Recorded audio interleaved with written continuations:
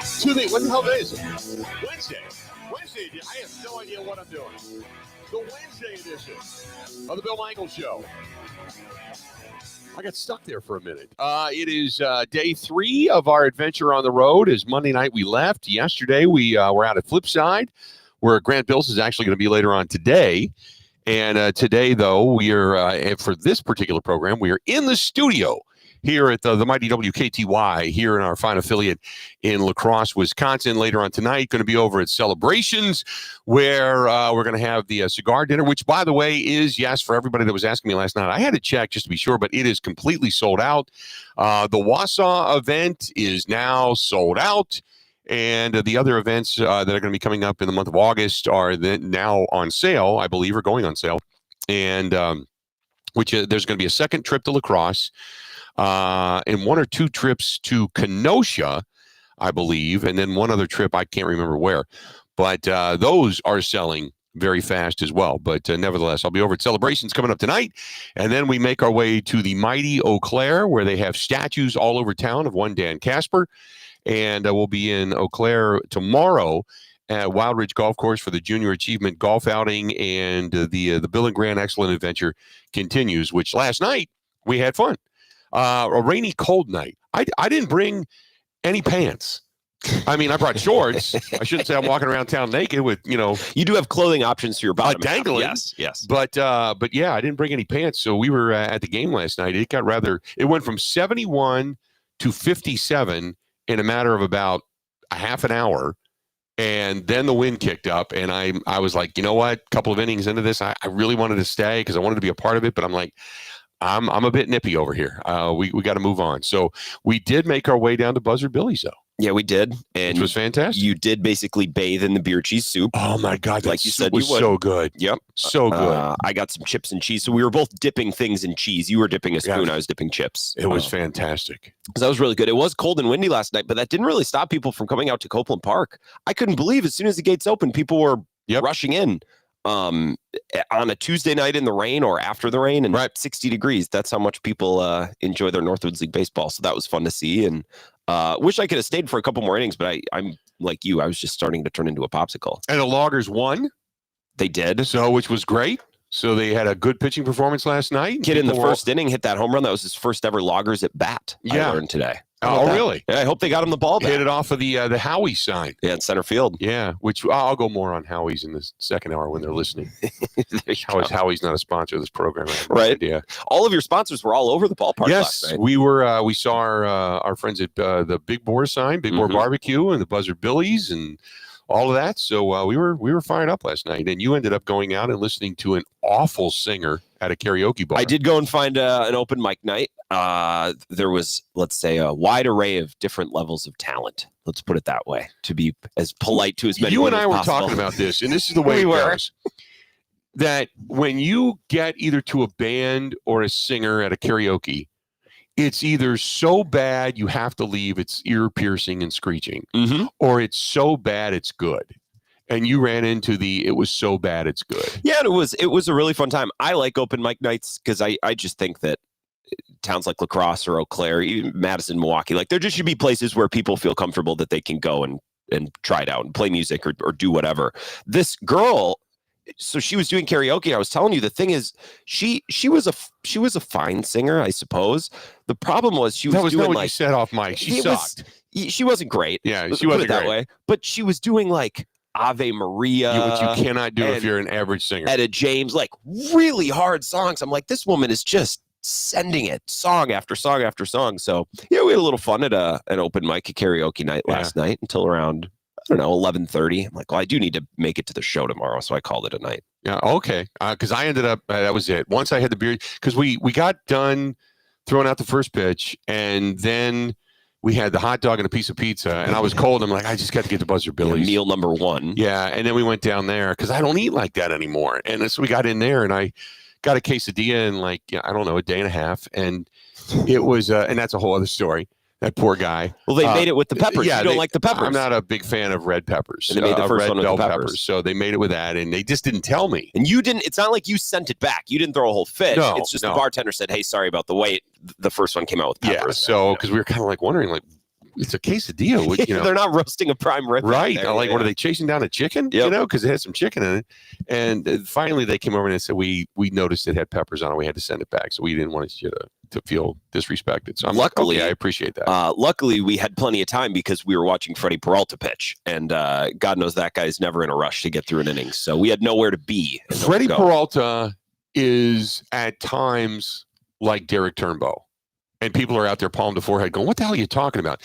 When he begins to lose it, he loses it. He doesn't really regain it, and we saw that last night where it was every batter with he got through what 6? Yep, or 5. He got through 6, and then he got sent out for the 7th. For the 7th, he came out for the 7th. He never retired a batter. He ended up with runners at 2nd and 3rd and nobody out. Yeah. So because he gave up the initial walk, which ended up scoring, and then he gave up the double, and then it was 2nd and 3rd, and then they pulled him. Yeah. So anyway, long story short is he never got ahead of a batter in the 6th inning. No, from the time we sat down at Buzzard Billy's to watch his last couple innings, he just struggled coming from behind, and everything was high and way out of the zone. So you and I are sitting there talking, and I said, he's exactly like Derek Turnbow. When he doesn't have it, it's gone. You got to go get him. And they probably should have got him earlier, but they let him get through the inning. He got out of it. And he only had like 90 pitches at that point in time. Probably in hindsight, shouldn't have sent him out for the 7th, but also like you can't just throw every bullpen arm every single night. So I get it. So they sent him out, and I said, okay, if there's even the hint that he can't get the ball over the plate or there's a base knock, you got to pull him. Well, obviously you get a base knock and then you get another one. And the next thing you know, you got runners at 2nd and 3rd. And that was pretty much all she wrote. And I would have pulled him right after the first base knock, but that being said, Freddie Peralta takes a loss last night. The streak comes to an end, and the good news is they have an opportunity today to still win the series.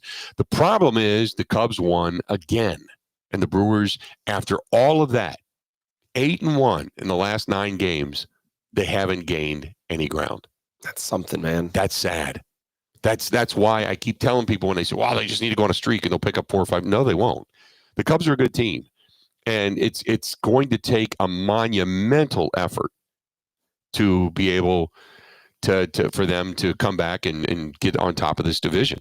The best case scenario would be if they keep winning, the Cubs keep winning, the Cardinals keep winning, and then eventually they climb the standings in the wild card and still find themselves in that particular facet. That would be the best case scenario right now. Probably. Well, and it's nice to have that second option. It's nice to play well enough to be in the mix or in contention for a wild card spot.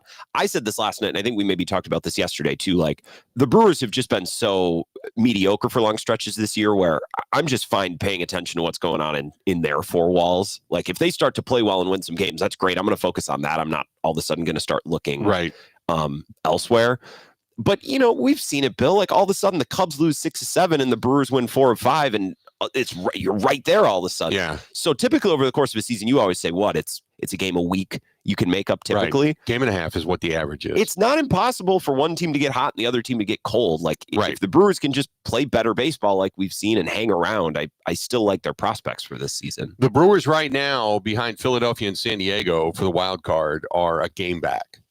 But Philadelphia and San Diego, Philadelphia is 4 games up in it.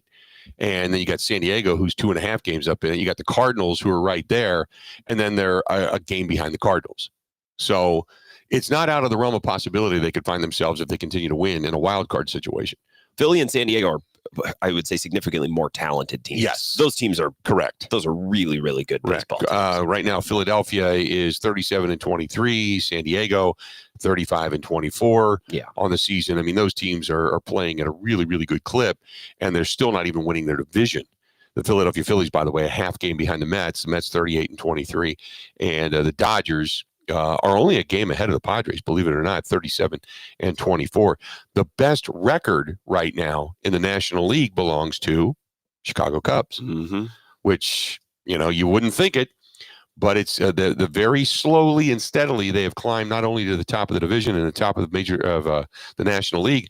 They're 38-22, and their run differential has now climbed to a whopping 102. I was going to say their run differential is probably the most impressive part of their statistical line, just because they plus slug 102. The ball. That is a better run differential than the Yankees, the Tigers, who are winning their division and running away with it now by 6 games over Minnesota. That is better than the Dodgers, who are only plus 80. The Cubs are for real. And I know that pains a lot of people for me to say that, but the Cubs are for real.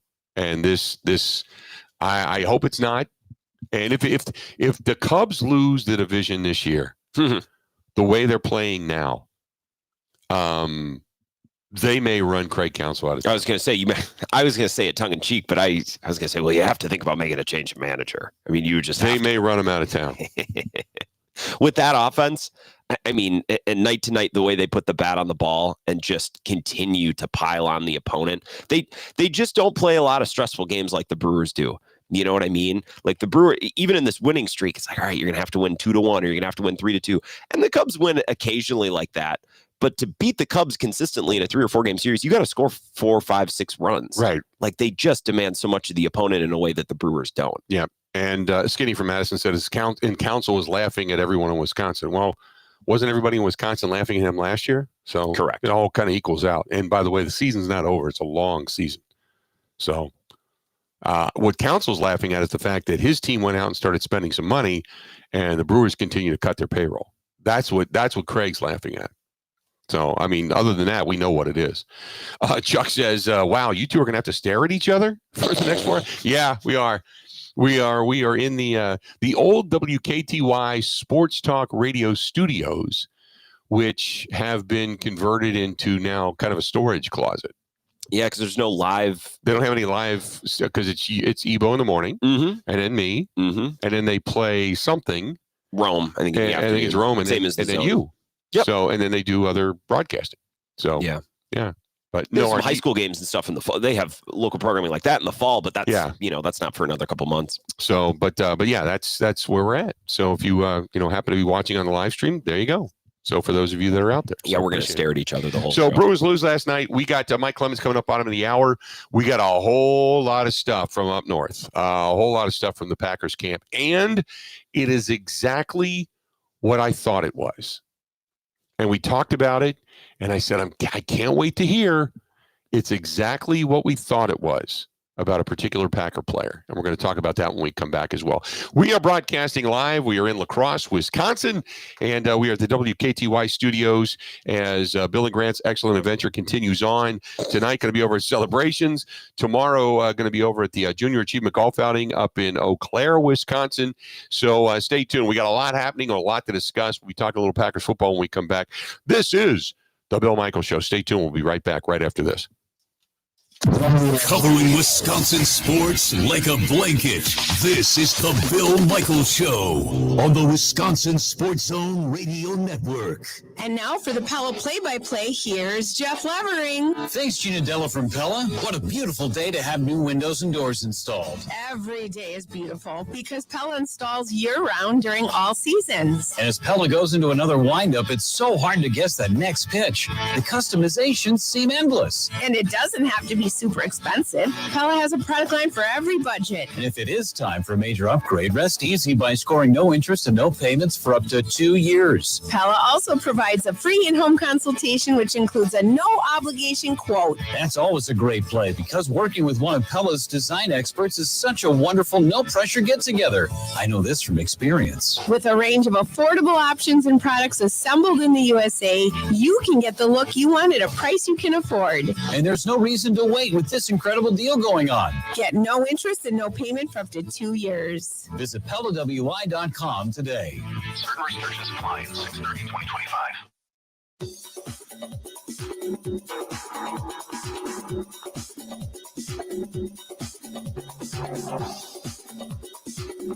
Bill Michaels will resume in 3 minutes.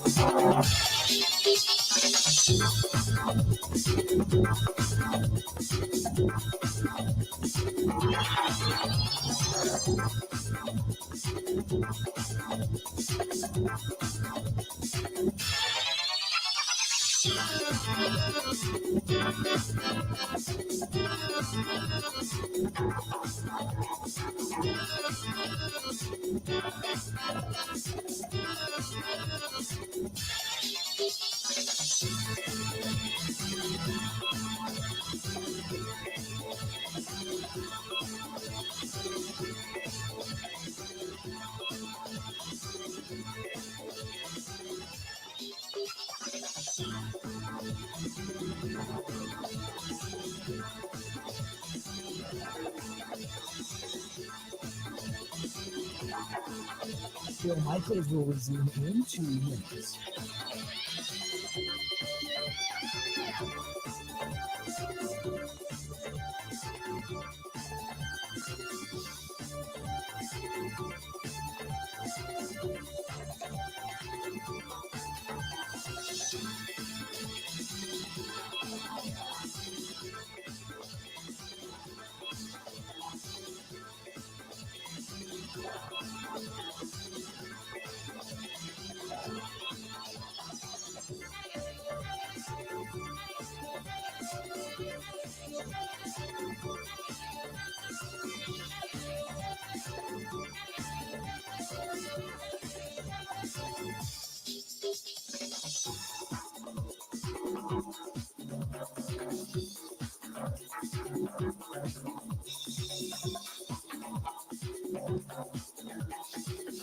Bill Michaels will resume in 1 minute.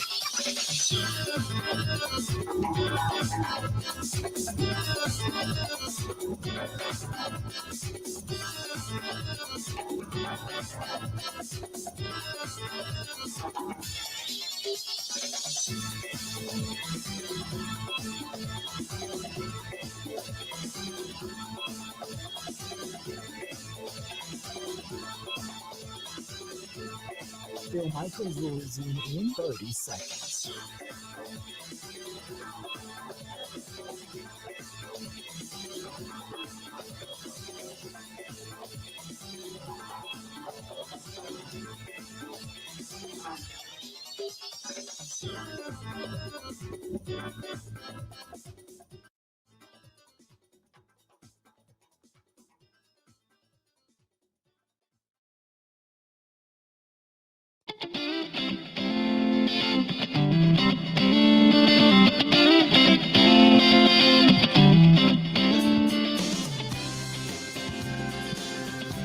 Welcome back.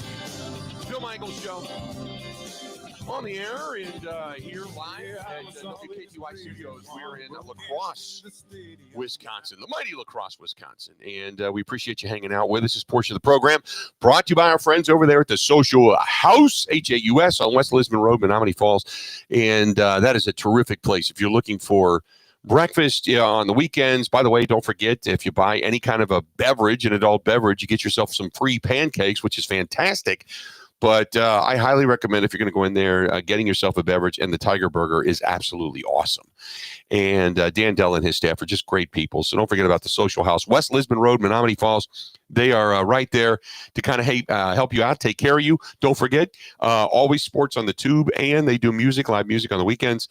So good stuff over there. Social House, West Lisbon Road, Menominee Falls. So I've been waiting for this, and we finally got what I would say confirmation of this. Kenny Clark talked about the issues that he had last year with the toe and the problems that he was having, and his numbers were down, and we knew that. And I said, well, let's wait and find out, because he had, quote, the turf toe. And now we found out that there was other issues there, and the toe was bad, and so he had the bunions, and he had to have spurs taken off of his feet. When you don't have, it is all about low-end balance and leverage when you are a nose tackle or a defensive lineman. And if you can't push off and you can't get push, and all you're doing is shooting up and deadening the pain, you're not right.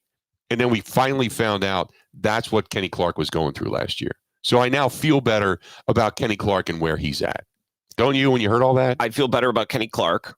I'm not sure if I feel better about Lucas Van Ness, which is the other guy we heard from yesterday. Correct. About his injury. So one with a toe, one with a thumb.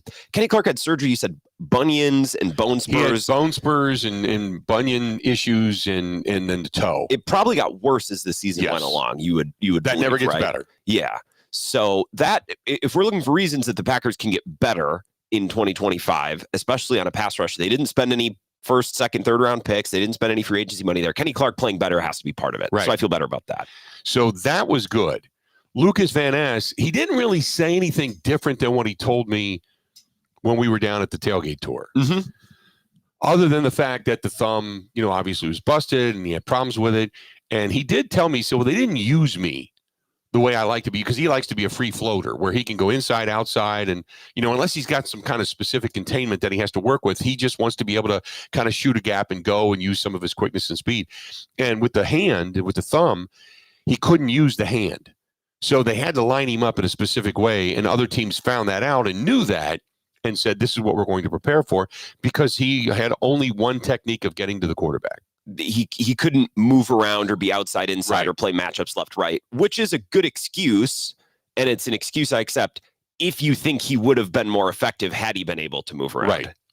I don't know. It would be one thing if 2 years ago he moved around everywhere and he was explosive and destructive. And then last year he could only line up in one spot and it affected him. I still haven't seen him be this destructive force. So while the alignment thing is a real excuse, I don't know. Would he have had this breakout season last year if he had just been allowed to move around? Do you give him now the benefit of the doubt? Maybe a or little. Do you just look at it and go, okay, it still really doesn't explain a whole lot. It does give you a reason, but you looked at, because when you and I were talking last night, you're like, yeah, because he had to like mentally get past the thumb, and that's the thing. And you and I kind of looked at each other and said, well, I don't think Nitschke would have done that. Well, that's the thing. This is what I said on my show last night. He talked about how he had a mental block from his broken finger. I'm like, man, put Hall of Famers out of it. Don't even, reference Reggie White or Charles Woodson. Like, what about Clay Matthews? Like, just the best, very, very good players. Like, those guys aren't getting a mental block over a broken finger. Yeah. Reggie wasn't. Nitschke wasn't. No. Singletary wasn't. Urlacher wasn't. You can go through the list of great linebackers and outside edge rushers. TJ Watt's playing through something every single year. He's got some limb that's ailing him for the final 2 months of the season. You got bone, muscle pulling off of bones and things like that. So you're kind of like, okay, I get it. Because I said at one point when he was describing it to me, try to just go through a work day without using your thumb of all the things you normally do. And you can't. It really does change how you do things. So I get it. So now I'm kind of like, okay, the thumb's healed. Now, because he was basically asked to play a position with 1.5 hands, that takes 2 hands to get a full use out of and a full capability out of, maybe I'll feel better about the outlook of him coming into this season. Maybe that's the reason Goody's got so much optimism. Because he learned how to play and be somewhat successful, we'll say average, with 1.5 hands. Now he gets the full use of the other hand back. So now we'll see if he excels. The hope is now he can line up wherever. And they were lining him up on the inside yesterday. And I see in Mike's email that we're going to hear a little bit from Lucas Van Ness in his segment. So I bet Mike will speak to this directly. That'll be great. So the alignment thing will be fixed. He'll have both hands. The optimistic way to look at this is, well, he learned how to deal with an injury. He learned how to fix an injury and play through. So that's an experience now that'll, benefit him, and he'll be better coming into this year. I also, that mental block about the finger, that worries me, because that just, man, maybe you're not the guy. Right. You know what I mean? Top 15 pick with all the physical tools. You didn't have a stroke. Right. You know what I mean? Like, it's not like you had to learn how to use your hand again. Maybe I'm being insensitive, but that just worries me. I worry if he's really the guy, if that's his mindset. I mean, if we're looking at injuries from last year, Kenny Clark basically broke his toe in week 1. So, which is enormous. And then you've got another guy who broke his thumb and couldn't use his hands. So who do you have more? I think we both look at each other and go, yeah, we have more faith in Kenny Clark having a bounce back successful season this year than we do in Lucas Van Ness having a breakout season this year. Well, we've seen it before, right? That's the thing. If Lucas Van Ness had a 3-year history of being this wrecking ball, and then he got hurt and that affected him, okay. Kenny Clark's been a wrecking ball forever. So I've seen it. I have proof of concept with Kenny Clark. So that's kind of the outlook. And these are all things that we were looking for. Coming out of when guys reconvened, these are the things we were looking to kind of expound upon. The one thing we didn't get was how bad the groin and the knee injury was and how much it affected him out of Jordan Love. And they asked him, he just didn't. They asked him over and over. Yeah, they did. And he gives you well, I just got to go out there and do my best. He's a politician. He very much so. He reminded me of the movie Bull Durham, when they're going over Nuke's quotes as he gets as he works towards the big leagues. Well, I'm just here to help the ball club win. The good Lord willing. I mean, that's what the quotes were out of Jordan Love. Yeah. They Rather than saying, I had a real problem with my balance, I had a real problem running. It felt like I was getting stabbed with an ice pick, whatever. I mean, there was none of that. But yet, now we understand what was going on with Lucas Van Ness fully. We understand what was going on with Kenny Clark fully. You just hope that the quarterback was really hindered, one, by the injuries, and two, went away in the offseason and really worked on the mechanical issues again, and comes back and has some of those spectacular off-scripted plays and has a better base under him to throw the football. Well, that was his first ever serious football injury, right? Right. Love, he'd never gone through anything like that before. Right. So that's a lesson learned. And hopefully now in the future, if he tweaks something, he says, okay, I remember when this happened to my groin or my knee, I need to remember to do X, Y, Z, ABC. Like that, that's real. But again, with Jordan Love, I saw him in his rookie year play at a really high level. Right. So I can say, okay, well, the injury affected him. Again, with Lucas Van Ness, we've never seen him be anything. We don't know. So the injury might have hindered him last year, but even if he hadn't been injured, I still don't think he would have been the superstar wrecking ball because we haven't seen that at any point. So we just don't know. But that being said, at least there's more optimism there. When we come back, I do want to let you know our guy, Mike Clemens, is going to join us. And Mike is going to spend the next half hour with us. So don't go anywhere. We got a lot more live out here in La Crosse, Wisconsin, inside the WKTY studios. And it's been incredibly hospitable out here. We got a lot of great people out here. We've had a lot of fun out here. So thanks to everybody for being a part of the program and coming by and saying hello and shaking all the hands and such that we did yesterday. It's been absolutely awesome. Speaking of awesome, over the weekend out in Lake Country, they celebrated their first anniversary. The food, the fun, the people, the staff, the music, everything was awesome. That is our friends at Stenny's Lake Country. And when the Brewers come back home, don't forget, beginning this weekend, both Stenny's downtown, Second and National, and Stenny's Lake Country running shuttles to the Brewers games. Let them do the driving. You just sit back, relax, and enjoy yourself. Stenny's, as they say, you should be here.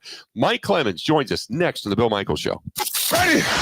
This is The Bill Michaels Show on the Wisconsin Sports Zone Radio Network.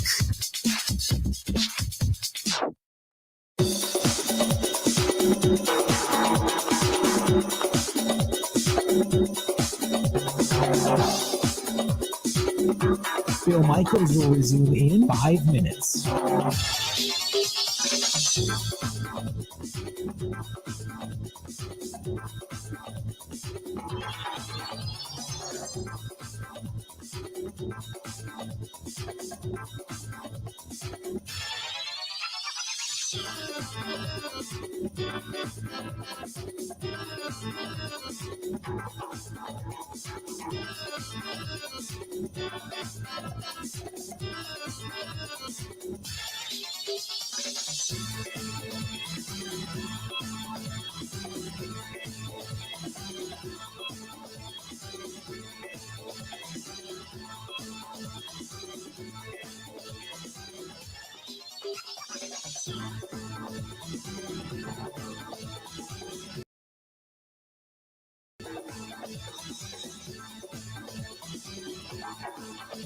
Bill Michaels will resume in 4 minutes.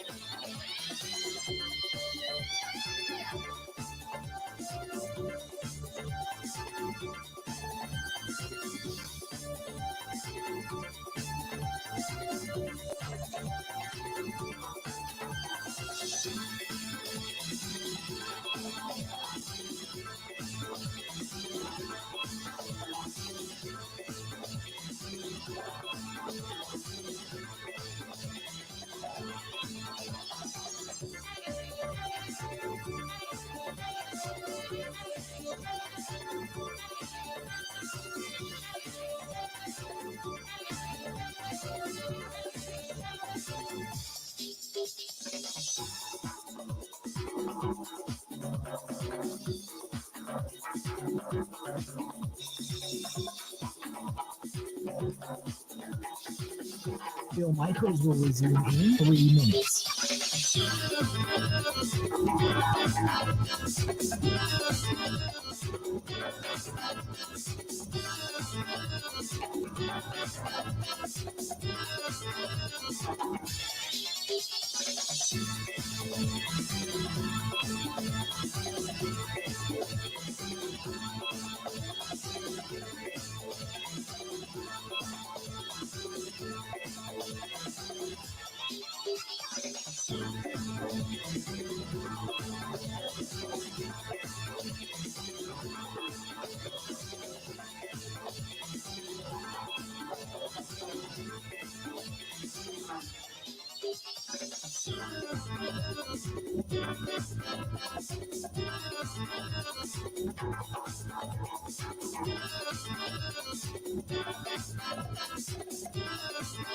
Bill Michaels will resume in 2 minutes.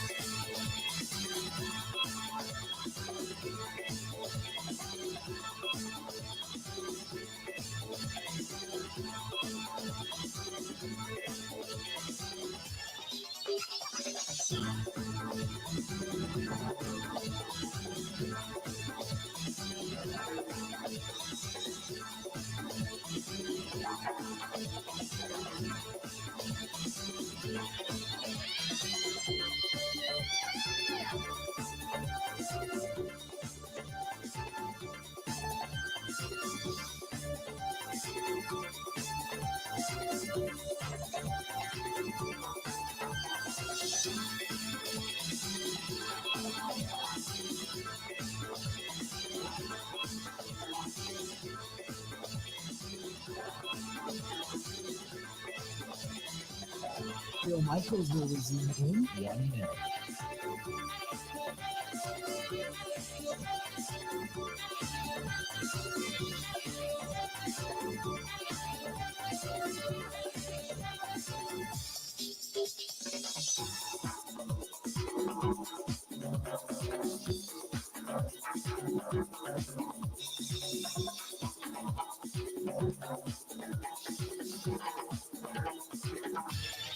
Bill Michaels will resume in 30 seconds.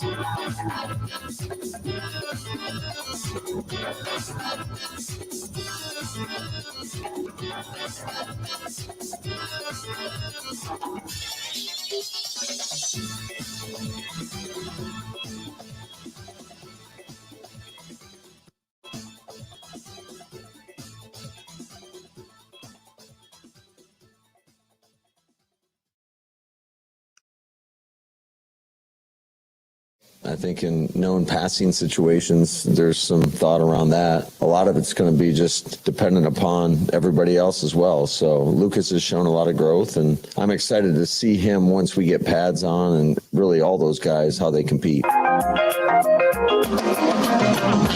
are the words of Matt LaFleur, head coach of the Green Bay Packers. We're talking about his guy, Lucas Van Ness. This portion of the program brought to you by the Bay Motel and Bay Family Restaurant in Green Bay. Bay Motel, quiet, cozy, comfortable, perfect for that family stay, just a mile from Lambeau Field. And if you're thinking about going up for training camp or the games this year, maybe just stopping up to go see the Hall of Fame and we want to have a night there, awesome place and very comfortable. Like I said, BayMotelGreenBay.com. That is BayMotelGreenBay.com. And the Bay Family Restaurant, man, they've got home-style cooking 7 days a week. It is wonderful. Call them 920-494-3441, 920-494-3441. That's the Bay Motel and Bay Family Restaurant. Perfect for the family or just you hanging out up there in Green Bay, much like our guy Mike Clemens does. Mike Clemens now joining us on the hotline. I am here live in our studios in WKTY radio in La Crosse, Wisconsin. Mike now here. Mike, how you doing, pal? Very good, Bill. So a lot of information came out of yesterday, and I was excited about it. Some of the things we were wanting to hear was about Lucas Van Ness, some of the stuff that I had already found out through him in my conversation with him down at the tailgate tour about the thumb. Kenny Clark, we both knew, was getting looked at, some stem cell stuff for his knee. He had the toe issue last year. So you found out a lot of information yesterday, which was fantastic. Well, and, I think that's a very interesting comment that you and Grant had before the break about, is this mentally getting into this guy? Right. And, you know something? I think he's guilty of being taken in the first round. Yeah. And, and he's beginning to remind me of another former Packer defensive end who it took a while for him to develop. And only this guy who came out of Iowa, this was almost 25 years ago, became a great defensive end, and then later they made him a stand-up linebacker, and that's Aaron Campman. Right. They're almost the same guy. Right.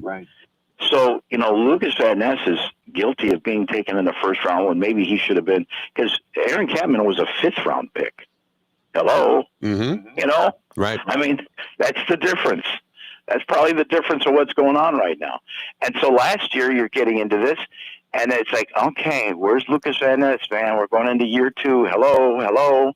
And then it's like, well, it's Jeff Hafley, right? Yeah. Maybe he's got a different philosophy. And he did. He changed up the way they were doing it. And he's had a different defensive line coach, Rebovich, who's no longer with the team. And the technique that he was being taught. Now he's with DeMarcus Covington, 8 years with the Patriots. Defensive line, then the defensive coordinator, but all those years under Belichick that he learned in a couple of rings. So last year, Lucas is going along, and then finally he pops, and he's got back-to-back games with sacks, and you're thinking, okay, now this kid's getting they're figuring out ways to use him. He's getting unleashed, and I talked to him off mic briefly, kind of building a relationship. He said, well, it's my thumb.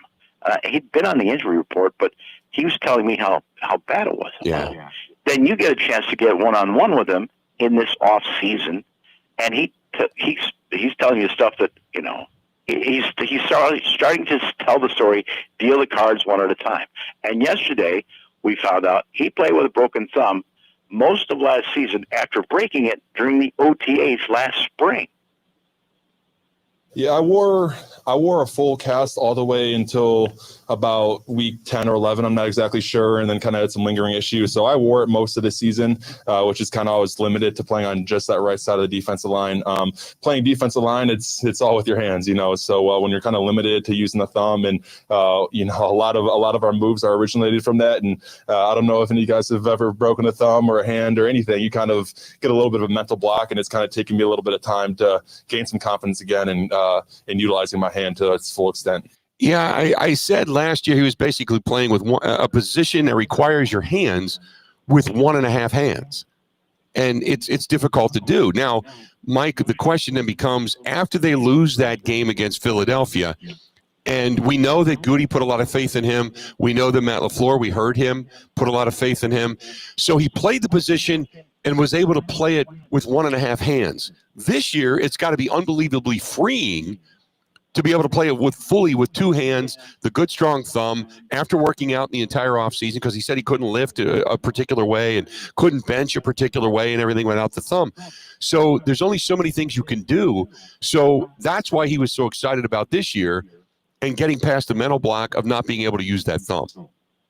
Yeah, and I also, I'm trying to tap into these guys, Bill, like, okay, they got 11 games, they got 11 wins, but they're 1-5 in their own division. I mean, they've watched the Lions and the Vikings surpass them as a franchise last year, right? Yeah. And so I got to wonder where their confidence is at, because although they can say, well, we only lost 22-10, whereas these Eagles just rolled. They were up 34-0 in the Super Bowl over Patrick Mahomes and Andy Reid.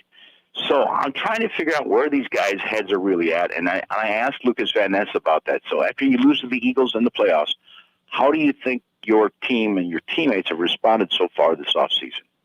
We have a goal, and it's a championship. There's a lot of culture around here, and we know it's a championship culture. But just the mentality of the guys in the room, I think we all came back knowing what we were capable of last year. But we have a lot of the same guys, and obviously some changes that we're going to bring along with us. But I think the overall emotions is just excitement. I think that we have a really, really tight-knit group. We started Cat Club the other day, which is under Coach Rich Bisaccia, and it's conditioning, attitude, toughness, and it's basically a half hour of just kind of conditioning and running and adversity. And they brought the whole team in it, and it was just a really good, team bonding, team building exercise. And you could just feel it. There's just I can't explain it, but there's just a feeling in the building. So I think we're all excited for this upcoming season. Now, when he said Cat Club, I was like, "What? Rich Bisaccia is taking him to some coffee shop, having tea, and there's kitties all over the place and ferns." Yeah, yeah. No, it's a conditioning group. Okay. So one of the cool things that I thought or I heard come out of these OTAs was, I remember back in the day when Reggie used to go around as a veteran and make sure that to houses and make sure guys were good. And then when I asked Tramon Williams back during the Super Bowl run, how come they got better? And he pointed at Charles Woodson, who was gathering guys to study film and teaching them how to study. And they're doing it again, and they've got more leadership. This time it's Kenny Clark, right? It appears to be, because you're talking to Rashawn Gary about this yesterday. That the defensive line is gathering at KC's house, Kenny Clark, to watch tape. And he talked about the new defensive line coach, this DeMarcus Covington. How's this 36-year-old guy coming across so far to the D-line? Yeah, DC, man. Great addition, man. I love the confidence that he has as a coach because, as players, you have to be confident. So, you see a coach that's confident bringing that swagger, man. It only makes you have more confidence and swagger. But really getting coached up on different techniques, things like that to make us play fast. So, Rashawn, you guys are watching film on the weekends? Yeah, we've been able to get together Friday, Saturday for guys that's staying in town. Some guys that's away, we've been able to zoom in, get them locked in. But, yeah, going over Indy, making sure our Indy reps is being able to translate the team. And like I said, that's something that, we haven't yet, to do up to this point, my time being here. So I feel like we're off to a fast start as a unit. So are you guys in the building here or are you at your family? We at home, man. KC's the spot. KC's the film study house. So, everybody pull up on KC. We might have, pizza, wings, things like that. But we're getting together and, we locking in on detail. So they're going to Kenny Clark's house to hang out and to basically begin to study. And it seems like, all this offseason stuff that we talk about, getting guys together, groups, bonding, it seems like things are good in that direction, I guess. Yeah, it seems. You wait till they put on the pads and see if you start really seeing a difference. But, if the guy is saying, it's the next level. We're looking at tape of individual drills from OTAs to see if we're really, truly taking care of this chapter of changing or improving, adjusting techniques before we get to the next thing where we really start getting into the playbook. Right.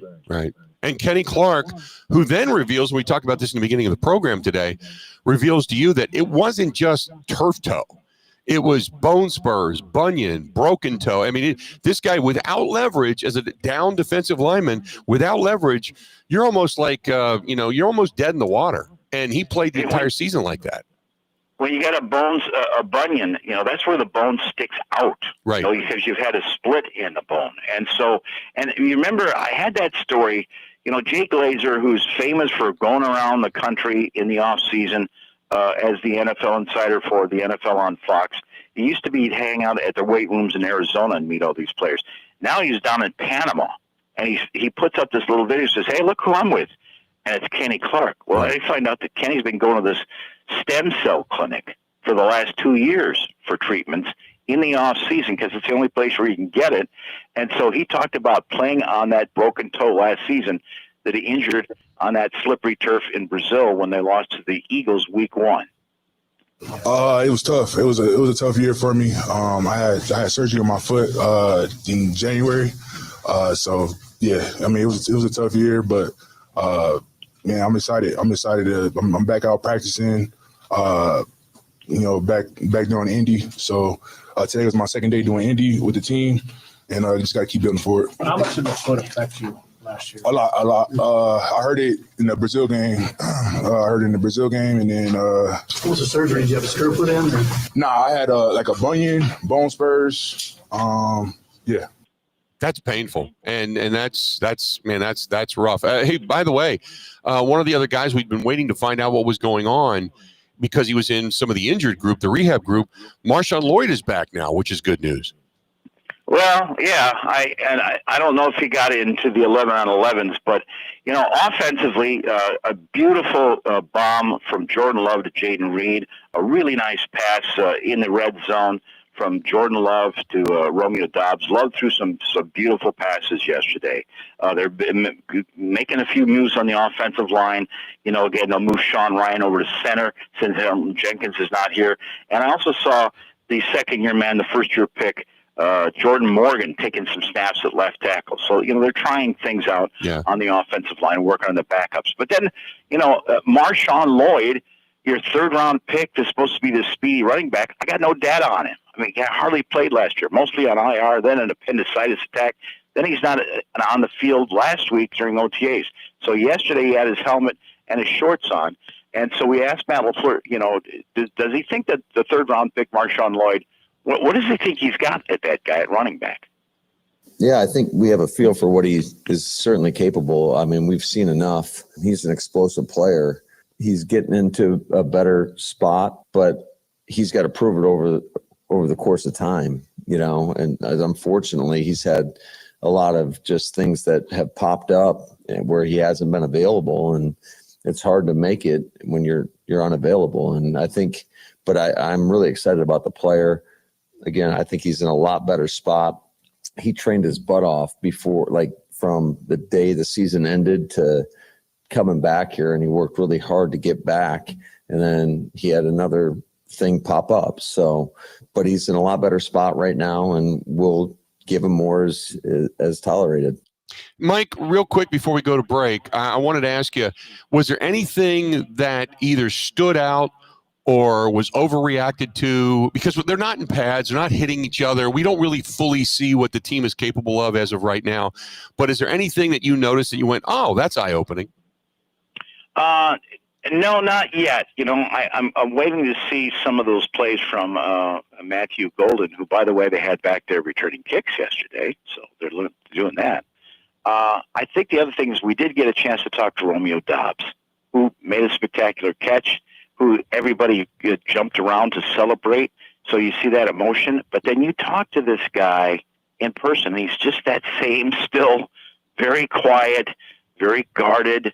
And we addressed the concussions with him, and everything and he doesn't really want to go there. So whatever happened while he skipped out on the LA game and all that, that's going to stay where it is. And I think he needs to take a step, if possible, personality-wise, if he thinks he's going to get a second contract here, quite frankly. Mike, appreciate it. Let's do this. We'll step out. We'll take a quick break. Mike Clemens joining us and always bringing us good stuff from Packers training camp, mini camp, OTAs, all that kind of good stuff. Stay tuned. We got more of the Bill Michaels Show coming up. This is the Bill Michaels Show on the Wisconsin Sports Zone Radio Network. And now for the Pella play-by-play, here's Jeff Levering. Thanks, Gina Della from Pella. What a beautiful day to have new windows and doors installed. Every day is beautiful because Pella installs year-round during all seasons. And as Pella goes into another windup, it's so hard to guess that next pitch. The customizations seem endless. And it doesn't have to be super expensive. Pella has a product line for every budget. And if it is time for a major upgrade, rest easy by scoring no interest and no payments for up to 2 years. Pella also provides a free in-home consultation, which includes a no-obligation quote. That's always a great play because working with one of Pella's design experts is such a wonderful, no-pressure get-together. I know this from experience. With a range of affordable options and products assembled in the USA, you can get the look you want at a price you can afford. And there's no reason to wait with this incredible deal going on. Get no interest and no payment for up to 2 years. Visit PellaWI.com today. Certain restrictions apply in 6/30/2025.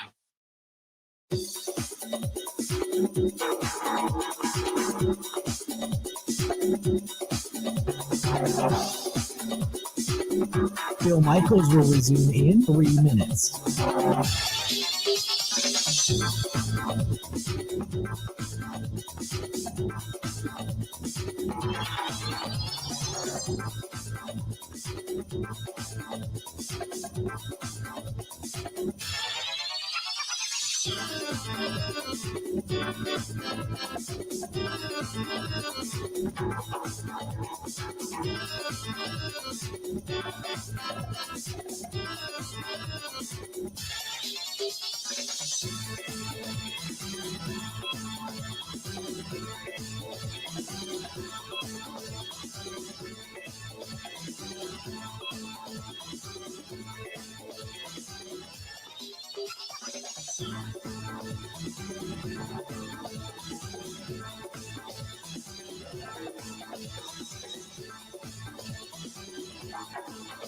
Bill Michaels will resume in 2 minutes.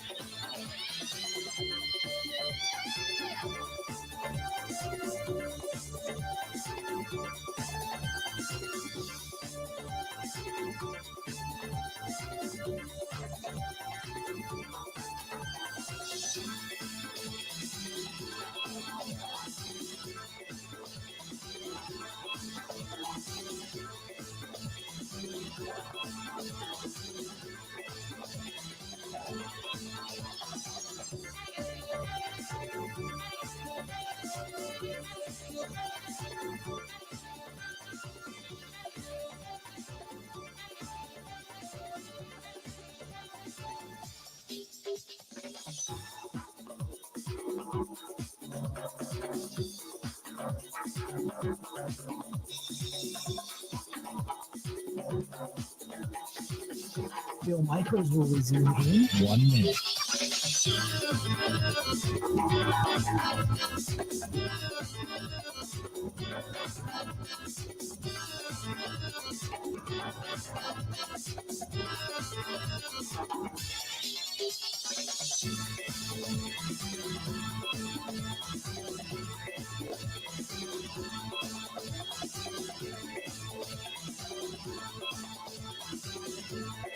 Bill Michaels will resume in 30 seconds.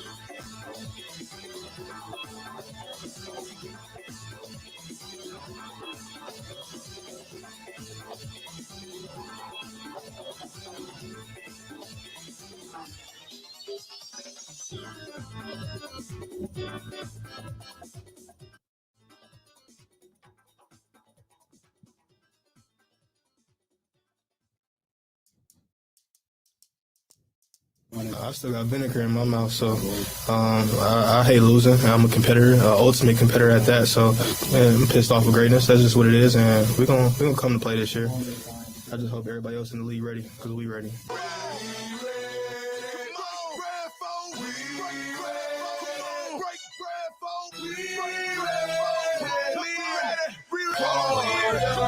Welcome back to the program, the Bill Michaels Show. We continue on. We are in the palatial studios here at WKTY in La Crosse, Wisconsin. Joining us is Mike Clemens up in Green Bay, Packers OTA wrapping up.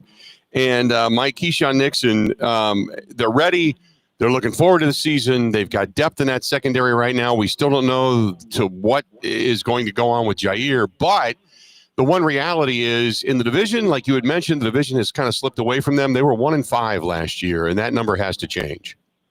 Yeah, and that's something I'm trying to tap into these guys because, Bill, now is the time to get better.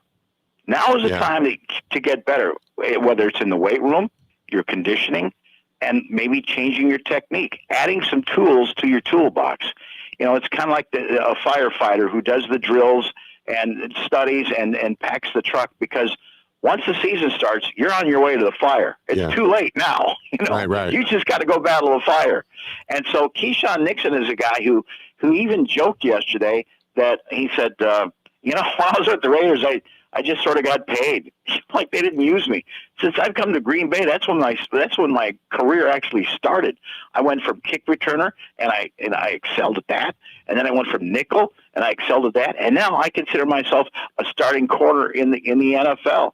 And so I said, where are you guys at though in terms of, you had your 11 wins, but you failed in the NFC North and then one and done in the playoffs.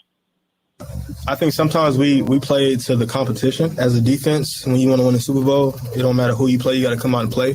So we won 11 games last year, but we lost 2 games to 3 teams, and then we lost to the Bears, so that was our 6 losses. The next hump is to beat the teams that we lost to, and the 3 teams that we lost to twice, them was playoff teams. So that's going to get us over the hump, is to beat the teams that we need to beat. Mike, which is true. He's 100% correct with the division seemingly I want to say getting better via the Bears getting better with their new head coach, adding depth and personnel to both the teams, the Vikings and the Detroit Lions, even though we know there's circumstances there. But it all starts. The division is not a take for granted thing anymore, Right. And let me talk to you about the Jordan Love question. Yeah. I know that Jordan, he's said this earlier this offseason.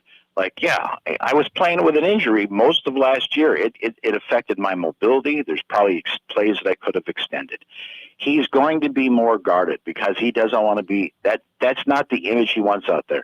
He is far more smarter and calculated than you think about this stuff. And so he wants to turn that page and move on to this season. And he's also been asked to be more of a leader. And so he's doing that. Oh, by the way, LaFleur had his 2-set going on. He's pretty much got guys that if they had to play Sunday or with the 1s, and then way at the other end of the field, it's Stenovich with the 2s and the 3s, right?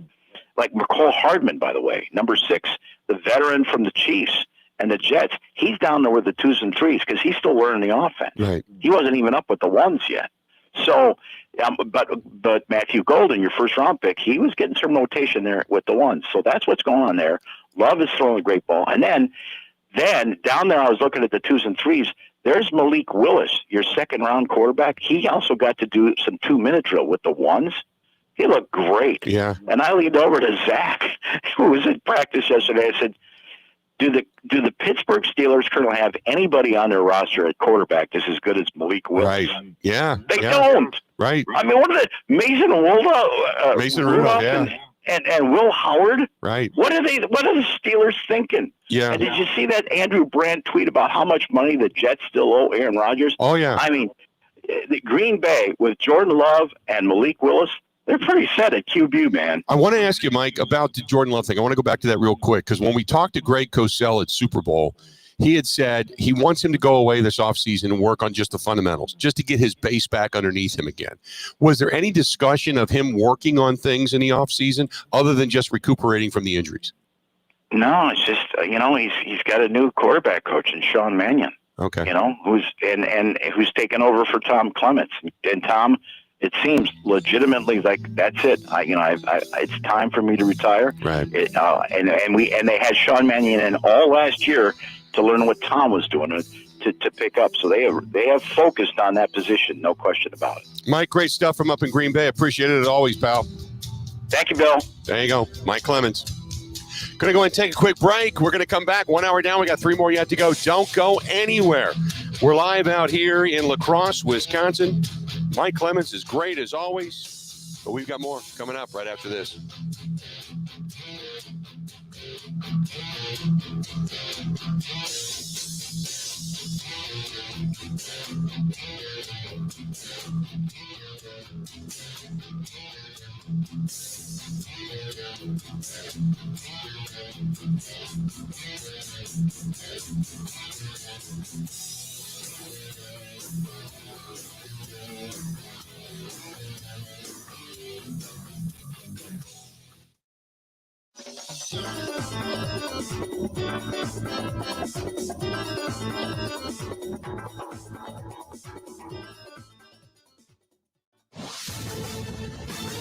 This is a Wisconsin Sports Zone update. Well, the Brewers' win streak is over despite Sal Frelick getting a home run, Christian Yelich having 2 hits, as Jake Bauers would be robbed of a tying home run in the top of the 9th, as the Brewers would lose to the Reds in Cincinnati 4-2. Here's more from manager Pat Murphy on the offensive production. Everybody's got to contribute, and we had some holes in there tonight. We mustered up 5 hits or whatever we did, and that's not enough, especially when you only drew 2 walks, I think, or maybe 3, but I think 2 walks, it's just not enough. You got to do something else to create offense. Credit to their pitching staff, to Hunter Green and their bullpen, and great play by Friedel at the end of the game to change the game. You play to the last pitch, and he made the play. The Crew will have their rubber match today against the Reds. First pitch is at 11:40. Turning to the Packers, they held practice yesterday as OTAs continue. Elton Jenkins and Jaire Alexander were not among the players out there as they continue to stay away from voluntary workouts for contract reasons. Packers, they'll close out OTAs this week, then open up their mandatory minicamp next week. For nearly 40 years, ABC Wisconsin Apprenticeship has been helping men and women transform themselves into highly skilled trade professionals. These skills are in demand and provide strong wages and benefits for a bright future. If you're a hands-on person who likes the feeling when you get projects done, apprenticeship could be for you. Go to buildyourcareerwi.org or just search online for ABC of Wisconsin. Wisconsin football has landed 4 players for their 2026 recruiting class that took official visits last weekend. Their newest commit, 3-star tight end Jack Severs out of Washington. The Badgers also lost a commit as outside linebacker Carmelo Reed flipped to Ole Miss. For the Wisconsin Sports Zone Network, I'm Ebo.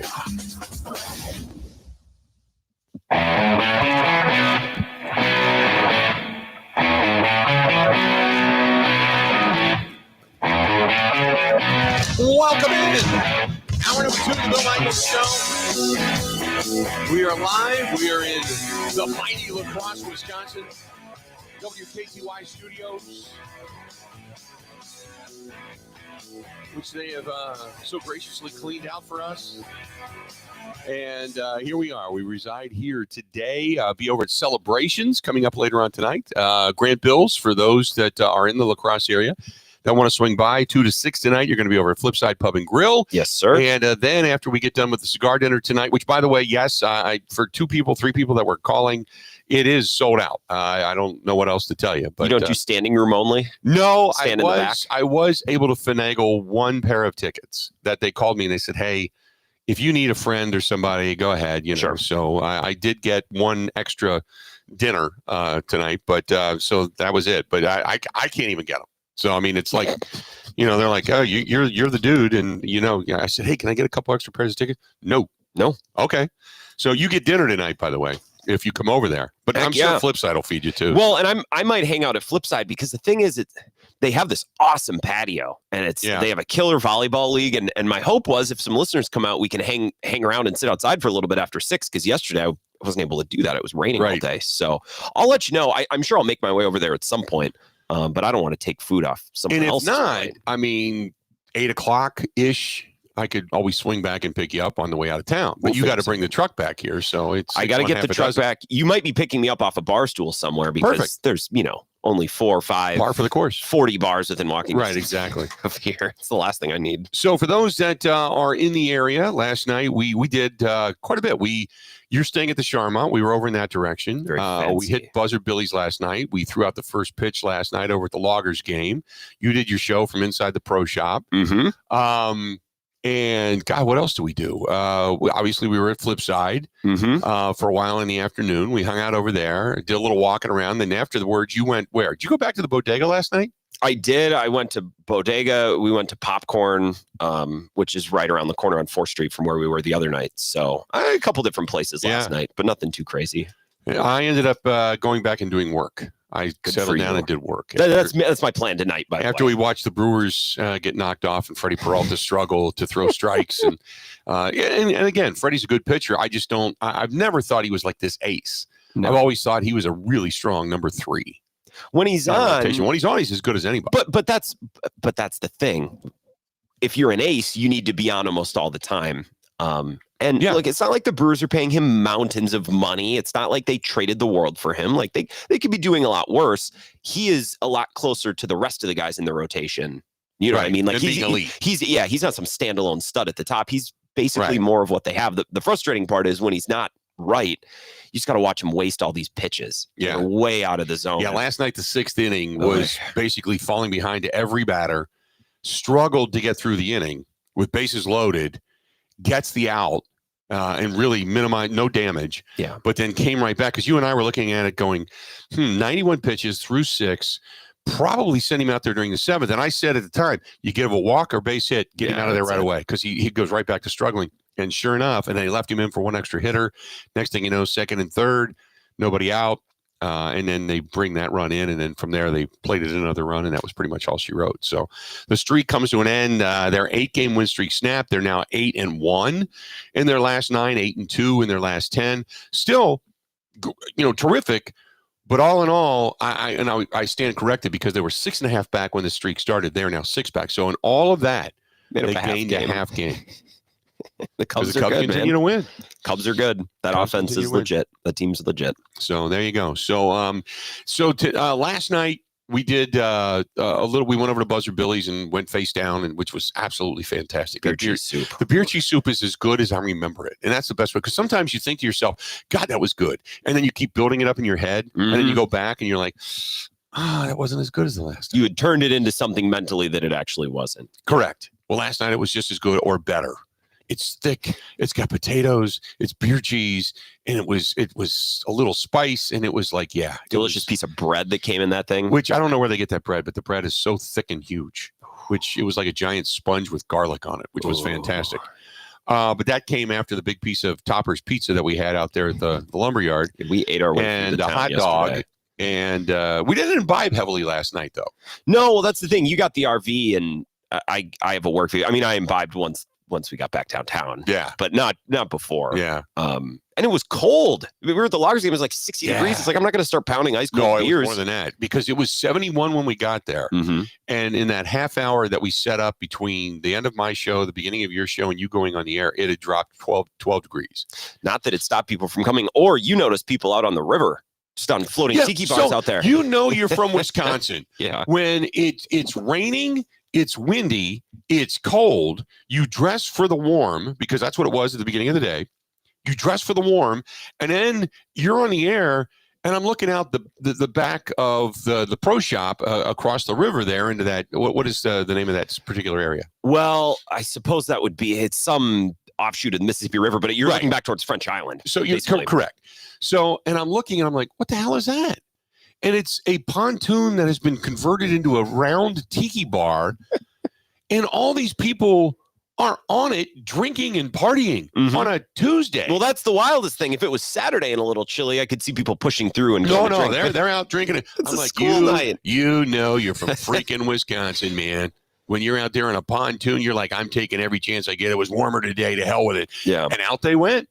It was fantastic. That was awesome. It was great to see. It was a lot of fun. So got a chance to see that yesterday.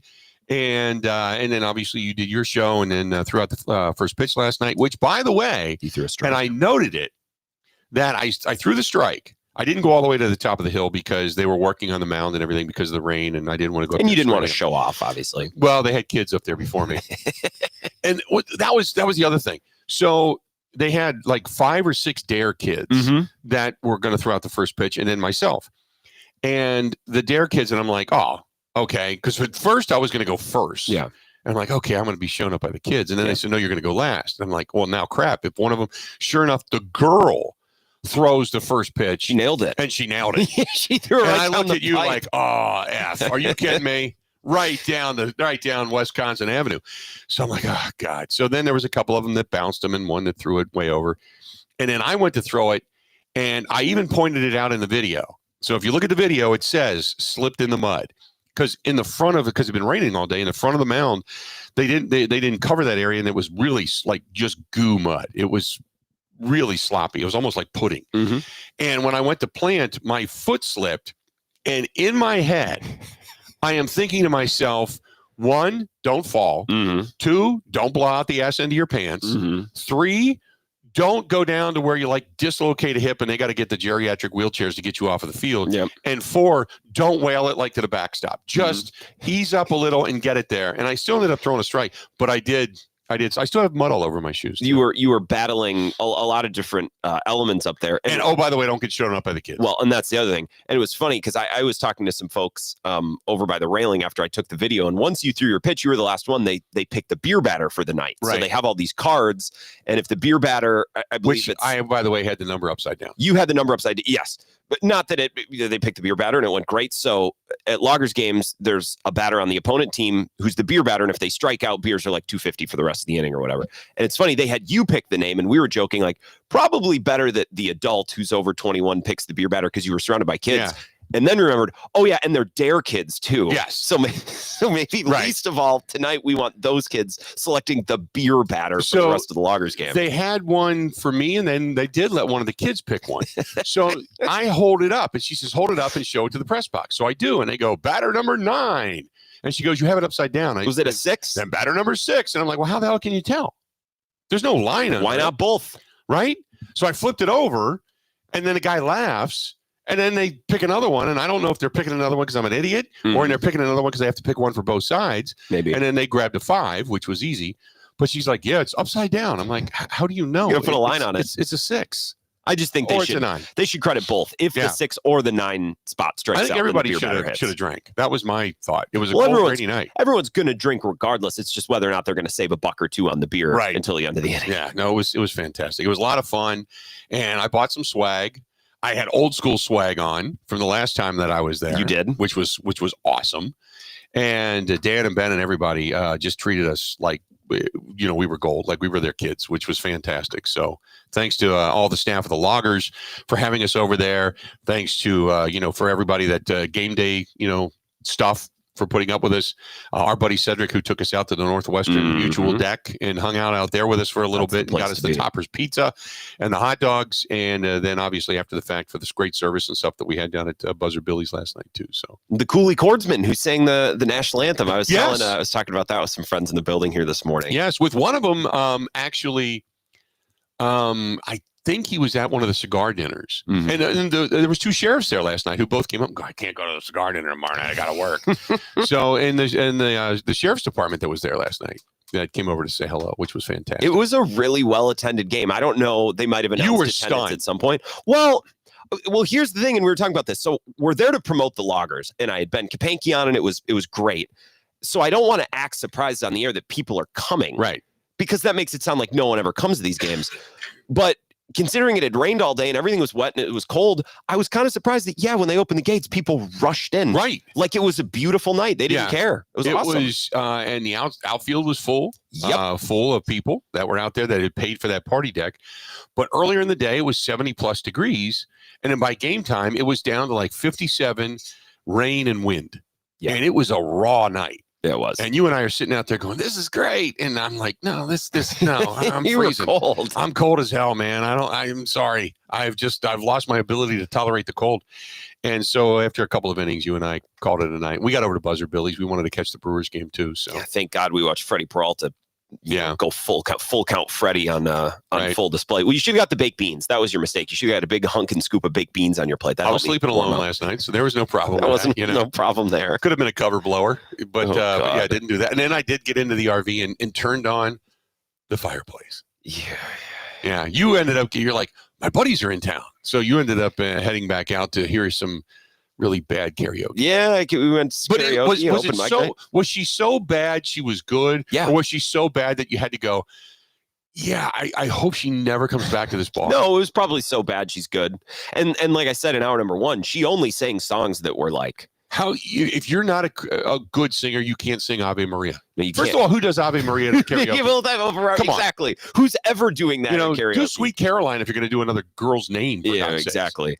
But she sang At Last by Etta James. That's Etta James, right? I believe. She's really letting it hang out. Some Carrie Underwood. The next act got up there and did a little rapping. That was great. I had a blast downtown last night. Yeah. But again, it was Tuesday. Thank God we're here on Monday and Tuesday night instead of Thursday and Friday, because I'd probably be in a lot rougher shape Friday, this you'd just morning. be showing up. I was surprised because I told you last night when we went back, I said, hey, I'm probably going to get up between 6 and 7. I got to get some work done. And then I'm probably going to head over about 7:30, 8 o'clock. Mm-hmm. So I texted you and you're like, just hopping in the shower. Yeah, I was going. And I'm like, what kind of night Grant had? Because I figure you'd be the one knocking on the door going, hey, I'm ready. Are you ready to go? No, I'm normally up at like 6:15. I got to sleep an extra hour today. I couldn't have slept any longer if I tried, but it was nice. No. And we only had to walk across the street. Yeah. I could basically see the RV through the studio window here. I did hear the voice last night. So I sat down. I had just the pad on. I was watching TV and I was watching just Sports Center, and there was people walking around, outside last night, and there was a little drizzle on the roof. And I'm like, this is a peaceful night. So I turned down the sound on Sports Center, and I was getting some work done, and I'm typing away, and I hear this. What the hell? Boy, that's a big one. And they're talking about the RV. Yeah, man. And you can hear the thud. He's kicking the tires. He's like, man, that's some big old tires on that thing. That's like a regular tractor trailer. Yeah. And then the guy says, did they really valet this? And I just wanted to look out the window and go, boo. Yeah. Because you can't see in. No. And did they really valet this? Did they really valet this? Well, imagine being some 17-year-old who's parking cars at the Charmont and someone pulls up in a 40-foot RV and throws you the keys. Right. Yeah, go nuts. It still reminded me of Chris Rock was the valet in the movie Beverly Hills Cop 2. Mm-hmm. And he comes out and he's like, I get $20 for cars. I get $40 for limos. What the F is this? When he drove up in that cement mixer. Yep. That's what I kept picturing when we pulled up in front of the Charmont. Yeah, and you could just see the shadow and the valet looking up like, what the hell? So what do I do? You got out. This? Like, hey, how you doing? We're here. Yeah. Well, I was checking in, and the woman at the desk goes, yes, it says here that there's a traveler who will be staying in a 40-foot RV. Yeah. They had made a note of it on the bottom of your reservation. Yeah. It's pretty funny. Well, they let me stay there. It's a nice parking lot. It suits you well. Yeah, threw the cones out. I travel with your own have cones. Will travel, man, because people want to park. If they can't find a spot, they park right against it in the front and the rear. Yeah, and it's like you just box me in. It's not like you can just move this thing. No. So anyway, so I bring my own cones. I block off half a spot, and I just got enough room to get out. And people are respectful, and they don't move the cones. And now I want to take that valet sign. Yeah, right. They've got that Charmin valet. I want to take that sign with me. It is right next. It makes it look like they very clearly valeted. Right. It does. So I thought that was pretty cool. So anyway, but that was our night last night. So we saw a good baseball game. Loggers won. Congratulations. Good pitching performance last night as well. Leadoff home run last night. That was fun. First at bat for a brand new Logger. He goes yard, which to the deepest part of the ballpark. Yeah, off like, Howie sign. How in the hell is Howie's not a sponsor of this program? I don't know. I have history with Howie's. I was telling you the other day. You got fired from Howie's. I did get fired from Howie's. Yes, this is for the best. It allowed me to work at the radio station more, and I sucked at it, and I didn't like it. Yeah, I always had to work bingo night. The kids would come in and they don't tip and they just want to play big. We don't need to go into the histories of this. Maybe during the All-Star break if we need the content. If we need to fill a segment, I can tell you about my adventures as a server. But I love Howie's. Oh my God, it's great. Yeah, their cheese curds are good. You got to get the bacon bombs. You got to get the cheesy bacon bombs when you go there. Never had that. It's like a hush puppy combined with a cheese curd combined with like a pretzel bite. It's very good. And bacon. And yes, they're wrapped in bacon. Yeah. I would recommend the bacon bites. Okay. Yeah. Have to try that. But how in the hell is Howie's not a sponsor of this program? I don't know. Normally you have a way with people. I know Dave, who runs the joint over there, is a big Badger basketball fan. I see him on Twitter all the time. Yeah. So something to work on. I know he follows you. You were telling me.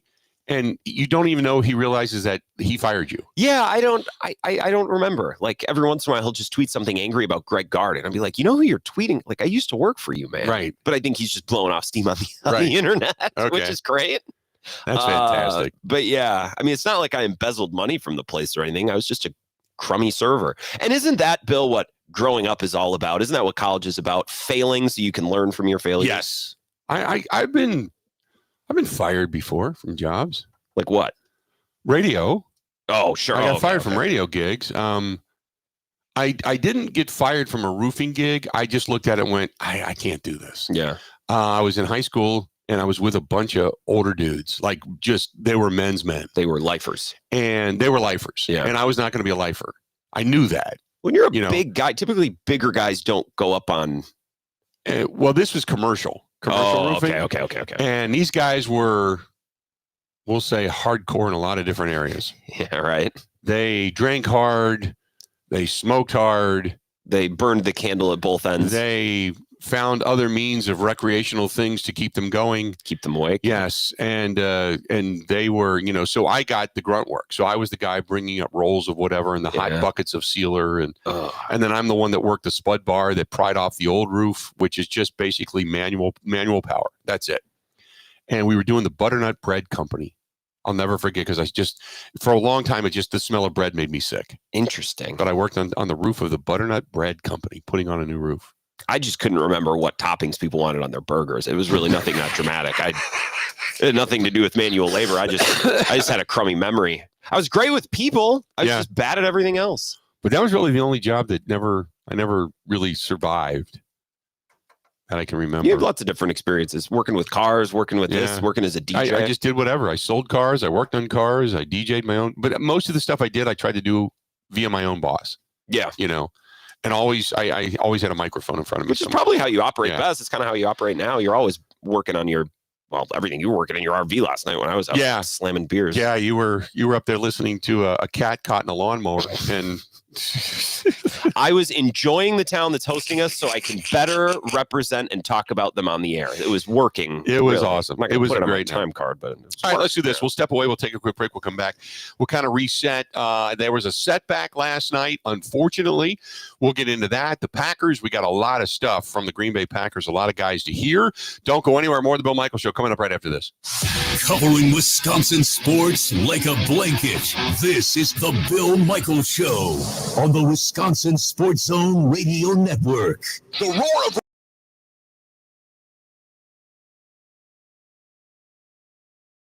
racing is back at Road America IndyCar of Edges. Get your tickets now and secure your spot. Camping sites and corporate hospitality space is available as well. Get your season pass, individual race tickets, and all the information at roadamerica.com. That's roadamerica.com. Road America, America's national park of speed. At Potawatomi, where ways to win are endless. Another chance to capture epic cash and prizes comes Friday, June 27th. It's the season finale blockbuster drawings. Watch your entries from Enchanted Spins, Unreal Treasures, and Boundless Bounty come together for drawings where $300,000 in cash and prizes is there for the taking. Be there to win your share. June 27th only at Potawatomi Casino Hotel, Milwaukee. More info online. Must be 21 years old to play.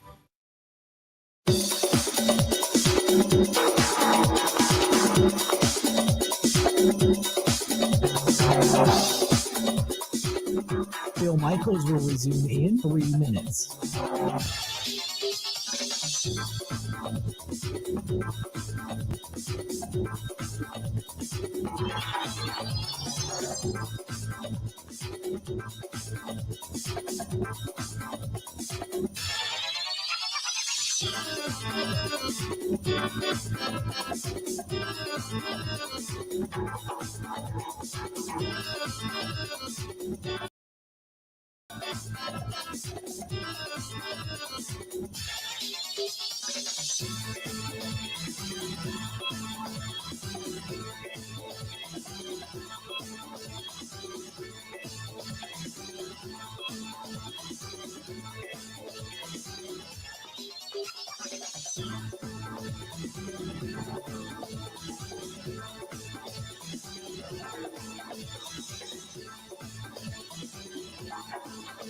Bill Michaels will resume in 2 minutes.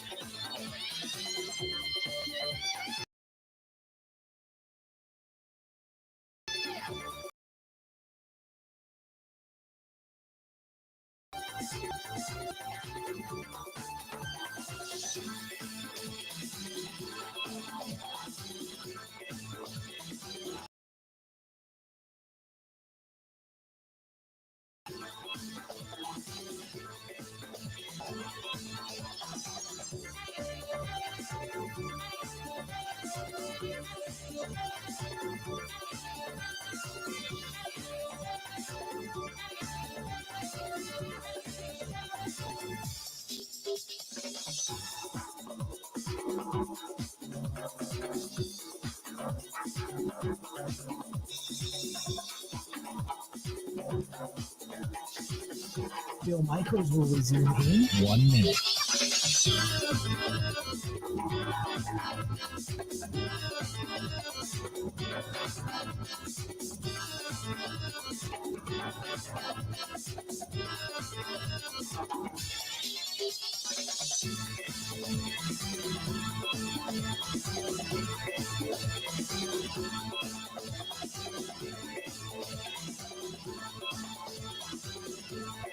Bill Michaels will resume in 30 seconds.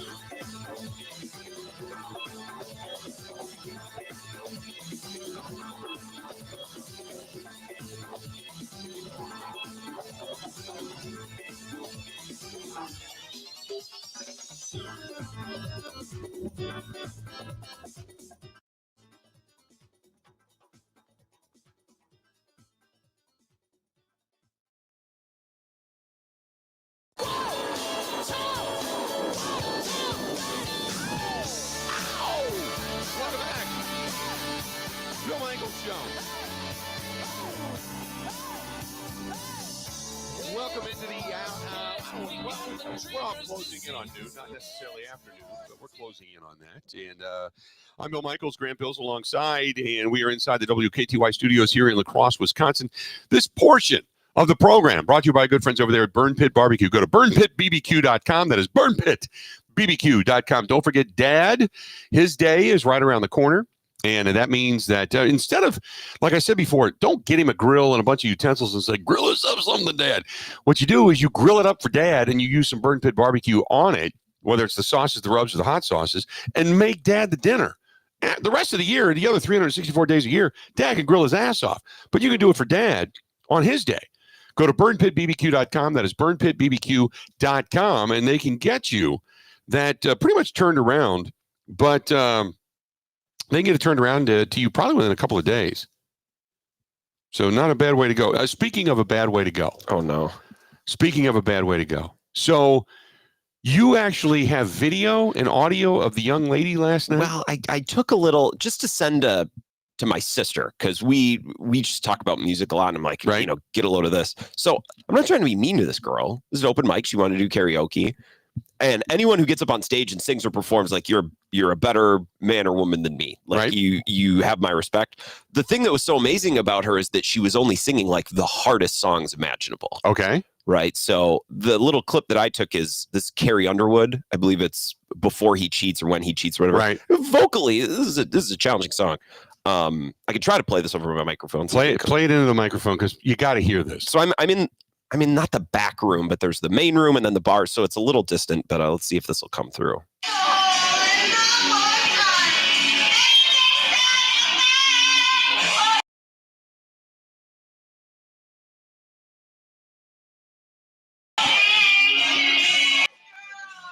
That's about it. Oh my goodness. That is I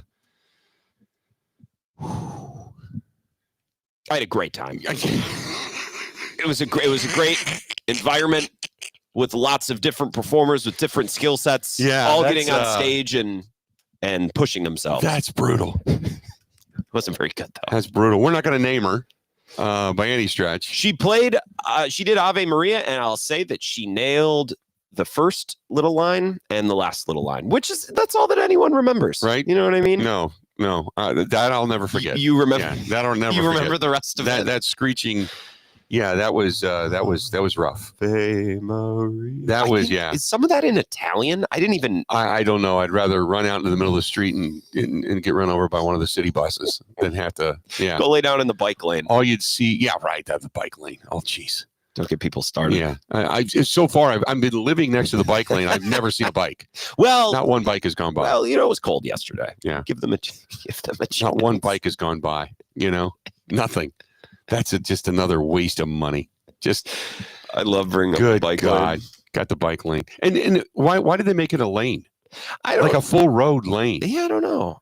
That was the bike lane's usually like a 3-foot wide thing with a painted bike in it. That was after my time here. Who you got to talk to about the bike? Well, actually, I don't know that you should do this. You can open a huge can of worms by talking to Brian Simpson, who hosts The Rock. That was like the only thing that I ever saw him post about on Facebook for a year and a half.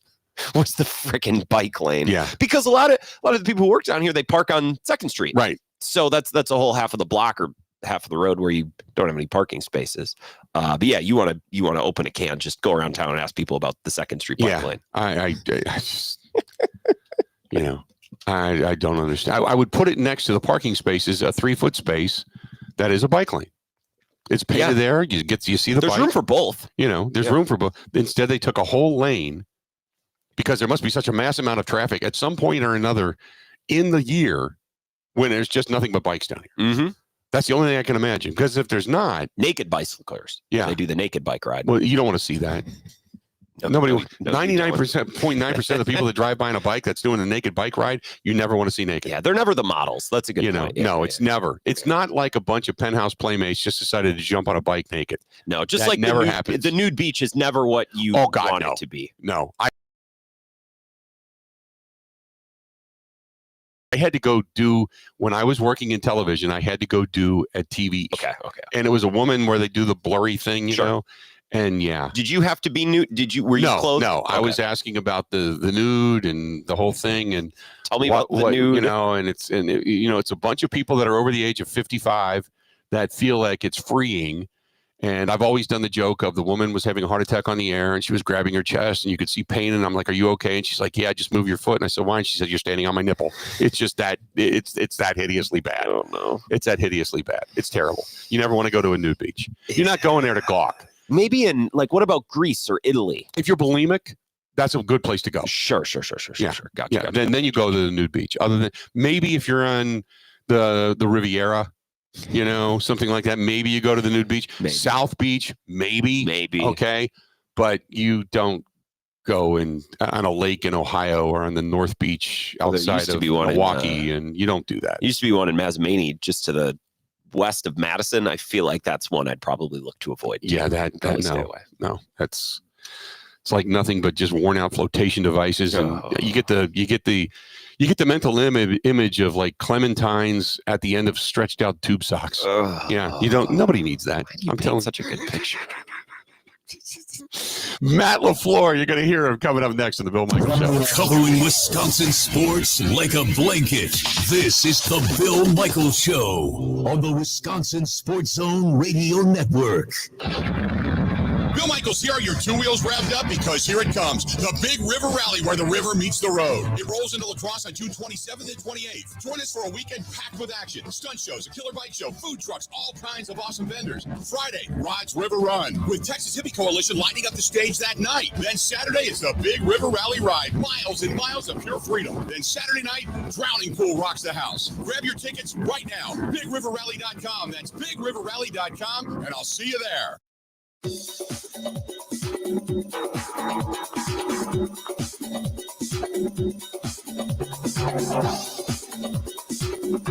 Bill Michaels will resume in 5 minutes.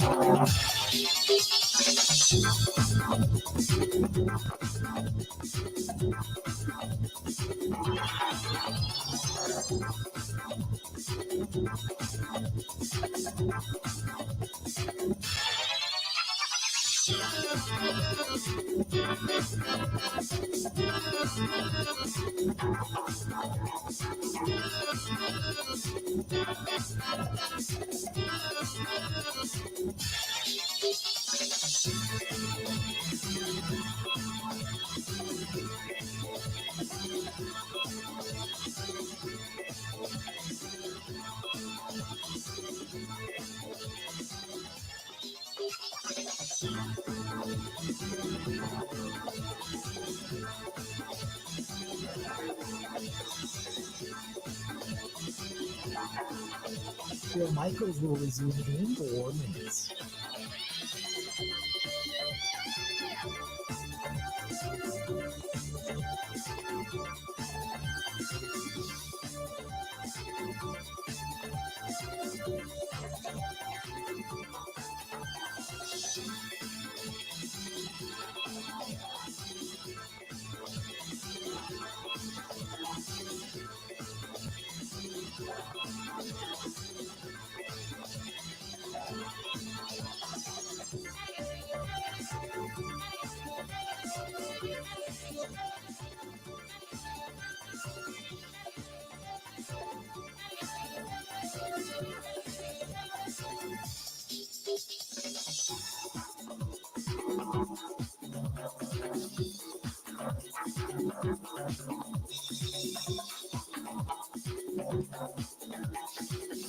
Bill Michaels will resume in 3 minutes.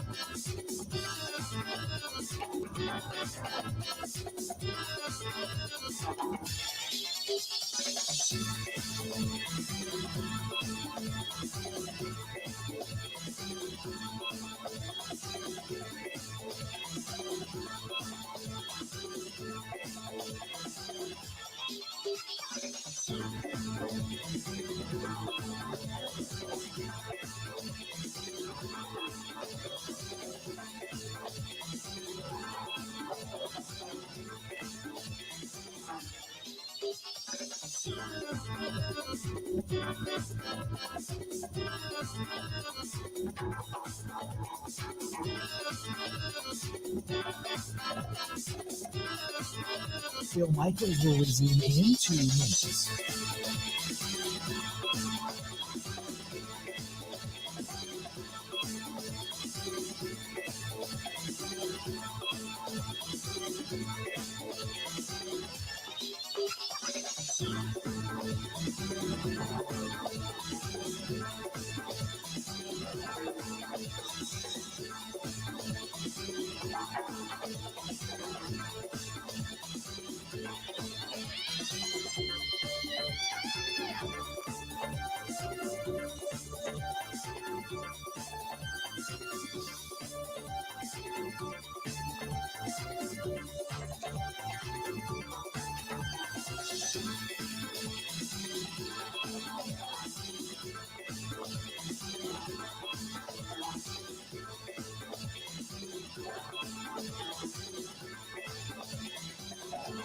Michaels will resume in 1 minute.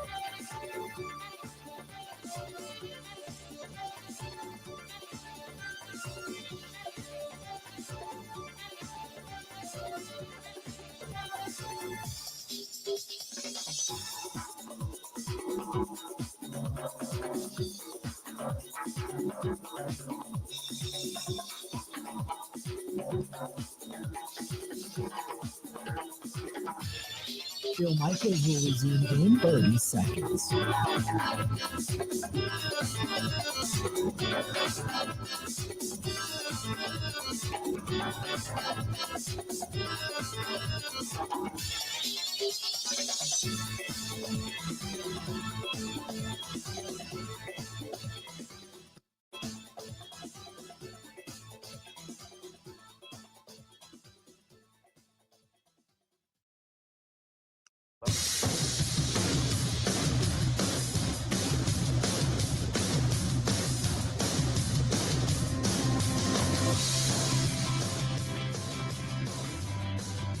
Welcome back to the Bill Michaels Show. We are live. We're in LaCrosse, Wisconsin, WKTY studios. I want to remind you there is a bicycle, not a motorcycle, but a bicycle ride coming up. And that is going to happen coming up in August. It is WIMI Wish Ride, WIMI Wish Ride. And I call it the Wimmy Wish Ride, basically. WIMI, August 9th and 10th. And that benefits Make-A-Wish Wisconsin and Make-A-Wish Michigan. If you're within the sound of my voice and you are a bicyclist and you like to do a little bit longer ride, it goes from Marinette, Wisconsin to Kingsford, Michigan, and then back. So up one day, back the next. But that ride benefits Make-A-Wish in Wisconsin and Make-A-Wish in Michigan. This is the first year they've ever done it.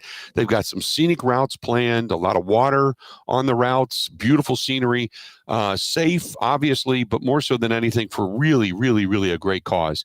So if you're a bicyclist anywhere in the state of Wisconsin, go to WIMIWishRide.org, WIMIWishRide.org, and see for yourself. And this is, again, a great cause.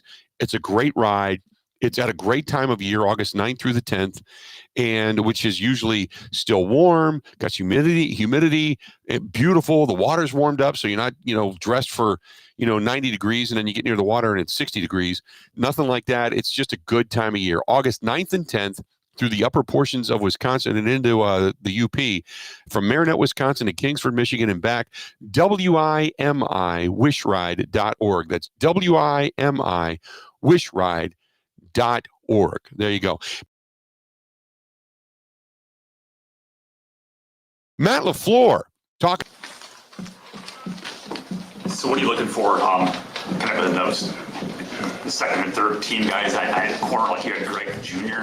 with the first team last week, and this week it was Kamal and some of the younger guys that you just try to mix and match guys through.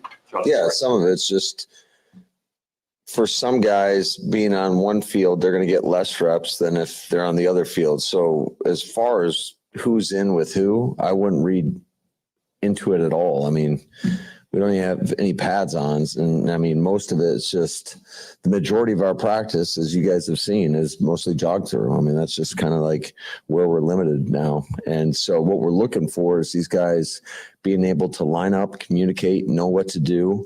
And then you would think with a slower pace that their fundamentals will be flawless. The problem is you got guys going at different tempos, and then it kind of gets messy at times. So, but that's really what we're trying to get done. Will mini camp look similar from a jog through standpoint? Or we'll see. Matthew Golden made a bunch of catches today, and I realized some of it was the tempo stuff, but what you thought of him through was the series. Yeah, I just like his approach, how he comes to work every day. He gives great effort. His attitude's been outstanding, and obviously he's a talented young player. So still got a lot to learn, but I think he's showing improvement every day. As you've gotten to see more of Isaiah Simmons on special teams and defense, what have you noticed from him? Well, he's extremely athletic, and we kind of knew that coming in, bringing him in here. And he's doing a better job, I would say, of learning our scheme and, again, showing improvement.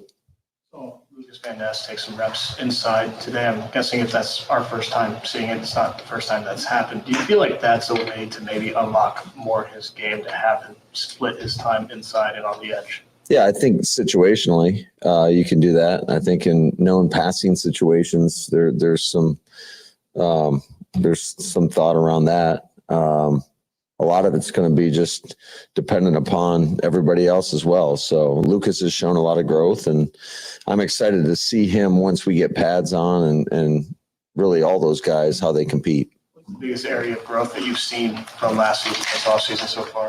I just think there's a different confidence level with him, and I think the whole group as a whole, just our ability to get off the football. I think we've spent a lot of time on that, and those guys have taken the coaching and embraced it and have really worked at it.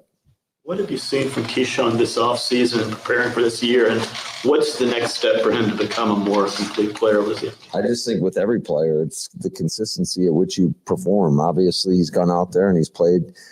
We've seen them all play at a high level.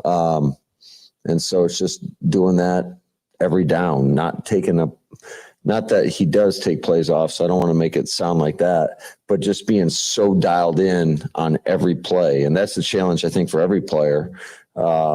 Just being totally locked in, knowing what your assignment is, and then going out there and executing. And to his credit, he's shown a lot of versatility, in terms of how we've used him in the past, switching him from inside to outside. So, and I think he did a lot of great things last year, primarily playing on the outside. Matt, you've talked about how Hafley kind of conjured up some pass rush at times last season and how he adjusted. If those guys can make a jump as a front four, and you can have them, sometimes they create the pressure on their own, and you also discovered what you did last year. Is there a blessing in disguise there in terms of what you could do pass rush? Absolutely. I think, like I said before, we were kind of going into this thinking that we're going to rush four and play a lot of zone coverage, give the guys the ability to look at the quarterback and play off the quarterback's intentions and really break on the ball. I think a lot of teams that generate a lot of takeaways tend to do it that way. It's more vision based.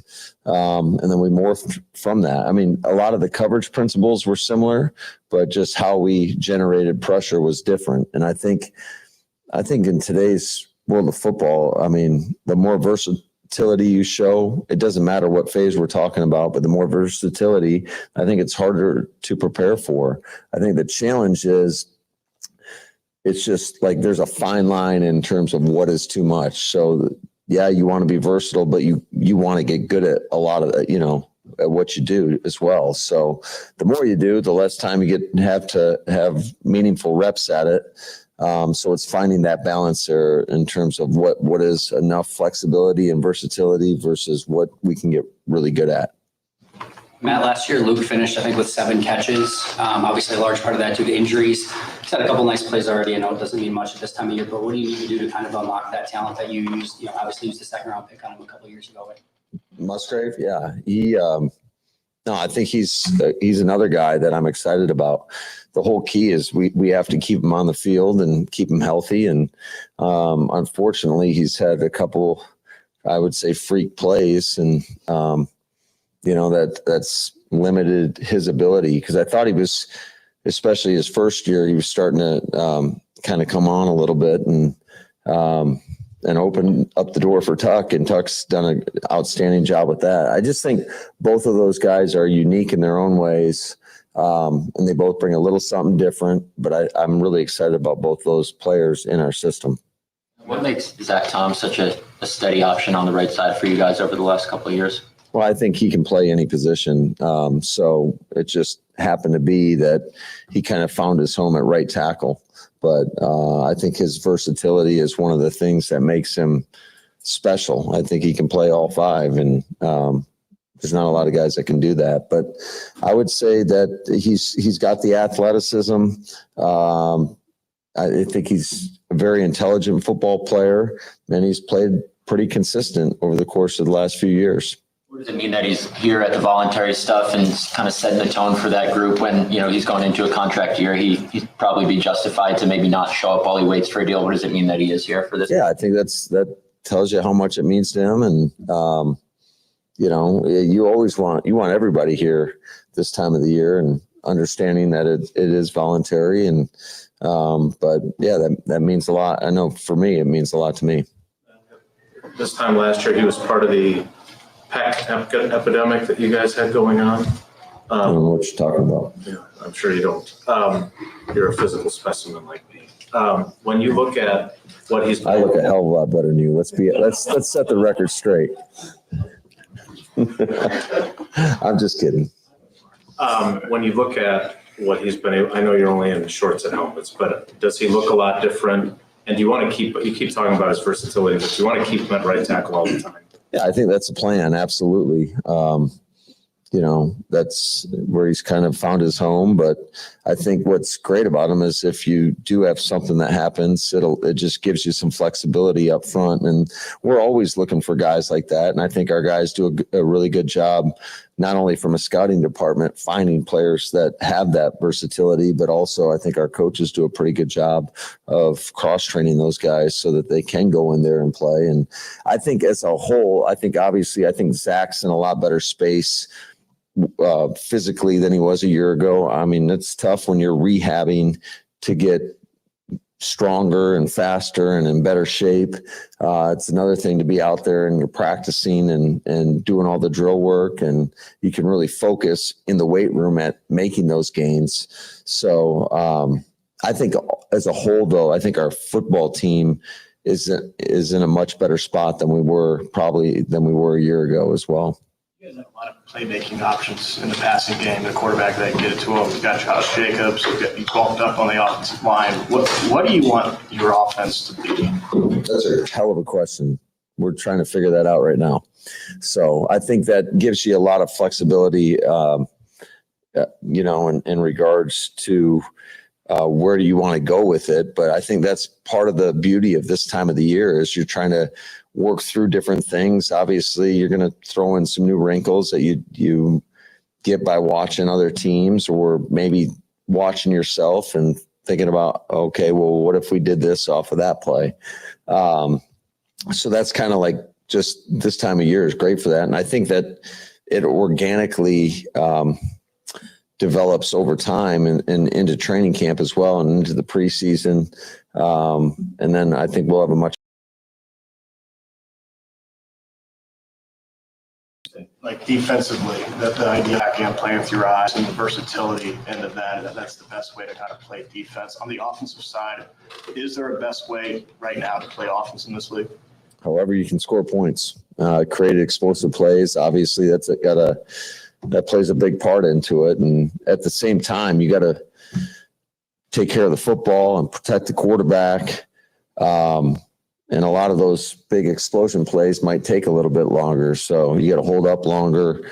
There are many times higher risk throws. So a lot of it is dependent upon who you're going against, what schemes you're seeing from the defense.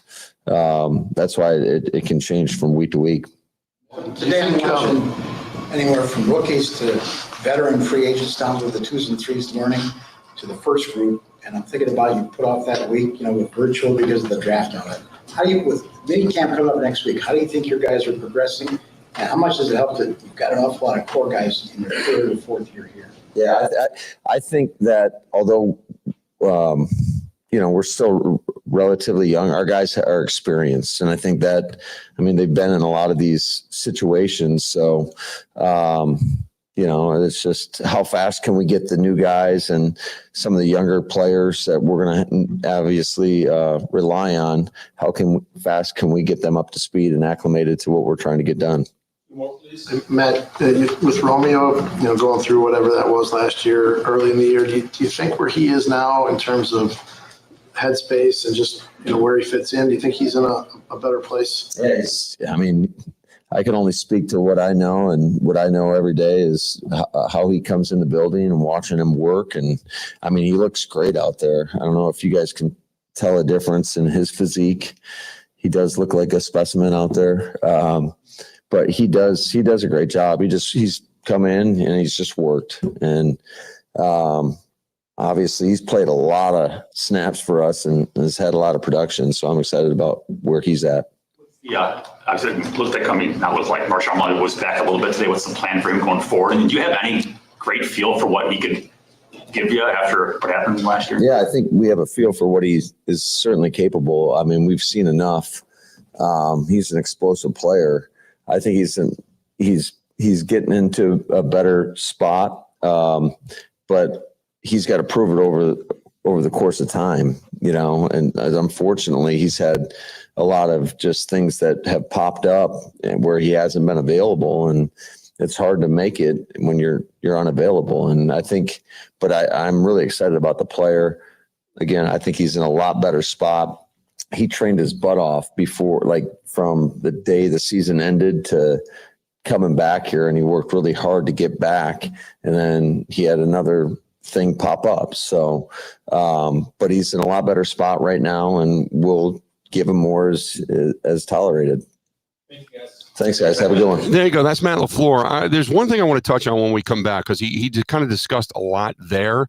And there's one thing that nobody really, it's just out of the realm of discussion at this point.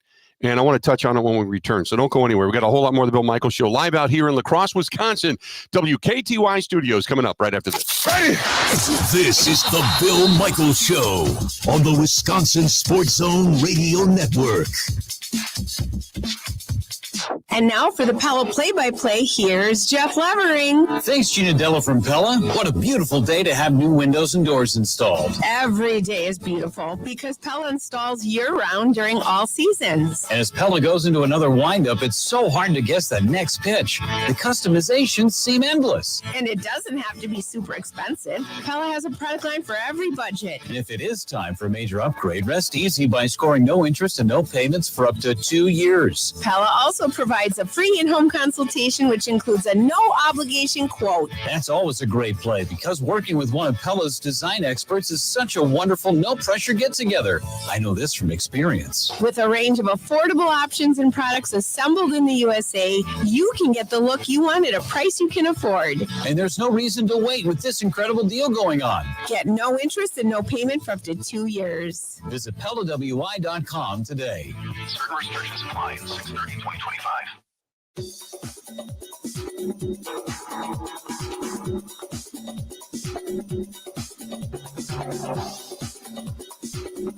Bill Michaels will resume in 3 minutes.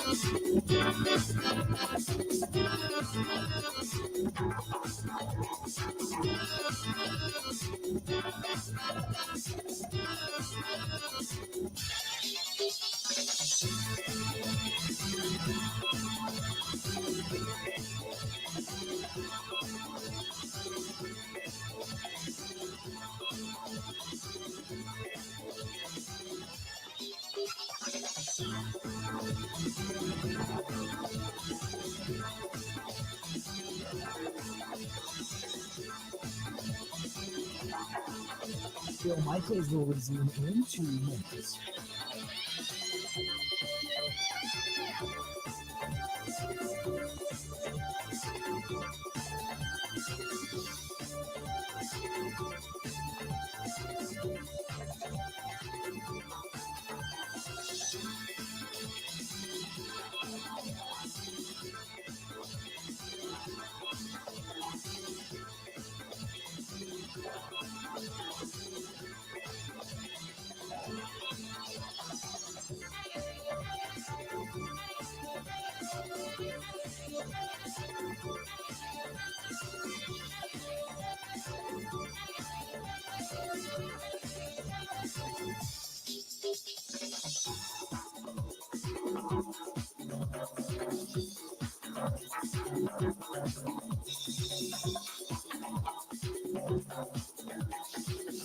Bill Michaels will resume in 1 minute.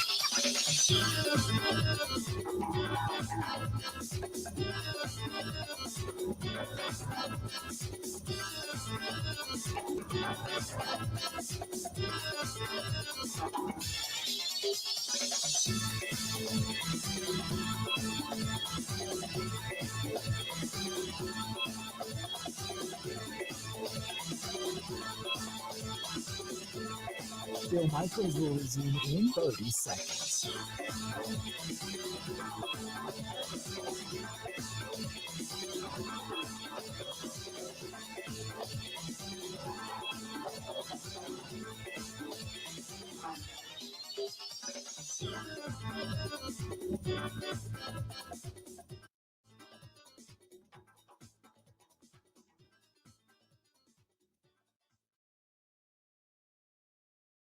You got to hit it, bang it, rock it, put it in the pocket. Hit it, bang it, rock it. Welcome back. Just about 2 hours down, 2 hours yet to go. Grant Bill's alongside. We're in La Crosse, the Bill Michaels Show.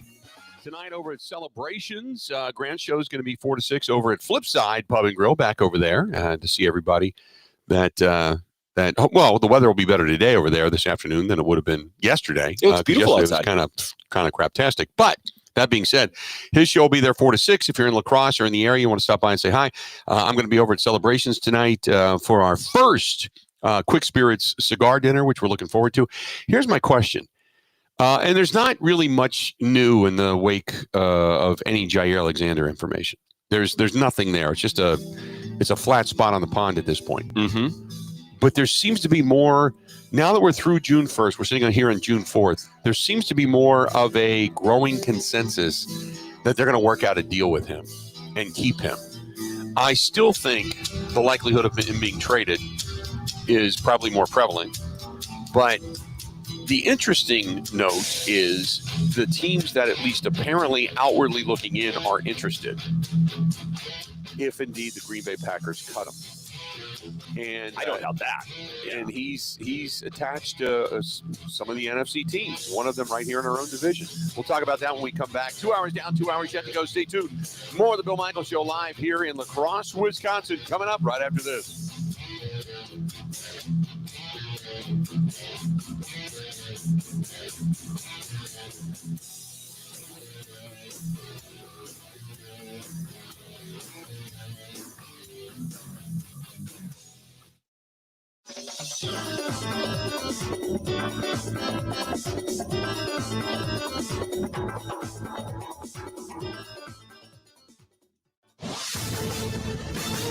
This is a Wisconsin Sports Zone update. Well, the Packers are on the second to last day of OTAs up in Green Bay. None of the practices are in pads. That's going to have to wait till training camp next month. And that makes it a little difficult for Coach Matt LaFleur to totally judge what he's got on offense. But these last few months and the time before training camp are vital to building what the offense could be in 2025. I think that's part of the beauty of this time of the year is you're trying to work through different things. Obviously, you're going to throw in some new wrinkles that you get by watching other teams or maybe watching yourself and thinking about, okay, well, what if we did this off of that play? So that's kind of like just this time of year is great for that. And I think that it organically develops over time. A couple of news items from yesterday. Defensive tackle Kenny Clark said he underwent surgery on a toe after the season, an injury that he played with from week 1 last year. He had just 1 sack on the season. And Keyshawn Nixon is walking back his comments on not wanting to be a return man anymore, which he said right after the season. Nixon said he's willing to do whatever the team needs from him in addition to being a starter at quarterback. Again, Packers will close out OTAs tomorrow. As for Wisconsin, they've got another big recruiting weekend on tap with close to a double-digit number of players due in for official visits. Rural Mutual Insurance, keeping Wisconsin strong. They believe in protecting the families and children in our farming communities. Kids love to be included in the daily farm activities, but accidents can happen quickly. Reduce the chance of injury by making sure your farm is a safe environment for adults and kids. Learn more at ruralmutual.com. Rural Mutual Insurance, keeping Wisconsin strong. Well, the Brewers and Reds closing out their series this afternoon down in Cincinnati. Milwaukee will get tomorrow off before opening up a homestanding at San Diego on Friday. With this Wisconsin Sports Zone Network update, I'm Zach Heil.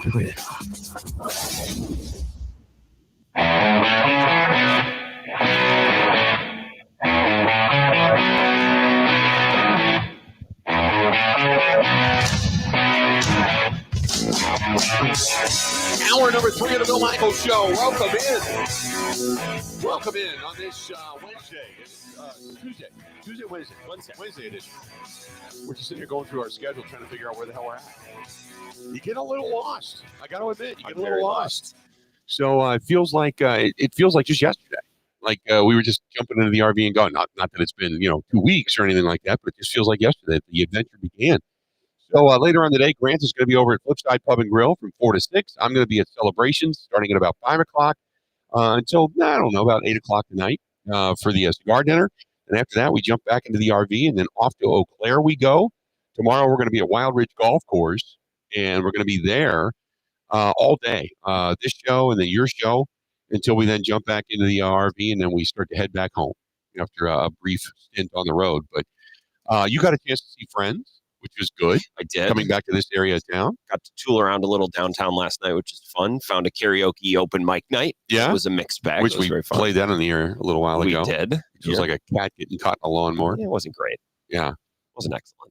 She wasn't. And we're not talking about you singing. It was a young lady who wanted to go up there, and instead of doing something easy like a Sweet Caroline or something to that extent, she decided to do some of the really difficult vocal opera exercises, I guess, and singing Ave Maria, among others. And a Carrie Underwood song in which she did not make Carrie Underwood proud. No. By any stretch. She put her own spin on it. She made it her own. So that all going on, and but a good night. Otherwise, we've had a good time out here in La Crosse, and then again heading over to Eau Claire next week. I am going to be in Wausau in Rothschild on Tuesday night at the bar. We're going to be there for another cigar dinner, and then after that, heading to the Rice Lake Celebrity Golf Tournament from Rothschild and Wausau.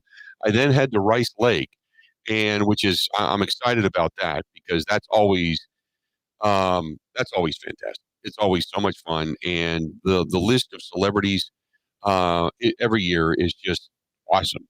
Awesome to see and to get a chance to be a part of all of that and to get a chance to mix and mingle with all those guys, and it's just a lot of fun. Always is, and has been for a long, long time. They raise a lot of money, and then I'll be there a couple days, and then heading over to Road America, where we're going to do the show in a week preparation before the IndyCar series comes rolling through there. So we'll be there for that, and then finally back home yet again. Coming up at the Rice Lake Celebrity Golf Tournament, by the way, and I'm looking forward to this. For one name on this list, and it's not a Packer. They've got Brandon Bostic. We all know Brandon Bostic and what he's famous for the Green Bay Packers. He'll be there. Willie Buchanan, Paul Kaufman, Lynn Dickey, Marv Fleming, Johnny Gray, Tiger Green, Eddie Lee Ivory is going to be there this year. Dave Robinson is going to be there again. Harry Sidney, David Whitehurst, Frankie Winters, going to get a chance to see him. Eddie Lacy is going to be there this year. Eddie Lacy's coming up. So that'll be interesting. But one name I'm really interested in seeing, it's from the Vikings, Dante Culpepper. Really? I've got an experience with him.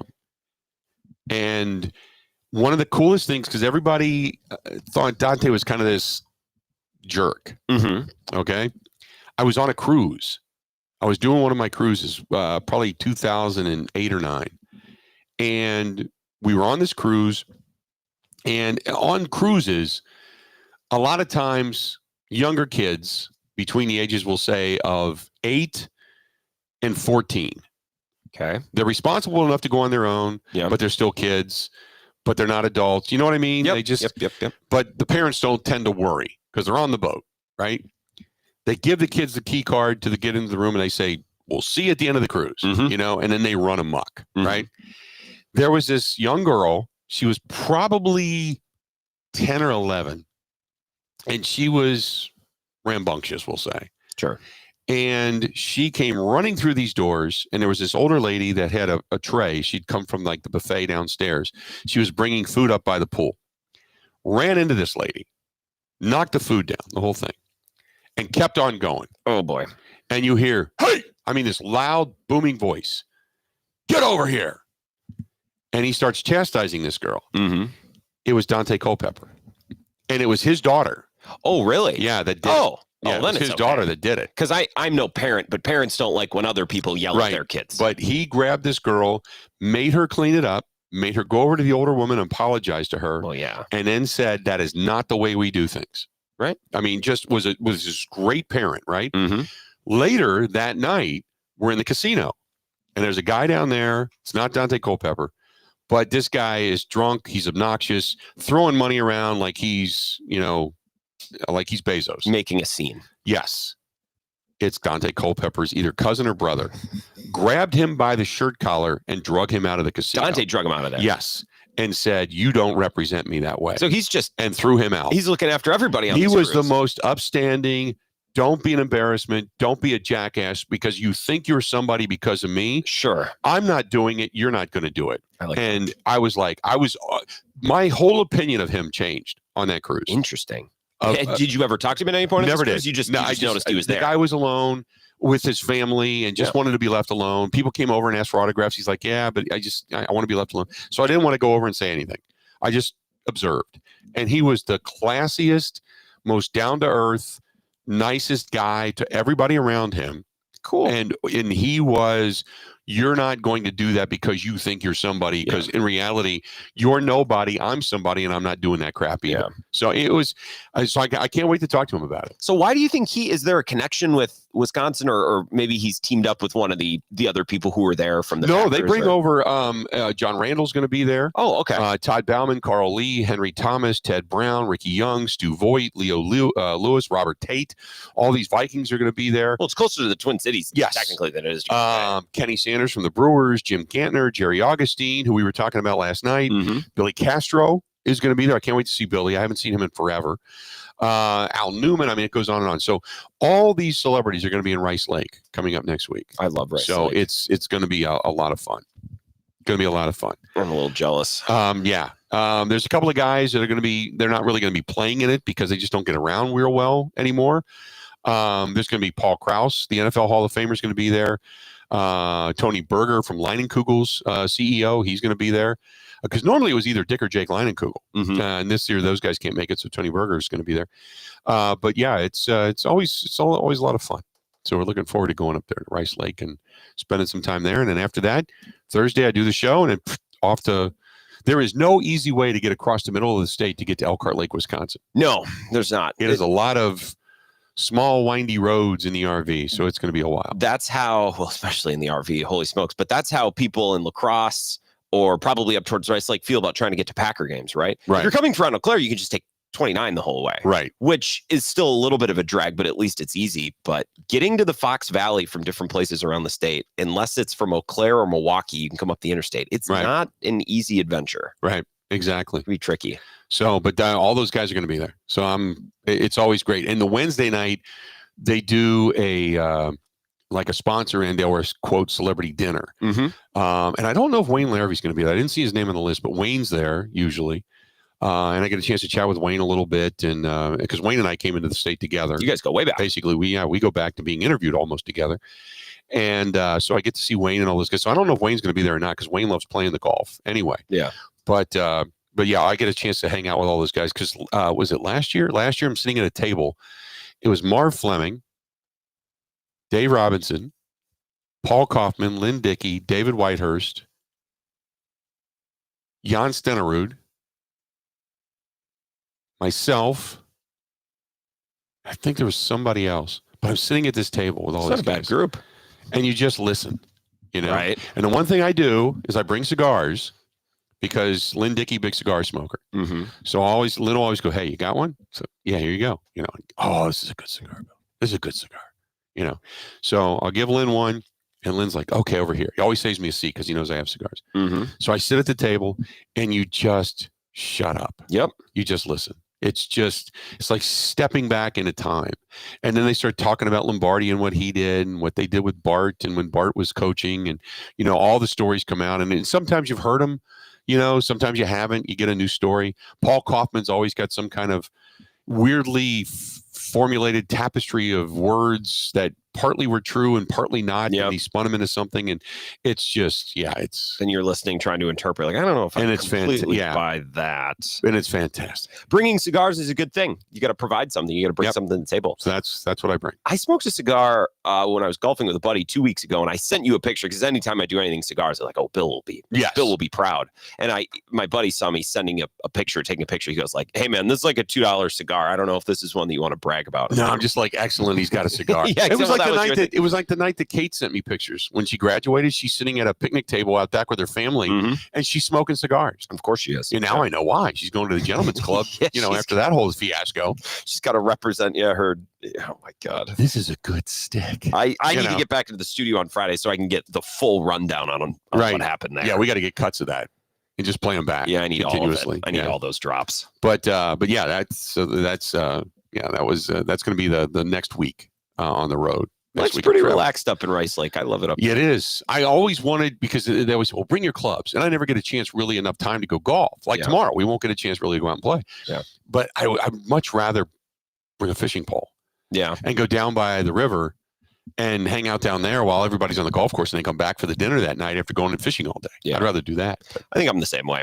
I always prefer fishing to golfing. Although tomorrow would be fun to hit a couple golf balls, but Wild Ridge is like a legit. That's a legit course. There's par fives on that thing, and it's not like there's a rough. There's like the tall straw grass. Yeah. Like if you miss it, you're just not finding your ball. It is a combination of like an Aaron Hills-esque, topographical type of course with a little bit of Irish course thrown in. Yeah, it's got that high fescue, and it's a beautiful course for those that have never played it. It's a destination course. We talked about, Viroqua. Viroqua is. It's just grass. It's regular grass with trees and tree line, and very well kept and beautiful course with some great vistas. Wild Ridge is different, and it's a beautiful course, and it's an unbelievable play.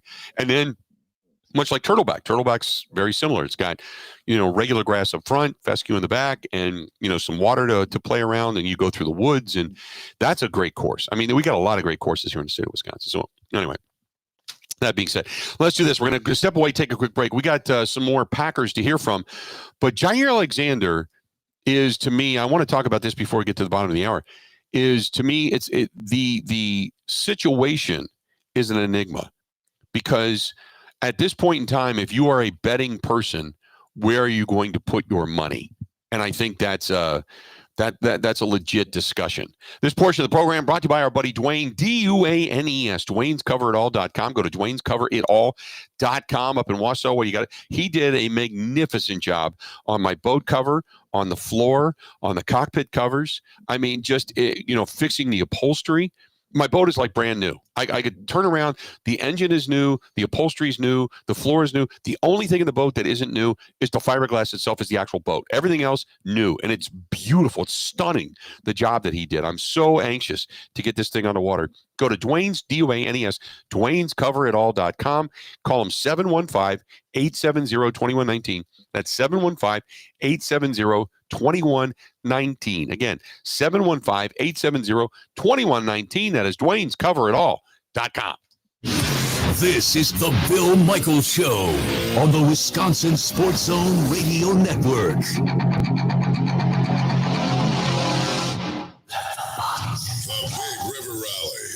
To Crosse, Wisconsin, June 27th and 28th. Don't miss the excitement on the main stage Friday night. It's Texas Hippie Coalition. And Saturday night, Drowning Pool. Tickets are on sale now. Want more? Follow Big River Rally on social or go to BigRiverRally.com.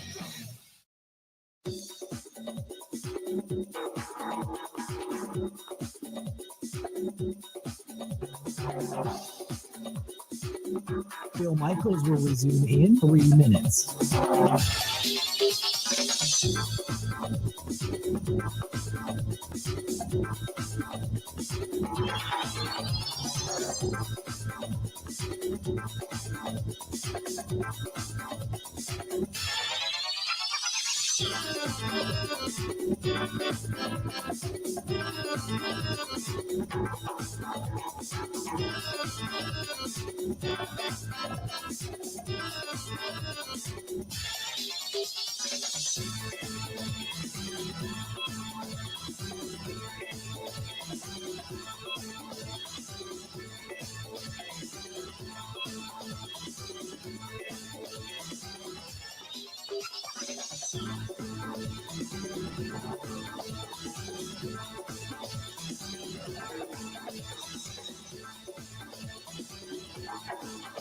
Bill Michaels will resume in 2 minutes.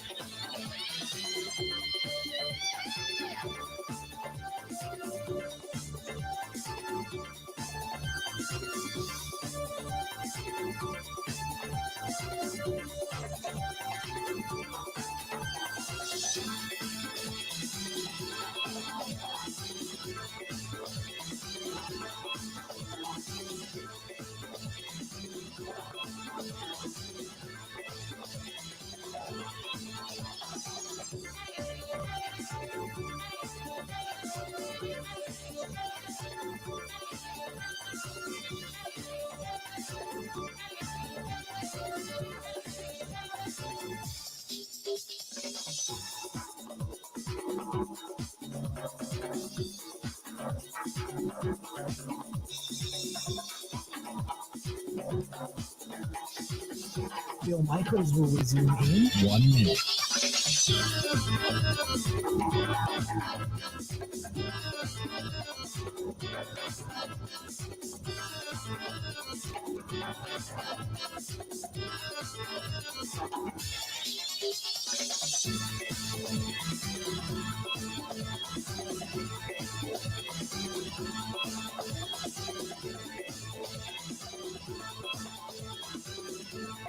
Bill Michaels will resume in 30 seconds.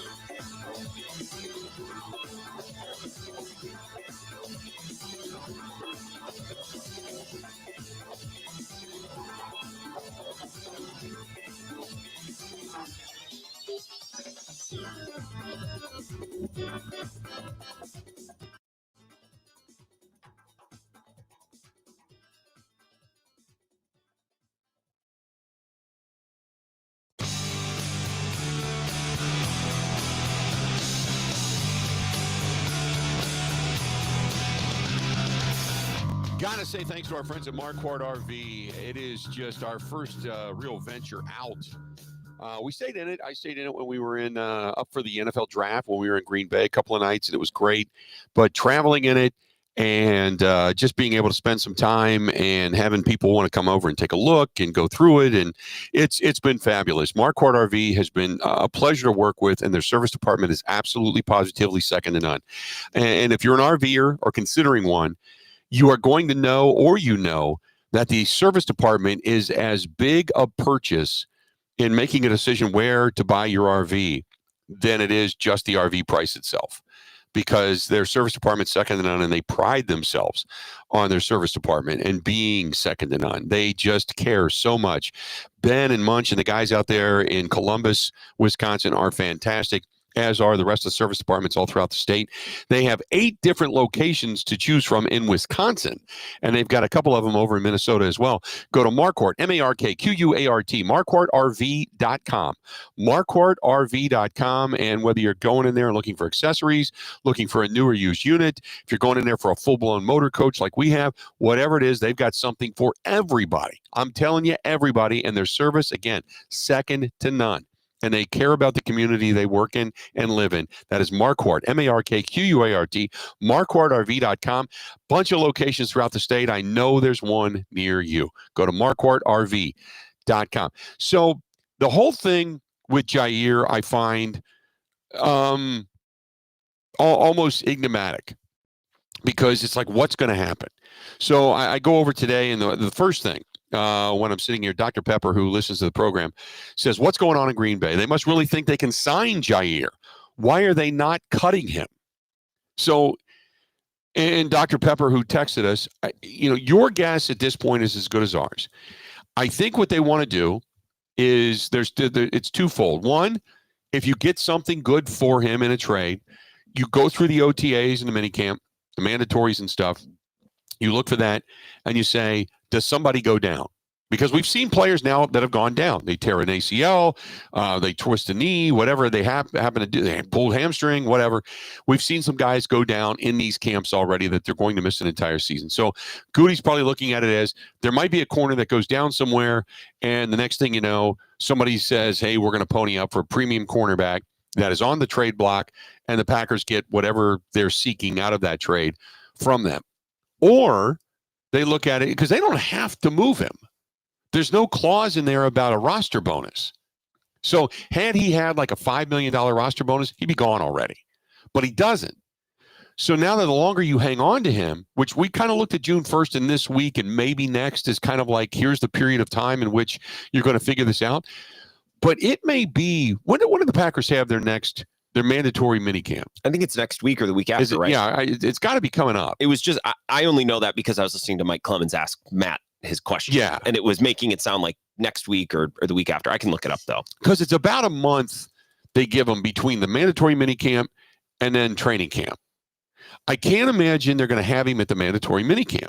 So my argument is you're not going to put him on the field if he hasn't signed a restructured deal because you don't want to have him get injured and then you owe him the money. They don't want him on the field to get injured and then not be able to trade him. So it becomes incumbent upon the Packers and Jaire to figure something out. And if you're the Packers, it's kind of bad form to hang on to him, just to hang on to him because you can until the very last minute to where he can't catch on with anybody. I mean, he will, but you have very limited amounts of time. If you want to, basically, if I'm his agent and say they cut him first week of July, now his agent's going to have one or two, maybe three teams, and it only takes one team to fall on their head and offer him a lot of money. But those teams know if you don't sign, you're not playing in the NFL this year. Yeah. You're going to have to wait till somebody gets hurt to maybe then come back. So, and even then you're not in football shape and you don't know that system and that team and that defensive play caller and what have you. So there is a learning curve to that. So does it make the Packers look somewhat petty if they just hang on to him just because they can? Business-wise, it makes sense. But does it make them look bad? I don't know if it makes them look bad, but maybe to other players, you'll never get this kind of a deal again where they don't sign a roster bonus into a deal, which I thought was rather bizarre to begin with. So I don't know. I don't know what they're going to do. I still lean towards he will not be with his team. But the more they hang on to him, the more you kind of lean towards every day a percentage of that begins to erode away because you're thinking maybe they are going to re-sign this guy. Well, I just think nobody wants to trade for him on this contract. Right. I think plenty of teams would take him, but not at this number, which is why the Packers are trying to get rid of him. Right. So I thought if the Packers were going to cut him, they'd do it soon. So next week is going to be big. Mandatory minicamp is next week, June 10th through the 12th. Okay, and there you go. We learned through that report from Matt Schneidman, and I assume this came from Jaire's camp, that they plan to show up. Jaire plans to be there, even on this current contract, even if nothing happens. If the Packers don't restructure or figure something out, he's still going to show up, which to me is putting the ball in the Packers' court. Like, if you want me practicing and you want to be liable for me on this contract, I'm showing up next week. So that kind of pushes the Packers to either cut him or be real serious about a restructure to get something done before next week, because I don't think the Packers want him on the field on this deal. Right. And I think Jaire knows that. So I guess next week would be the next signpost. But June 1st came and went and nothing. Nothing happened. We didn't even hear anything. Right. Nothing happened. So I'm kind of like, well, what are they going to do? I don't know. And, now I start to read other news articles about Jaire, stuff that's been done within the last 2 days to 20 hours. The Vikings, through a Vikings site, seem to have an interest. The Commanders seem to have an interest. But every writer says the same thing. That, first of all, there's really no specific source being quoted to say, yeah, we'd like to get Jaire Alexander. Because I don't even know if you can do that, considering a guy is under contract with another team. Yeah, exactly. So they're just reporting maybe something that's a rumor, or maybe their own want. And then the second thing is they all start out by saying they believe that the Packers and Jaire are not that far away from re-signing a restructured deal. And we all know the deal is based upon playing time and availability because that's what the Packers want. We'll give you a certain amount of money, but the rest of your money is going to be earned with you being on the field because we have paid you a lot of money when you're not on the field. Well, his situation with the Packers is interesting because I think if he got cut, the money that he would make somewhere, he might make a couple $1 million, you know? Right. And I think his representation knows that, which is why they've said, we want to be in Green Bay. Right. Which is they were saying, we want to be in Green Bay under this current contract because it's more than we're going to get elsewhere. Correct. I want to know the middle ground, the compromise number between Jaire and the Packers that would work for everyone involved. Would Jaire play for $8 million, which is half of his current deal, but more than he's going to get elsewhere? Right. Like, I want to know where that number. Well, his current deal is like falls. 24, isn't it? Well, exactly. Yeah, but I think once you take away some of the bonuses and some of the numbers, like his base salary is like 17. Right. So the Packers, in theory, could cut that in half, and it still might end up being a way better deal than Jaire would get elsewhere. Correct. I just don't know if the Packers have an appetite for that because in the past, the Packers have gone to guys like Jordy Nelson or Brian Bulaga and said, yeah, if you want to play for the minimum, sure, but otherwise we're not interested. Right. Which doesn't really seem that reasonable. Like, you don't want Jordy Nelson for $2 million, $3 million. Like, it's got to be on a minimum. So I don't know how serious they are about a restructure that's anything other than. And let me say this. It's not like if they wanted to pay him, just get it over with, they could. Yeah. They're still, I think, ranked 10th with the 10th most amount of salary cap still available. They could do nothing in the NFL. They could just do nothing. He is the third highest player on the team. He has a cap hit this year of $24.6 million with a base salary of 16.1. So you're right. If they cut it in half, you still owe the signing bonus. You know, you still owe the per game bonus. You know, your workout bonus, whatever. You know, the restructure of $2.5 million. So if you decided to cut him loose, you would basically save $17 million right now. And maybe you restructure a few deals, you save some more money going into next year, you're sitting really, really pretty. But what is I want to know what the number is that Jaire's team feels is fair. Yeah, same. You know? Mm-hmm. Because when he plays, he's really good. He could be a Pro Bowler. Yep. If he gave you a full season. Or if he gave you, I mean, I guess if I would be happy with Jaire if he gave you 13 games. 13 games. Same. I was going to say 13 games. That seems 13, like a good 14 number. games, somewhere in there. Especially if he's healthy at the end of the year. And I was just going to say, and is available at the postseason. Yeah. What you don't want is another, hey, he gets hurt in October. Well, I think he'll be back in a few weeks, and every week he was just a scratch because of whatever reason. So I want to know what the $16.15 million is, what his base salary is right now. And I think, would you do it for, the Packers probably want it for $6 million. Yeah. And that might be still Jaire's best option. Right. Because his representation, I'm sure, is sniffed around the league. Right. In preparation that they might get cut or or any teams. They've done their due diligence. Right. I feel like even 6, if they were to cut this deal by more than 50%, 60, 70%, it still might be a better option for Jaire's camp than hitting the open market. If I'm Jaire, I look at it as they're going to cut me and I'm going to get free money. You know, you're going to get, well, what is it? $10 million or something like that in your pocket just to walk away. And then you can take less money to go prove it somewhere else. But if I'm Jaire, I take less money, remain in Green Bay with the opportunity to earn more in bonuses and restructure in a system that I know, knowing that next year I could probably get cut. Yep. And prove it this year. Yep. The prove it salary this year would still be better than a 1-year prove it deal because that's what's out there for him. But what his camp is probably thinking, give us an extension to add another year to this. So that way it's not a prove it year, but we can come back and play for you because he's 28. Yeah. And still very young. He'll be 29 in February next year. But once you as a 30-year-old corner, so he's probably looking, this is it for me. Yeah. Whatever I do here, this is going to be the next 24 months are very And crucial. I don't want the Packers to control me for 2 more years and me have to try to force my way out. So maybe it might be beneficial for him to go somewhere else, play in a 1-year deal, and then get that final contract that approaching the age of 29. That might not be a bad deal for him.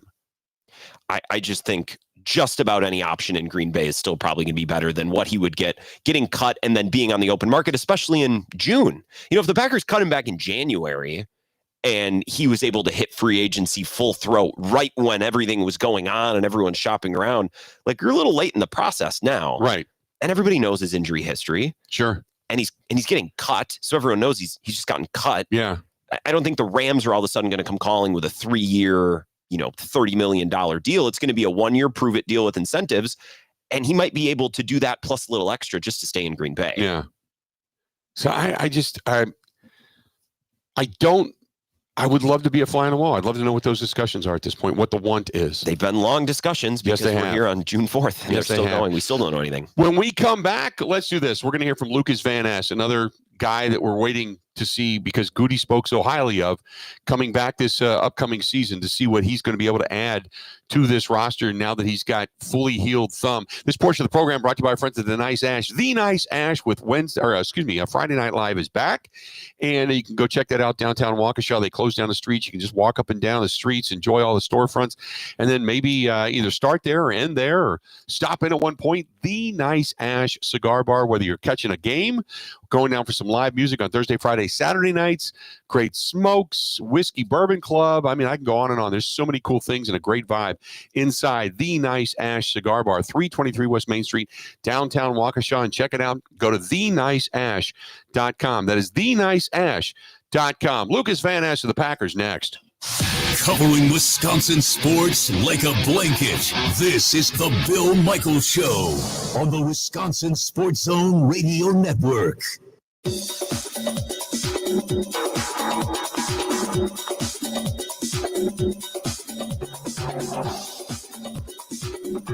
Bill Michaels will resume in 5 minutes.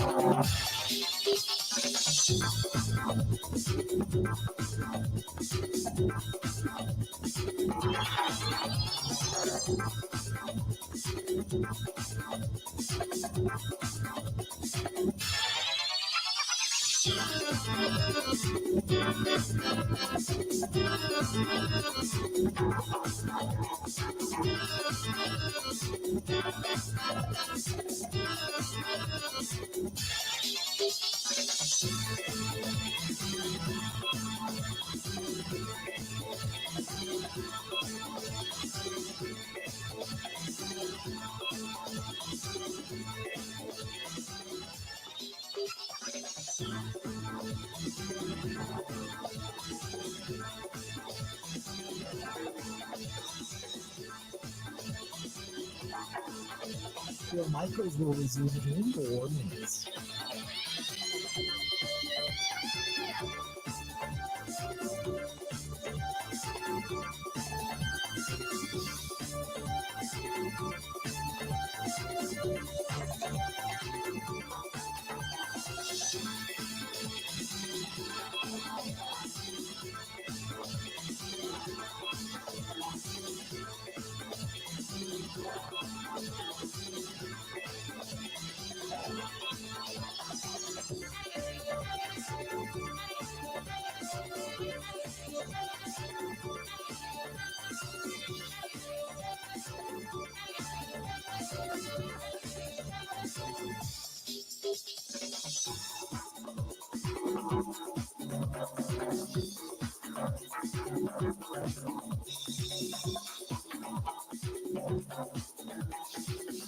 Bill Michaels will resume in 3 minutes.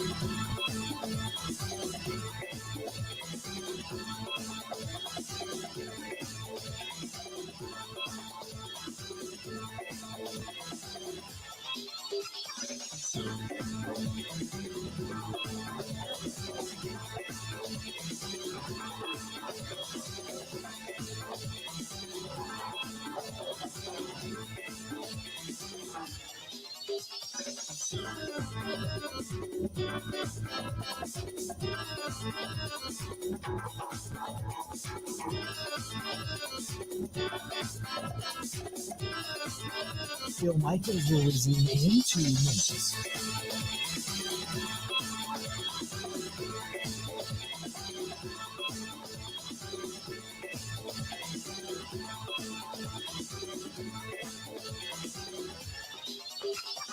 Bill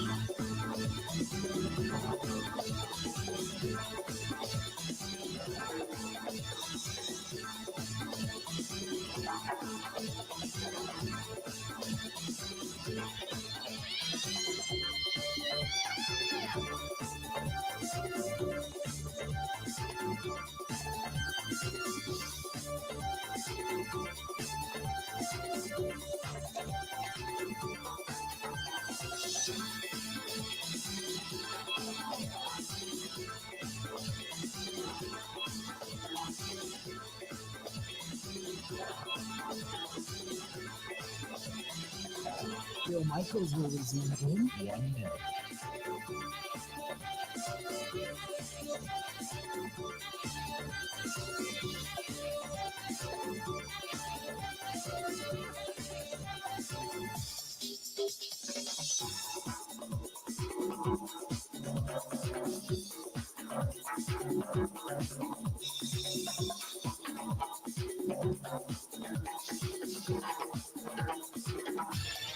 Bill Michaels will resume in 30 seconds.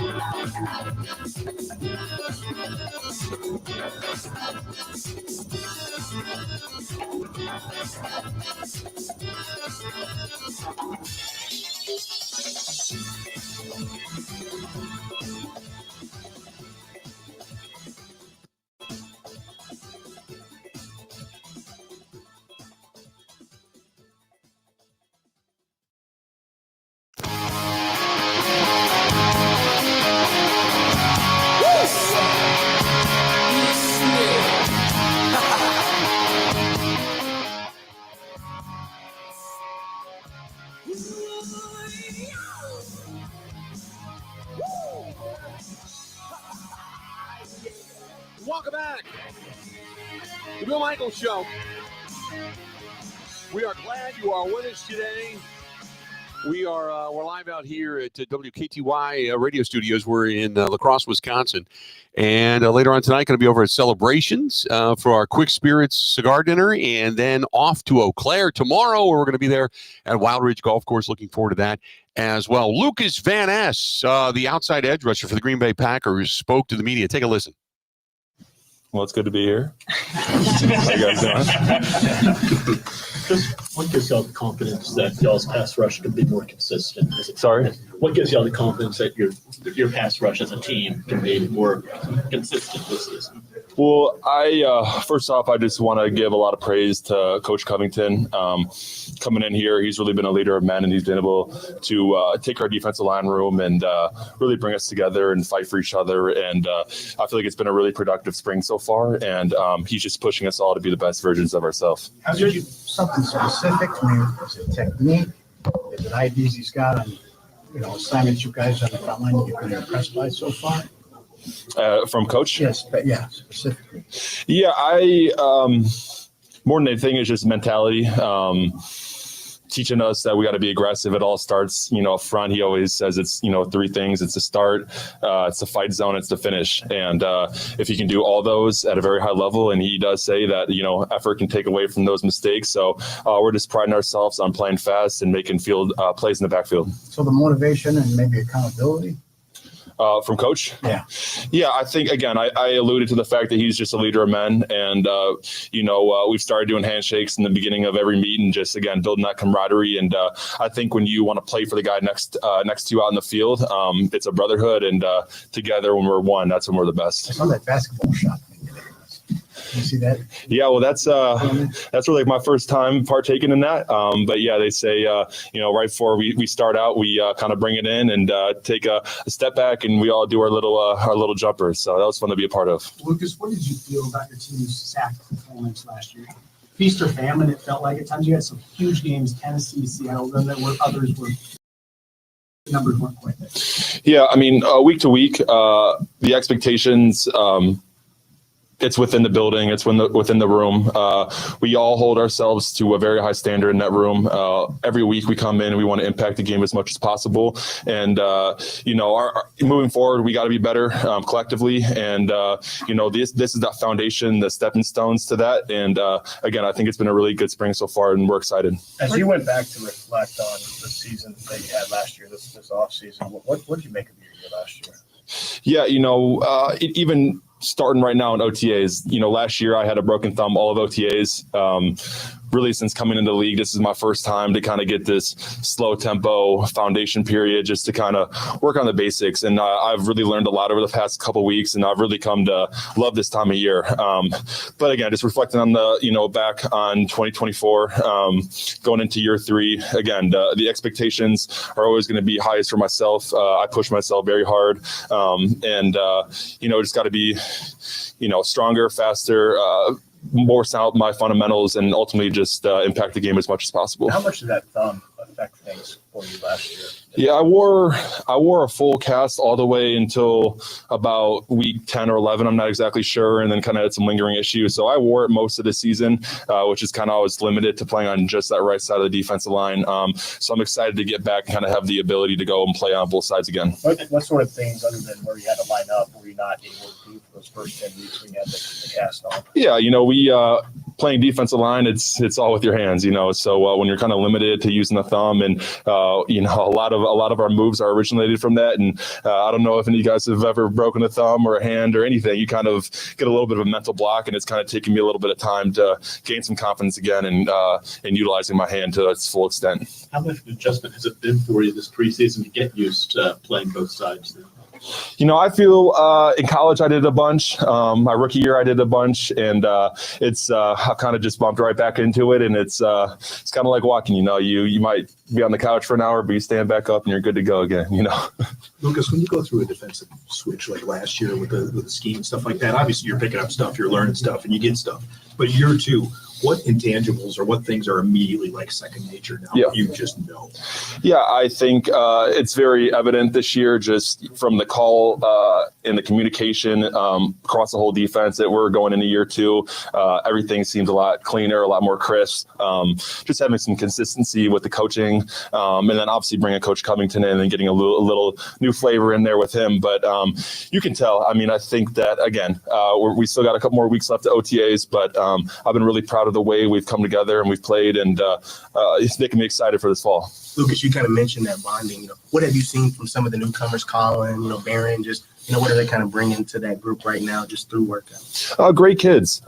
Everybody we have in our room, we built a really good culture in there, and from the youngest all the way to the oldest with Kenny, we had one of our coaches the other day mention that he's never been around a D-line that's been so supportive and of each other, and such a strong bond, and we hold each other accountable. And you mess up a play, you go run a mile, but across the field or do push-ups or whatever it is. But yeah, Barron, Colin, Warren, whoever else it may be, all really good kids. I'm excited to see what they can do to help us. You took some reps inside today during the 2-minute drill, obviously on the edge too. Yep. How much do you feel like you've done that before in your past? That type of versatility, lining up inside sometimes can kind of unlock more in your game. Yeah, it's the offseason, just having fun, trying out some new alignments. Like you said, kind of getting back to being able to play inside, left, right, and this is the time of year to try it. So I did a lot of it in college and just kind of polishing it up a little bit. Even though you've done it before, did you have to change your offseason getting ready for maybe doing more inside snaps, interior snaps this season than you have in the past couple of years? It's just it is a very different game from the inside to the outside, but I like to take my mechanics from the edge and kind of bring it inside and use it to my advantage. So while there's some changes, it's kind of just a mental flip going from inside, and you kind of know just you got a little bit of less space to work with. You gotta your moves got to be a little bit quicker, but I enjoy it. It's a good switch up. Good to try different positions, and ultimately it's all going to help me be successful. What personal goals, growth have you set for yourself for this upcoming season? This is the NFL. It's, they say if you're not doing something, somebody else is. And again, as I said, I have very high expectations for myself and what I think I'm capable and what I can do. But most importantly, it's just coming in here every single day and being consistent and being a hard worker and, just putting trust, among the team that I can do the job. Lucas, you called those guys kids. You're not exactly an old man. Yeah, I know. but you are in year 3. And do you feel like this is the best position you've been in? Health-wise, scheme, all that stuff, that you can be the guy you think you're capable. Yeah, Barron actually might be older than me if I got to check on that. Yeah, that's just, I get to call him Rooks now. I've been waiting for this. Sorry, you said. So it's year 3 for you, and I know you've dealt with a lot. So do you feel like you're in the best position to finally be the player you think you're capable of? 100%. And a lot of this game is mental. And I think over the past few years, I've been able to kind of find myself and who I am and the type of player and type of rusher I am. And I really feel it's coming all together. So I'm excited. Yes, sir. How have you been able to improve that mental approach, do you think? Yeah, I think it's just trial and error. As you said, it's been a lot of adversity, coaching changes, broken thumb. And I think you just, you learn through those challenges. And again, going into year 3, having my first OTAs, a lot of learning. I've just been able to find some confidence in myself and my abilities. And, again, this is a mental game. So you gotta keep that strong throughout the whole season. You had a really strong rookie year. I imagine a year ago, even with the broken thumb, you're coming in with some pretty high expectations into your second season. How much motivation, internal fire do you feel now with how last year went and wanting to show that there is more there to you? Oh, there's a lot. I love the game of football. I mean, it's crazy to even be up here talking about, doing this. And it's just awesome to be in here every day and be able to be in a position where I can challenge myself and put myself in hard positions, but also ultimately know that, there's another side to this. And I think all this work we're putting in right now, and it's hard because I'm not sure the exact how many days it is, around 100 or so until kickoff. So it's a lot of work that, you're not seeing come to fruition right now, but we're keeping our head down, not only myself, but this whole defensive line unit. We're working really hard, and I'm excited to see what we can do. You use the word confidence a lot. Matt said you seem like you have a lot of confidence. How do you build confidence this time of year when you don't have that quantifiable things like sacks or tackles and games? How do you build confidence this time of year in the offseason? I think it comes down to consistency. Just, again, being the same guy every single day, doing what's asked of you with minimal mistakes. And I think that confidence comes from trust. And if you can get, your teammates to trust you, you can get the coaches to trust you, and you have confidence in yourself, then you'll be able to go out there and play free. Lucas, I don't want to make too much out of the mental thing that you said, but being a first-round pick comes with expectations. You've dealt with adversity. What did you like? Did you talk to Dr. Carr, or I don't want to make too much of it, but that, it sounds like that was something that was important to you. So I also don't want to ignore it. Yeah, I went to a bunch of Dr. Carr's meetings last year, and he's the godfather at all, and he's a really, really smart guy. And we get a consistent 10 to 15 guys in there every week that stop in and just he always says it's you work on every part of your game, all the fundamentals, but people forget you got to work on your mind, and that's something that kind of rang a bell with me. So I want to be great, and I think that if you want to be great, there's steps to it, and every great player's done it, and I think mental is a part of that. So just more than anything, just finding yourself, confidence, trust in your abilities, and then being able to take it out on game day and perform the way you want to perform. Putting too much pressure on yourself? Did you feel like you did, or is that not true? As you said, there's expectations, and but this is the National Football League, and there's always been expectations and pressure, and that's just kind of the nature of our job. So it's kind of something that we just call outside noise and you get used to. But the real expectations come from inside this building, and myself and the coaches and my teammates, and that's what I go off of. What lessons did you get from those sessions with Dr. Carr that you might be carrying into this season with you?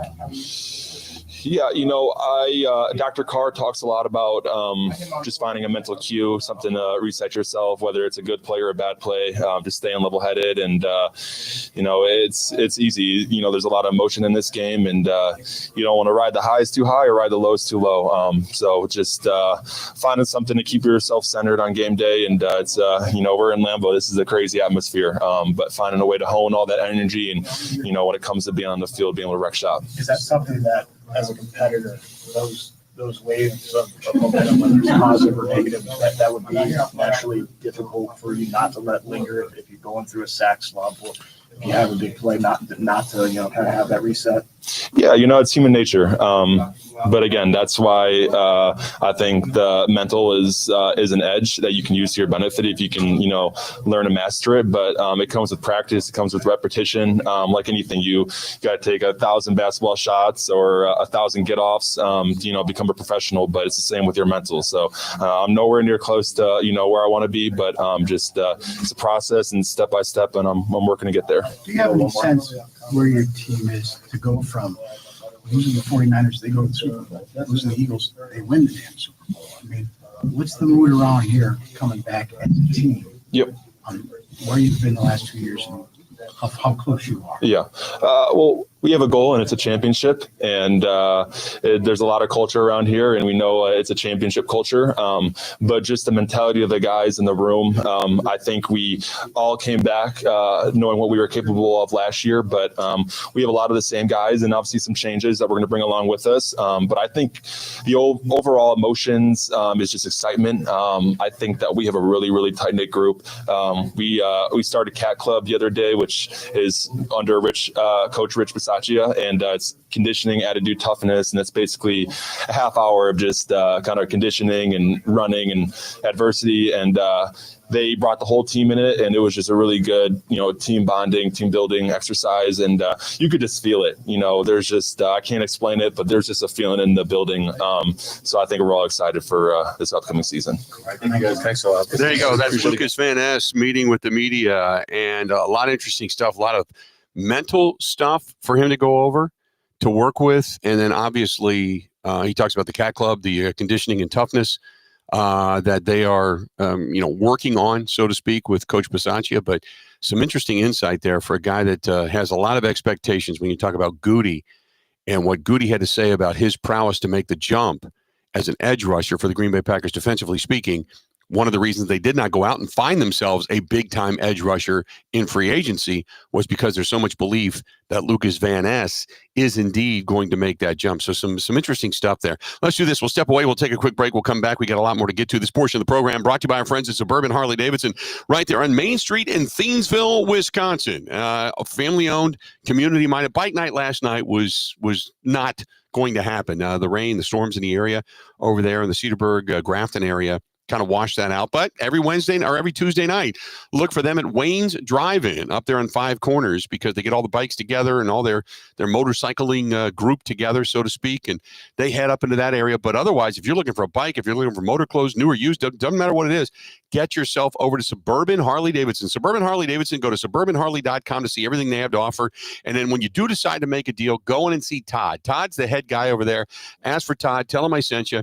And walk in, he'll hook you up right, because he is just, they're honest. They don't believe in gouging people. They don't believe in selling bikes like $5,000 over because it's a unique bike or anything like that. They just believe in creating a great customer bond so that if indeed you refer a friend or if you come back for another bike, you're going to go there, because that's the way they do business. Suburban Harley-Davidson, family-owned, community-minded, right there in Thiensville, right there on Main Street in Thiensville, Wisconsin. Go to suburbanharley.com. That is suburbanharley.com. Covering Wisconsin sports like a blanket. This is the Bill Michaels Show on the Wisconsin Sports Zone Radio Network. And now for the Pella play-by-play, here's Jeff Levering. Thanks, Gina Della from Pella. What a beautiful day to have new windows and doors installed.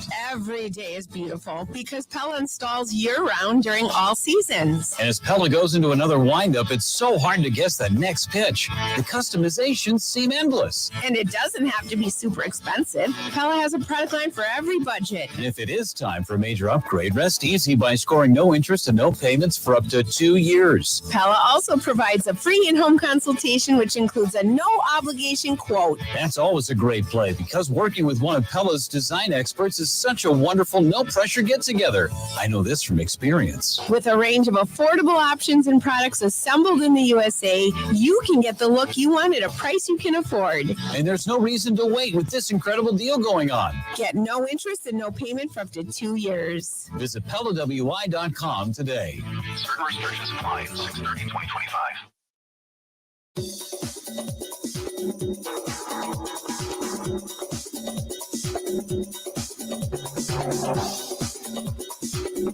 Bill Michaels will resume in 3 minutes.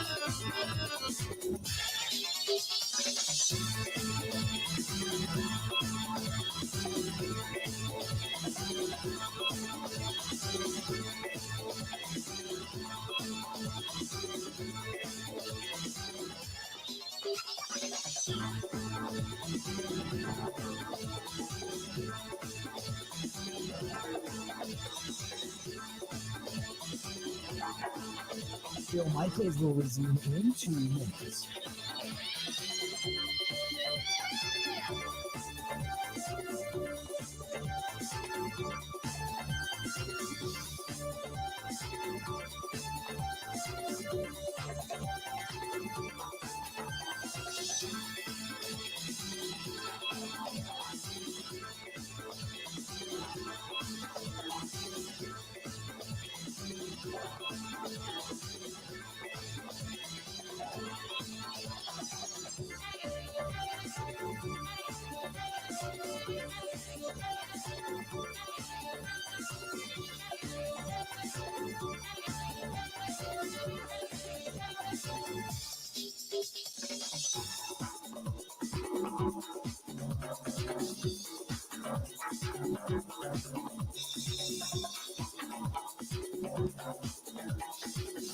Bill Michaels will resume in 1 minute.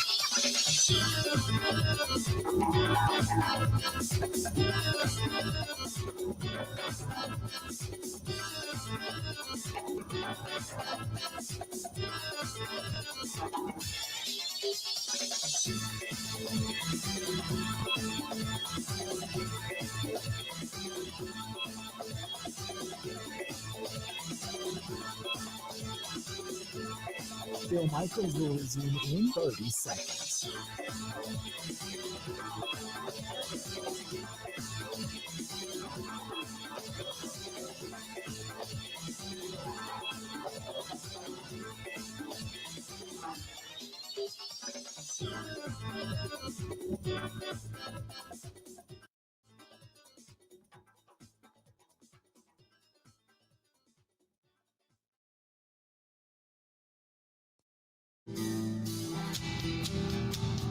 That fast. 3 hours have gone by. We still have another hour yet to go. We're going to hear more from up in Green Bay. Don't go anywhere. A lot more of the Bill Michaels Show coming up next.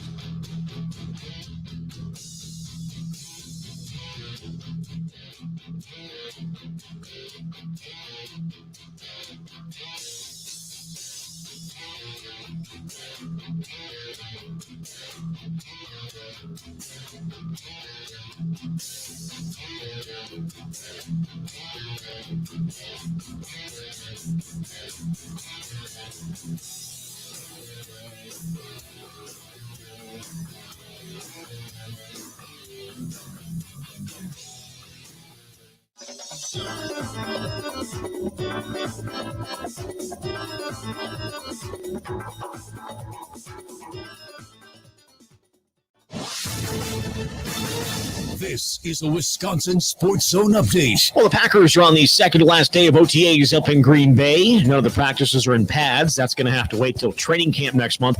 And that makes it a little difficult for Coach Matt LaFleur to totally judge what he's got on offense. But these last few months and the time before training camp vital to building what the offense could be in 2025. I think that's part of the beauty of this time of the year is you're trying to work through different things. Obviously, you're going to throw in some new wrinkles that you get by watching other teams or maybe watching yourself and thinking about, okay, well, what if we did this off of that play? So that's kind of like just this time of year is great for that. And I think that it organically develops over time. A couple of news items from yesterday. Defensive tackle Kenny Clark said he underwent surgery on a toe after the season, an injury that he played with from week 1 last year. He had just 1 sack on the season. And Keyshawn Nixon is walking back his comments on not wanting to be a return man anymore, which he said right after the season. Nixon said he's willing to do whatever the team needs from him in addition to being a starter at cornerback. Again, Packers will close out OTAs tomorrow. As for Wisconsin, they've got another big recruiting weekend on tap with close to a double-digit number of players due in for official visits. Rural Mutual Insurance, keeping Wisconsin strong. If you're interested in a rewarding career with a strong Wisconsin company, Rural Mutual Insurance is looking to add to their growing team of successful employees and agents. Apply online today at ruralmutual.com/careers. Rural Mutual Insurance, keeping Wisconsin strong. Well, the Brewers and Reds closing out their series this afternoon down in Cincinnati. Milwaukee will get tomorrow off before opening up a homestanding at San Diego on Friday. With this Wisconsin Sports Zone Network update, I'm Zach Heil.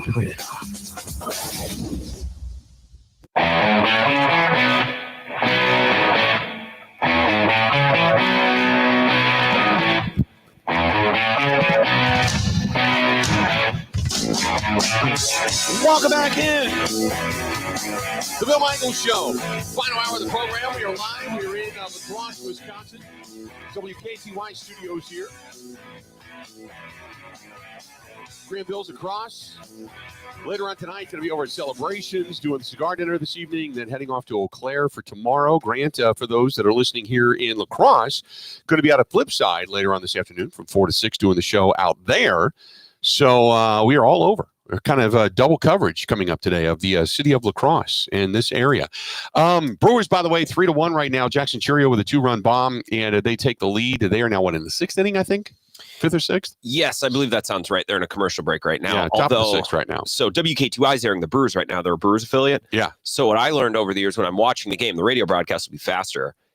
If there's 2 outs in an inning and it's a big moment in time, if you see it click and go to commercial, that means probably something not quite happened or the inning ended. So let's say the Brewers are rallying, they got 2 on 2 outs, and I'm watching here and I see it click, that probably doesn't bode well. Okay. That means the inning has not been extended. The inning has ended at that point. Yeah, but they're up 3-1. Jackson Churio with an opposite field home run, which is good news. This would be their 12th straight series win over Cincinnati. I think I read earlier today. Just win the series. Holy balls! Just win the series. Yo, totally. We heard from Lucas Van Ness and got a chance to kind of take a listen to a lot of stuff that he talks about is a lot of psychological stuff. Yeah. I mean, I know every sports team has sports psychologists and things to mentally get over humps and to get you into the proper frame of mind and such. Sometimes God gave you a gift called ability and you just go out and do it. But I don't know how much stock I put in all of that. Well, I want to believe. So mental blocks or mentally needing to get over a barrier from injury, if you blow your leg out, you know what I mean? Like if the bone is sticking, like what happened to Aiden Hutchinson? Like, yeah, that would be mentally real. Yeah. The guy broke his finger. Alex Smith. Yeah, Alex Smith, something like that. Lucas Van Ness broke his thumb. Right. And I don't want to be... I don't want to downplay it, but... I don't want to downplay it, but again, the best players I've ever watched, or some of the best Packers players in my lifetime, they wouldn't get hung up on something like that. That's what worries me. So we've heard from Lucas Van Ness. We have heard from Matt LaFleur so far. We got we can hear from Kenny Clark coming up here in a little bit. Even Keyshawn Nixon is rather interesting. I know some of these guys we're going to hear from tomorrow as well. But Keyshawn Nixon, who is, if for those that actually heard the top of the hour, news break, has walked back some of his comments as far as being a returner. Because he had said at the end of the season, I don't want to do that anymore. That's not something I want to do. Now they are looking at him going, you might be the guy. Yeah. I mean, I know Matthew Golden has been back there. He has been, yeah. Mercole Hardman has been looked at as that guy. But Keyshawn Nixon is walking it back a little bit. So we'll hear from Keyshawn Nixon coming up here shortly as well. Which makes sense. He's not emotional about the end of the season and a tough loss. Like, he let tempers cool down, and all of a sudden people are a little bit more calm and probably a little bit more accurate and honest in press conferences. Right. So we'll hear that. In the meantime, the question continues to linger, and we talked about this a little bit, and you're going to hear the conversation with Mike Clemens coming up here bottom of the hour. But the question is, and Mike and I touched on this, and he was listening when we were discussing this in the first hour of the program, when I had talked about everybody, Kenny Clark tells you what happens to his foot and talks about the bone spurs and the bunion and broke his toe early on and how that hindered him. Lucas Van Ness, he had the busted thumb. It was like 1.5 hands, and you use your hands for leverage, and couldn't navigate that real well. And then when Jordan Love was asked about his injury, I'm past it. And, I just, kind of here to help the team and want to continue to get better. I want to strive, gives you all the cliche stuff. And Mike said he's very calculated. He knows exactly what he's saying. Mm-hmm. I don't know if I necessarily believe that 100%, but I'm not sitting in front of him eyeballing him. So with Jordan Love, the injury was there. Yeah, it hindered him for a good portion of the season. But I really want to know. No, Mike said, look, yesterday in OTAs, he was throwing beautiful passes. I saw a lot of complimentary things. A lot of complimentary things about him. I don't know if that's because sometimes I think it's wishful thinking. Like, oh my God, that was a beautiful pass. Yeah. But, it can be a beautiful rainbow pass. He's got defenders and there's no pads. But, yeah, exactly. Did he do that in 11-on-11, hardcore, going at it in pads, or did he just do it on guys running around in shorts? Well, that's what they're doing right now. So I think we tend, like yesterday, Ontavian Wicks had a drop. It clearly went through his hands and ended up getting picked off. And that was a headline that hit across, Twitter, and it was like, oh my God, here we go again. And then you saw the reaction or the overreaction, all this. It's like one drop pass. Yep. It's one pass that got through his hands. And I'm sure he was the first guy to go, holy crap, that got through my hands. So I'm not overreacting to the greatness, and I'm not overreacting to anything that goes bad. But I just wanted to know, I guess, and maybe we'll never get it, but I wanted to know how much last year in the injury really did, because I would not think less of him if he said, man, I was really hurt. And it took me a long time to kind of feel normal again in the offseason before, I started to feel good to where I can go out and do all my normal workouts and throwing passes. But if he would say, it bothered me a little bit in the first couple of weeks. Yeah. Then I'm like, oh, what happened the rest of the season? Sure. That's what I'm looking for. Well, so I have something to base my opinion from last season off of. Now, the only thing I'm going to have is if he comes back and plays either really good, average, or below average football without an injury this year, then I'm going to go, well, what we saw last year was basically what we saw this year, and that's not good. You know what I mean? And I also think that Jordan Love was far from the only, or maybe even the biggest problem on that offense last year.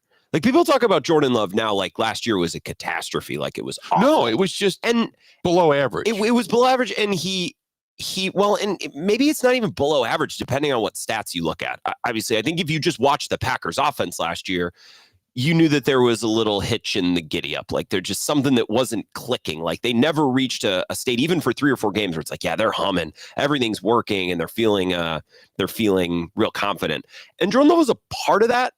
But people talk about Jordan Love. Some people talk about Jordan Love this year like everything else is great, and Jordan Love just refused to be the quarterback. And it's like, well, no, Reed and Wicks really struggled, and the O-line had injuries at the end of the year. So I don't know. I think we need to be careful about making it sound like it was all Jordan Love being bad last year, because I don't think that was true. He wasn't. And when I say he was below average to what he was in the second half of the first year under center. 100%. He was kind of what he was in the first half of the first year under center. And that won't cut it in Green Bay. You know what I mean? Yeah. So, and I'm not sitting there ripping a guy. I just want to know how much that injury affected him. Because what I'm looking for is for him to bounce back. And I don't need him to throw 23 touchdowns and 1 pick. But what I want to see is just that pass that found Tucker Kraft running down, running down the sideline, that pass that found Luke Musgrave wide open in Dallas, that pass that he hit, Christian Watson with on the crosser, earlier that year, when you saw him throw that perfect pass in the preseason, when we went, okay, there's the long pass we've been looking for. What I want to see is, can he do that consistently? Yeah. That's what I want to see. And that intermediate pass seemed to last year be somewhat of a problem. And he did admit, like Mike said, and again, you'll hear that coming up here bottom of the hour. He did admit that he couldn't do some things off scripted. He chose not to run and not to put a strain on the leg and on the knee, and the groin and all that. He chose not to do that. So I'm looking for more of the off scripted stuff this year to be better because of the health. But I just wanted to know how much of that had affected him.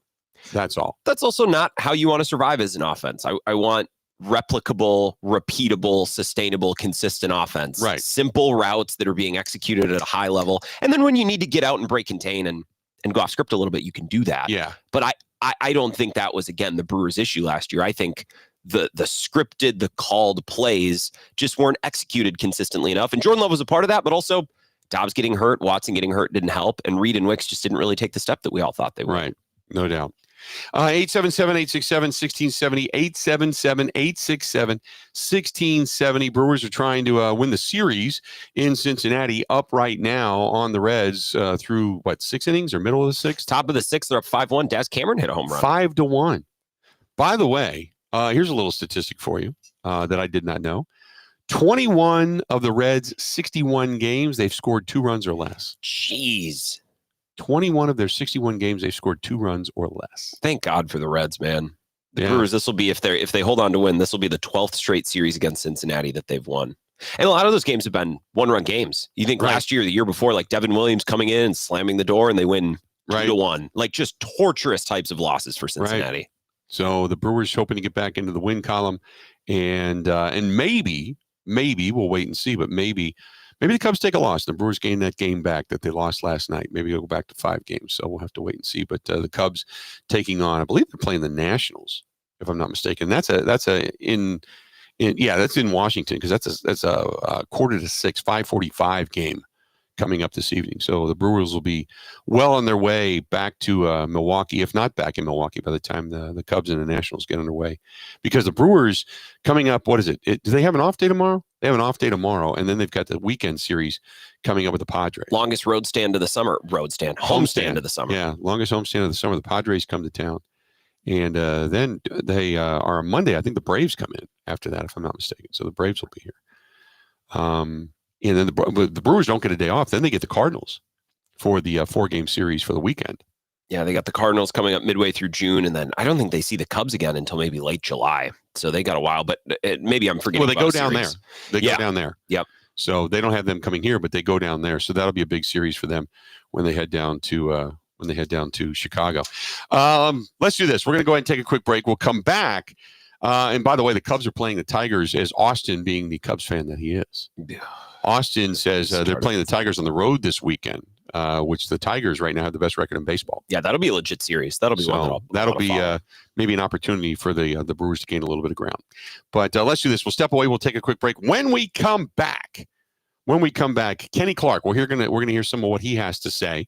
We'll listen to what Kenny has to say, and then we got Mike Clemens coming up bottom of the hour as we continue on. Stay tuned. We got a whole lot more of the Bill Michaels Show coming up live in La Crosse right after this. This is the Bill Michaels Show on the Wisconsin Sports Zone Radio Network.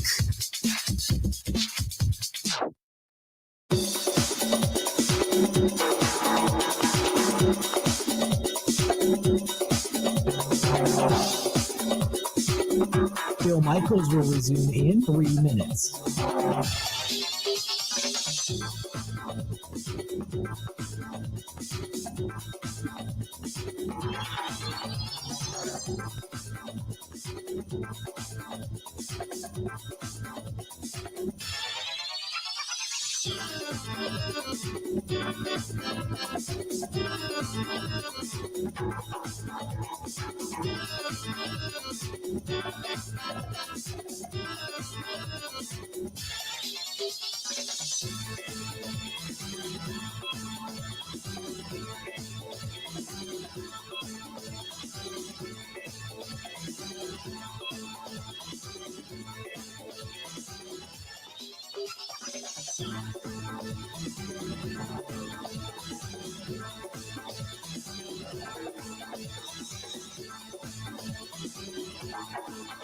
Bill Michaels will resume in 2 minutes.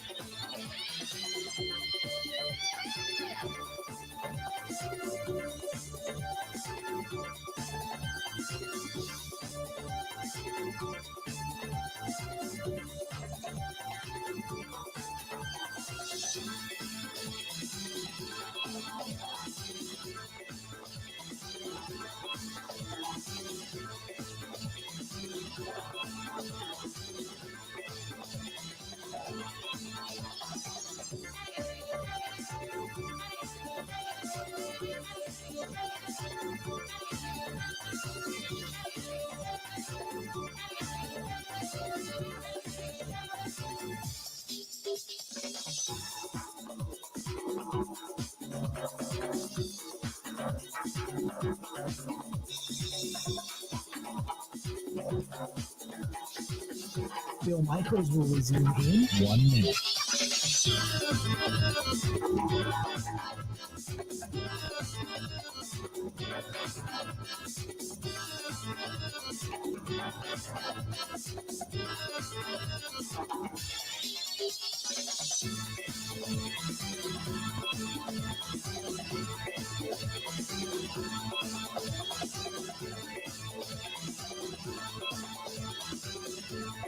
Bill Michaels will resume in 30 seconds.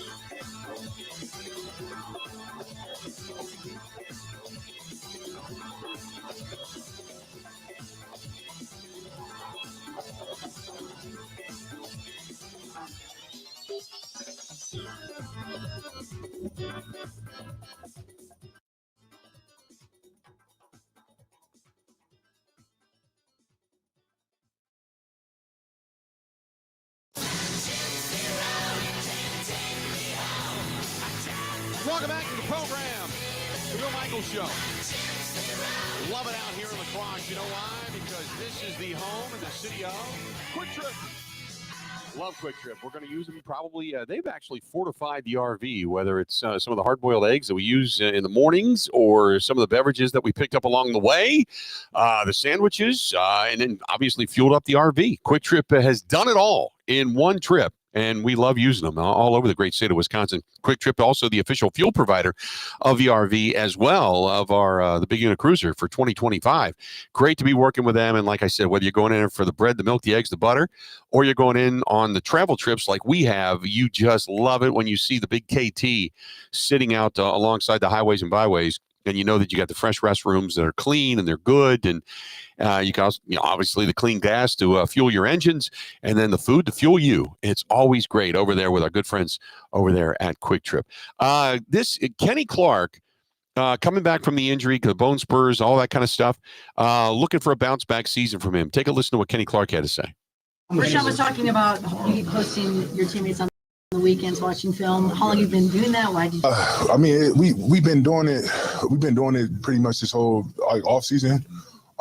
We did it a little bit like last year. Like we'd get together, watch Indy and all that kind of stuff. But we've been more consistent with it. Just picking each other's brain, talking about different formations, fronts. Main thing with them, I'm trying to get all the younger guys to just understand formations and how to play the blocks. We going back to more playing technique. So it's huge for them to understand formations and how people are going to try to block the front. It's one thing to do that, when you're in the building, but like you guys are doing it on your Friday and Saturday nights, he said. Yeah. Why? That's unusual. Why? I mean, we together all the time. You know what I'm saying? So I mean, why not? We gonna watch film and get better while we hanging out. How did it end up at your house? Huh? How did it end up being at your house? Most of the time I just invite guys over. Everything pretty much be at the house. Yeah. So we watch Thursday night football, watch the NBA finals, watching. We hanging out, and then we turn on the iPad, watching Indy, see where we can get better at, and watching just game film, whatever other guys rushing, whatever the case may be. You guys are there to obviously learn the formations, but how much does it help just getting that off-season bonding going? Yeah, that's the main thing is just getting a bond. Getting a bonding and all that kind of stuff. And yeah, just building as a team. We're gonna need everybody, and we're gonna need everybody to be playing at a high level to start the season and so forth. So we got to just make sure we hitting all cylinders. How did you feel about how your pass rush was team wide last year? I mean, it was on and off, honestly. Not good enough to win a championship. So we got to be better. Kenny, you set the bar so high for yourself in your career here. When you went back this spring to reflect on last year, what do you think of the year? It was tough. It was a tough year for me. I had surgery on my foot in January. So yeah, I mean, it was a tough year, but man, I'm excited. I'm back out practicing. Back doing Indy. So today was my second day doing Indy with the team, and I just got to keep building for it. How much did the foot affect you last year? A lot. I heard it in the Brazil game. And then yeah. So What was the surgery? Did you have a screw put in? Or? Nah, I had like a bunion, bone spurs. Yeah. So. Kenny, you've been a leader for a long time. Rashawn kind of grew into it the last few years, but are you amazed at like now in this offseason, the team is so young that a lot of guys are being more vocal and developing that leadership skill? So yeah, definitely. That's what we need. You got all kind of guys, stepping up. I've been loving like what Tuck's been doing. Like Tuck, he's working hard. A guy that we all look up to. See the work that he put in on and off the field, and he been leading RG, of course. All the younger guys just speaking more, just more comfortable, just being around and just help leading the team. How would you describe your new line coach? Man, DC's been great. He's really like hands on with us, just really teaching us the techniques, the formations, and how to play faster within that. And the technique it's been good. It's been good. Hey, are the techniques any different than what you were doing before? Yeah, it's back to more, I would say, like our old stuff. Last year, we pretty much like going up the field and jetting up the field, like stopping the run on the way to the quarterback. Pretty much this year, we playing more technique. Kenny, do you guys as a group take it personally when your position coach gets fired? Like if we would have done a better job, that wouldn't have happened. And is that maybe motivation going into this year? I ain't gonna answer that question. Yeah. Can I ask one more foot question? Yeah. How do you manage that? That happens in Brazil, like to be able to get through the next 4 months like that. What was that like? Yeah, it was tough. But I mean, it is what it is. Football is football. I don't complain. The foot is the foot, toe is the toe. I got to just keep building off of it, keep getting better this year, and put my best foot forward. What does that feel like to be in year 10? After all those years we talked about you being the young guy around here. Yeah, it's crazy. It's been it's been a long road, and still a lot more to go. And I'm excited. I'm so excited, and it's going to be a huge year. For all of us, we've been really putting in a lot of work, and we always been a hard-working group, and we got to just keep that same mentality, that same mindset that we come in every day and push each other. I think as far as with the young guys, I think when Barron was in here, he said your aura had him like starstruck in terms of being able to work. Yeah. What type of advice, can you give these guys during this, early time? They're trying to figure things out, maybe head spinning. Just, what's the type of advice do you kind of give them? Just leaning on the work, and just watching the guys that do it right. We got a lot of guys, in here that's hungry to be great, and that's doing things the right way. Isaiah McDuffie, Tug, RG, myself. You got a lot of guys that in the room that you can lean on, and as long as those guys are looking up to those guys and following those footsteps and putting their own spin onto it or however they do it, they'll be all right. What'd you do to the foot against the Eagles? What did I do? Yeah. Like before, I always had like a little toe thing going on. It was really just the turf out there, like the turf, pretty much. Yeah. So you just got caught in the turf. Yeah. Speed. Speed is such a crucial element to your game. It always has been. So when you don't have that step because of the foot, like how do you play to that level that you? I mean, I wouldn't even say it's the speed. It's just the every step. You know what I'm saying? You taking every step, and your toe is busting. You know what I'm saying? So it's it's something that you got to deal with, but it is what it is. That's done. I got the surgery done, and we moving forward. Kenny, do you think the poor quality of the field over there contributed to it? I ain't gonna answer that question. Last time, I had all the Brazilians on me, so I'm good. Left foot or right? My right foot. Yeah. You mentioned the pass rush last year being on and off. So what's the step this year for more consistency from you guys as a whole?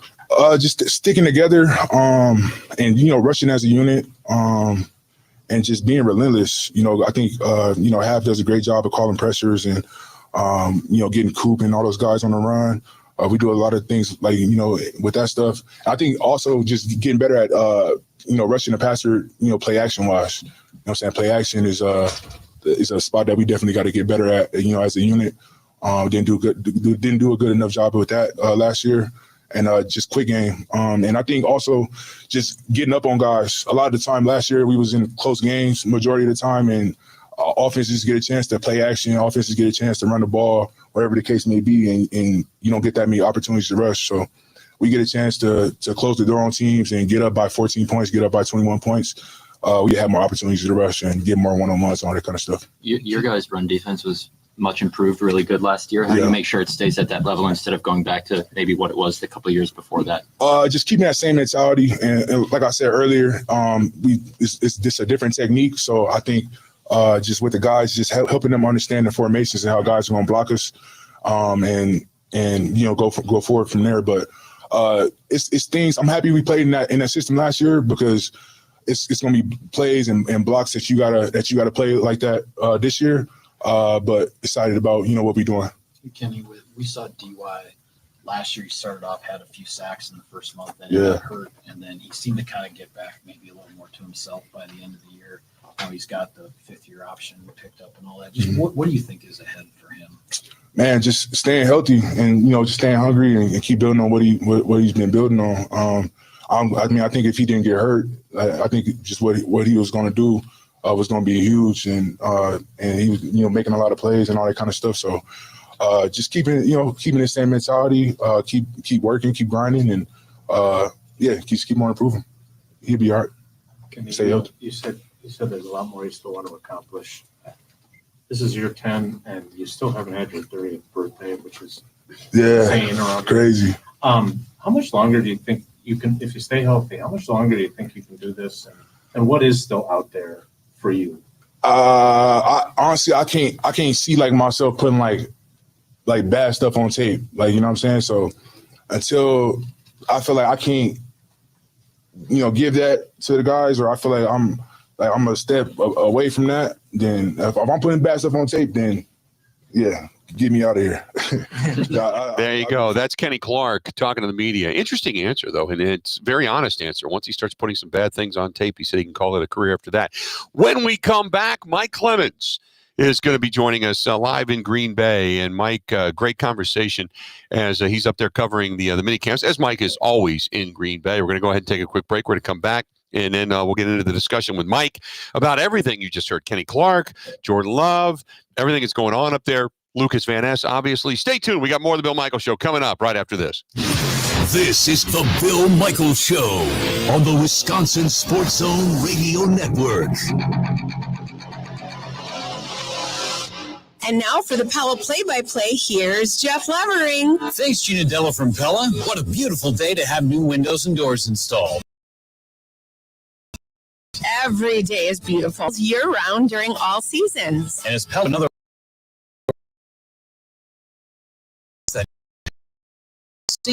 and it doesn't have to be super expensive. Every budget. And if it is time for a major upgrade, rest easy by scoring no interest and no payments for up to 2 years. Pella also provides a free in-home consultation, which includes a no-obligation quote. That's always a great play, because working with one of Pella's design experts is such a wonderful, no-pressure get-together. I know this from experience. With a range of affordable options and products assembled in the USA, you can get the look you want at a price you can afford. And there's no reason to wait with this incredible deal going on. Get no interest and no payment for up to 2 years. Visit PellaWI.com today. Certain restrictions apply. 6/30/2025. Bill Michaels will resume in 5 minutes.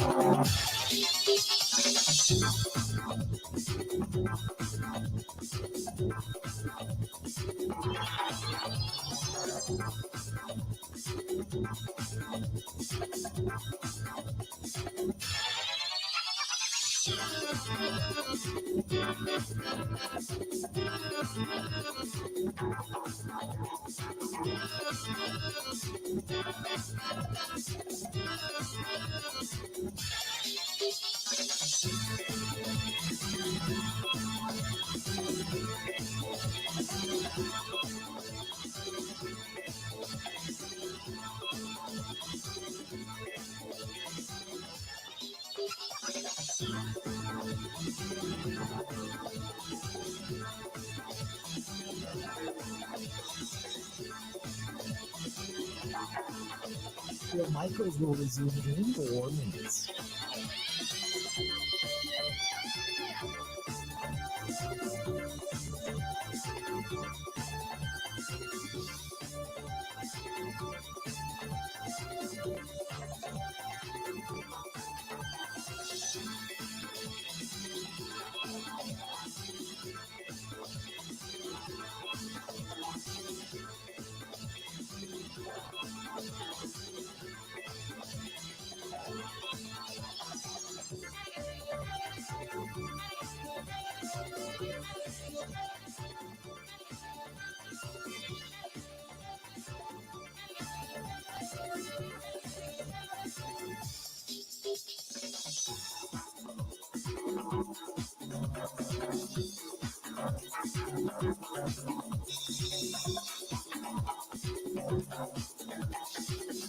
Bill Michaels will resume in 3 minutes.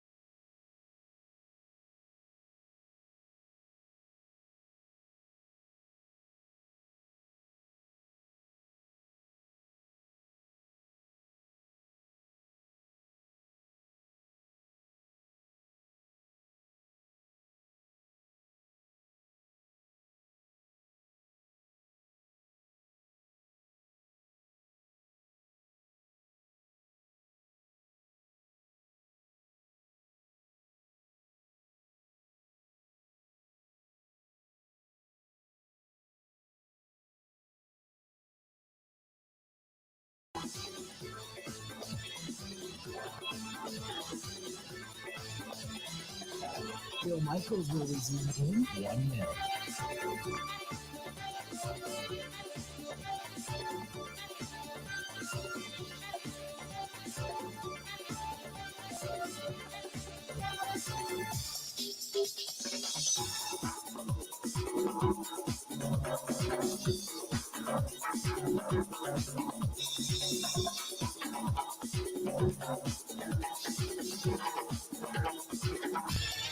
Bill Michaels will resume in 30 seconds.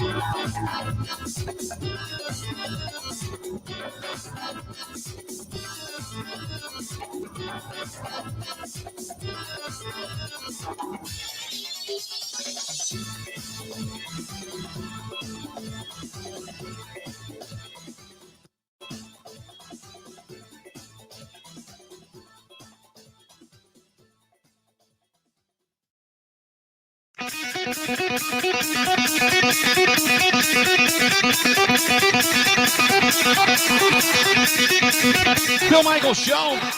We are live. We're in LaCrosse, Wisconsin, at WKTY Studios out here. And looking forward to the rest of the evening as we continue and complete our visit to LaCrosse before heading off to Eau Claire. But now we head up to Green Bay, where our guy Mike Clemens is standing by, brought to you by the Bay Motel in Green Bay. Quiet, cozy, comfortable. There you have it. Go to baymotelgreenbay.com. That is baymotelgreenbay.com. Mike, how you doing, man? Very good, Bill. So a lot of information came out of yesterday, and I was excited about it. Some of the things we were wanting to hear was about Lucas Van Ness, some of the stuff that I had already found out through him in my conversation with him down at the tailgate tour about the thumb. Kenny Clark, we both knew, was getting looked at, some stem cell stuff for his knee. He had the toe issue last year. So you found out a lot of information yesterday, which was fantastic. Well, and, I think that's a very interesting comment that you and Grant had before the break about, is this mentally getting into this guy? And right. you know something? I think he's guilty of being taken in the first round. Yeah. And and he's beginning to remind me of another former Packer defensive end who it took a while for him to develop. And only this guy who came out of Iowa, this is almost 25 years ago, became a great defensive end, and then later they made him a stand-up linebacker, and that's Aaron Campman. They're almost the same guy. Right. So, Lucas Van Ness is guilty of being taken in the first round when maybe he should have been, because Aaron Campman was a fifth-round pick.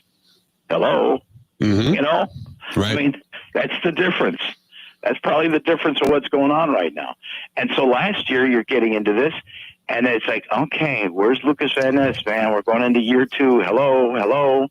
And then it's like, well, it's Jeff Hafley, right? Maybe he's got a different philosophy. And he did. He changed up the way they were doing it. And he's had a different defensive line coach, Rebovich, who's no longer with the team. And the technique that he was being taught. Now he's with DeMarcus Covington, 8 years with the Patriots. Defensive line, then the defensive coordinator, but all those years under Belichick that he learned and a couple of rings. So last year Lucas is going along, and then finally he pops, and he's got a back-to-back games with sacks, and you're thinking, okay, now this kid's getting they're figuring out ways to use him. He's getting unleashed, and I talked to him off mic briefly, kind of building a relationship. He said, "Well, it's my thumb." He'd been on the injury report, but he was telling me how bad it was. Yeah. Then you get a chance to get one-on-one with him in this off season, and he's telling you stuff that he's starting to tell the story, deal the cards one at a time. And yesterday we found out he played with a broken thumb most of last season after breaking it during the OTAs last spring. Yeah, I wore a full cast all the way until about week 10 or 11. I'm not exactly sure, and then kind of had some lingering issues. So I wore it most of the season, which is kind of always limited to playing on just that right side of the defensive line. Playing defensive line, it's all with your hands, So when you're kind of limited to using the thumb, and a lot of our moves are originated from that. And I don't know if any of you guys have ever broken a thumb or a hand or anything. You kind of get a little bit of a mental block, and it's kind of taking me a little bit of time to gain some confidence again and utilizing my hand to its full extent. Yeah, I said last year he was basically playing with a position that requires your hands with 1.5 hands. And it's difficult to do. Now, Mike, the question then becomes, after they lose that game against Philadelphia, and we know that Goody put a lot of faith in him. We know that Matt LaFleur, we heard him, put a lot of faith in him. So he played the position and was able to play it with 1.5 hands. This year, it's got to be unbelievably freeing to be able to play it with 2 hands, the good strong thumb, after working out the entire offseason, because he said he couldn't lift a particular way and couldn't bench a particular way and everything without the thumb. So there's only so many things you can do. So that's why he was so excited about this year and getting past the mental block of not being able to use that thumb. Yeah, and I also, I'm trying to tap into these guys, Bill, like, okay, they got 11 games, they got 11 wins, but they're 1-5 in their own division. I mean, they've watched the Lions and the Vikings surpass them as a franchise last year, right? Yeah. And so I got to wonder where their confidence is at, because although they can say, well, we only lost 22-10, whereas these Eagles just rolled. They were up 34-0 in the Super Bowl over Patrick Mahomes and Andy Reid. So I'm trying to figure out where these guys' heads are really at, and I asked Lucas Van Ness about that. So after you lose to the Eagles in the playoffs, how do you think your team and your teammates have responded so far this offseason? We have a goal, and it's a championship. There's a lot of culture around here, and we know it's a championship culture. But just the mentality of the guys in the room, I think we all came back knowing what we were capable of last year. But we have a lot of the same guys, and obviously some changes that we're going to bring along with us. But I think the overall emotions is just excitement. I think that we have a really, really tight-knit group. We started Cat Club the other day, which is under Coach Rich Bisaccia, and it's conditioning, attitude, toughness, and that's basically a half hour of just kind of conditioning and running and adversity. And they brought the whole team in it, and it was just a really good, team bonding, team building exercise, and you could just feel it. There's just I can't explain it, but there's just a feeling in the building. So I think we're all excited for this upcoming season. When he said Cat Club, I was like, "Whoa!" Rich Bisaccia is taking him to some coffee shop. They're having tea, and there's kitties all over the place and ferns. Yeah, a conditioning group. Okay, all right. So one of the cool things that I thought or I heard come out of these OTAs was, I remember back in the day when, Reggie used to go around as a veteran and make sure that it's houses and make sure guys were good. And then when I asked Tramon Williams back during the Super Bowl run, how come they got better? And he pointed at Charles Woodson, who was gathering guys to study film and teaching them how to study. And they're doing it again, and they've got more leadership. This time it's Kenny Clark, right? It appears to be, because you're talking to Rashawn Gary about this yesterday. That the defensive line is gathering at KC's house, Kenny Clark. Yeah. To watch tape, and he talked about the new defensive line coach, this DeMarcus Covington. How's this 36-year-old guy coming across so far to the D line? Yeah, DC, man. Great addition, man. I love the confidence that he has as a coach because, as players, you have to be confident. So, you see a coach that's confident bringing that swagger, man. It only makes you have more confidence and swagger. But really getting coached up on different techniques, things like that to make us play fast. So, Rashawn, you guys are watching film on the weekends? Yeah, we've been able to get together Friday, Saturday for guys that staying in town. Some guys that's the way we've been able to zoom in, get them locked in. But, yeah, going over Indy, making sure our Indy reps is being able to translate the team. And like I said, that's something that, we haven't yet, to do up to this point, my time being here. So I feel like we're off to a fast start as a unit. So are you guys in the building here or are you at your pad? We at home, man. KC is the spot. KC is the film study house. So, everybody pull up on KC. We might have, pizza, wings, things like that. But we getting together and, we locking in on detail. So they're going to Kenny Clark's house to hang out and to basically begin to study. And it seems like, all this offseason stuff that we talk about, getting guys together, groups, bonding, it seems like things are good in that direction, I guess. Yeah, it seems. You wait till they put on the pads and see if you start really seeing a difference. But, if the guy is saying, it's the next level. We're looking at tape of individual drills from OTAs to see if we're really, truly taking care of this chapter of changing or improving, adjusting techniques before we get to the next thing where we really start getting into the playbook. Right. And Kenny Clark, who then reveals, we talked about this in the beginning of the program today, reveals to you that it wasn't just turf toe. It was bone spurs, bunion, broken toe. This guy without leverage, as a down defensive lineman, without leverage, you're almost like, you're almost dead in the water. And he played the entire season like that. When you got a bunion, that's where the bone sticks out, because you've had a split in the bone. And you remember, I had that story, Jay Glazer, who's famous for going around the country in the off season as the NFL insider for the NFL on Fox. He used to be hanging out at the weight room in Arizona and meet all these players.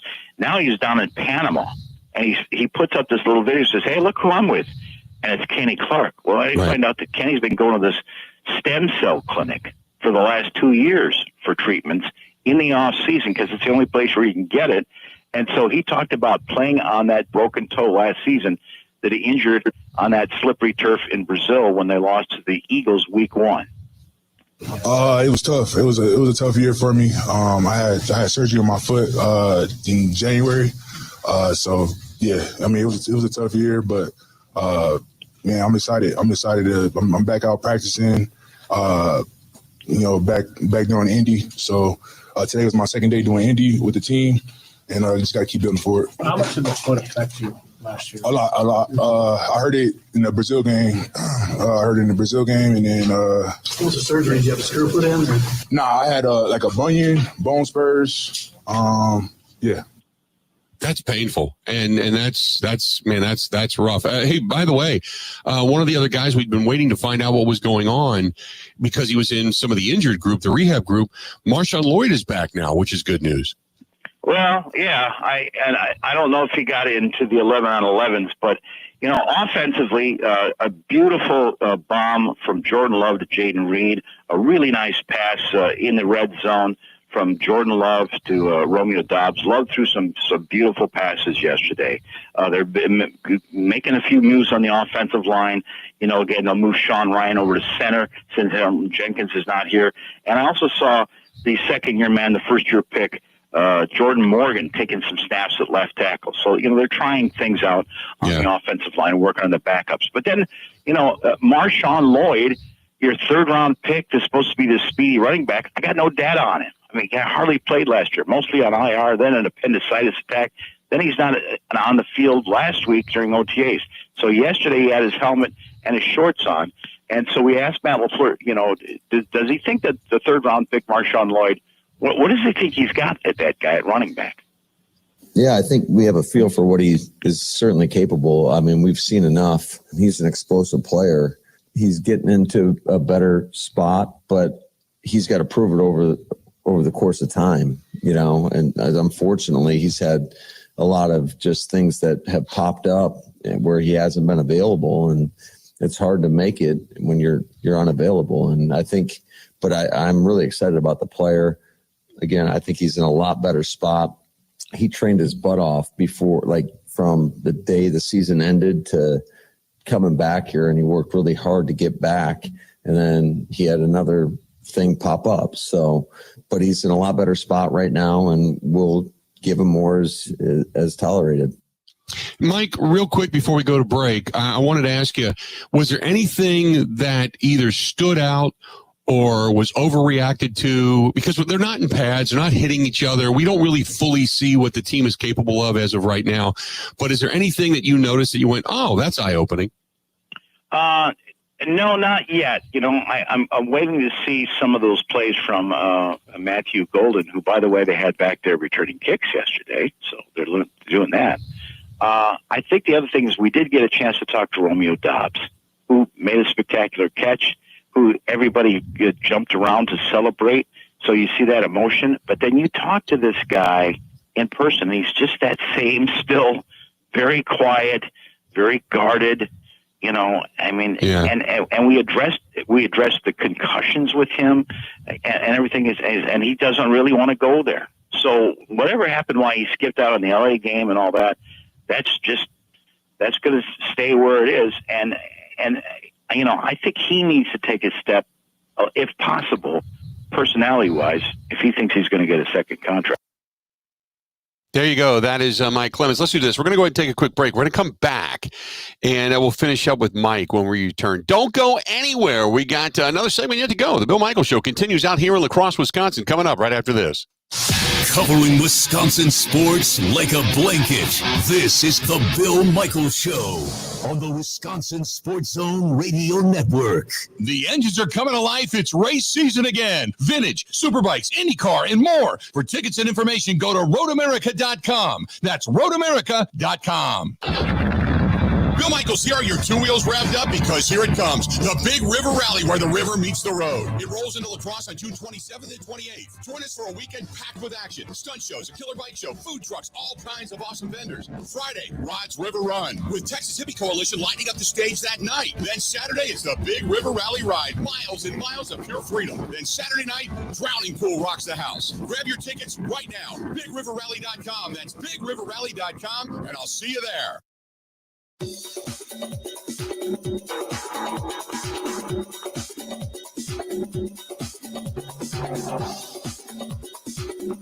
Bill Michaels will resume in 3 minutes.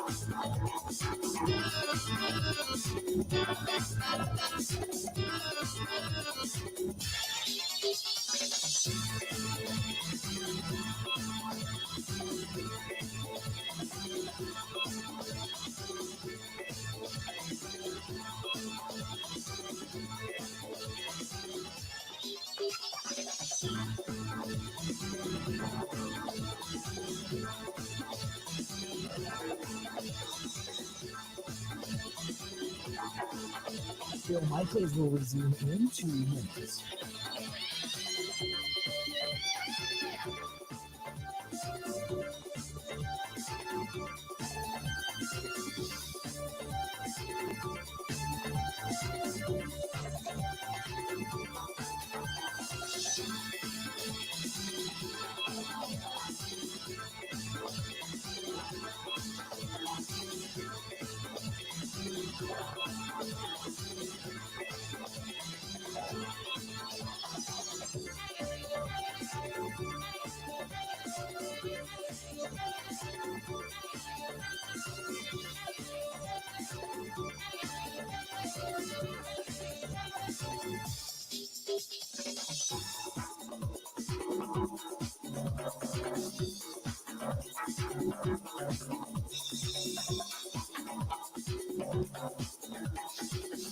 Bill Michaels will resume in 1 minute.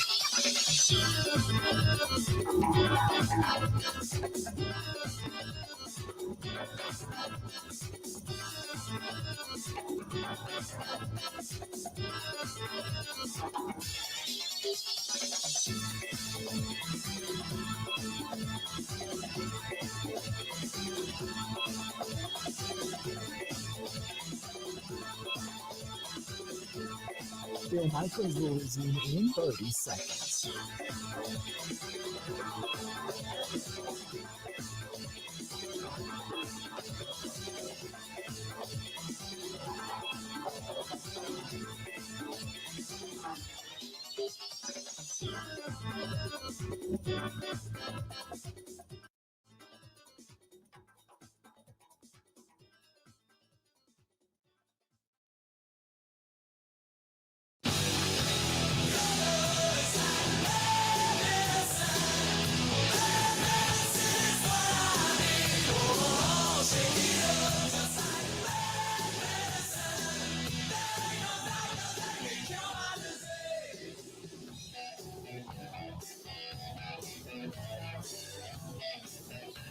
I hate losing. I'm a competitor, ultimate competitor at that. So I'm pissed off with greatness. That's just what it is. And we're gonna come to play this year.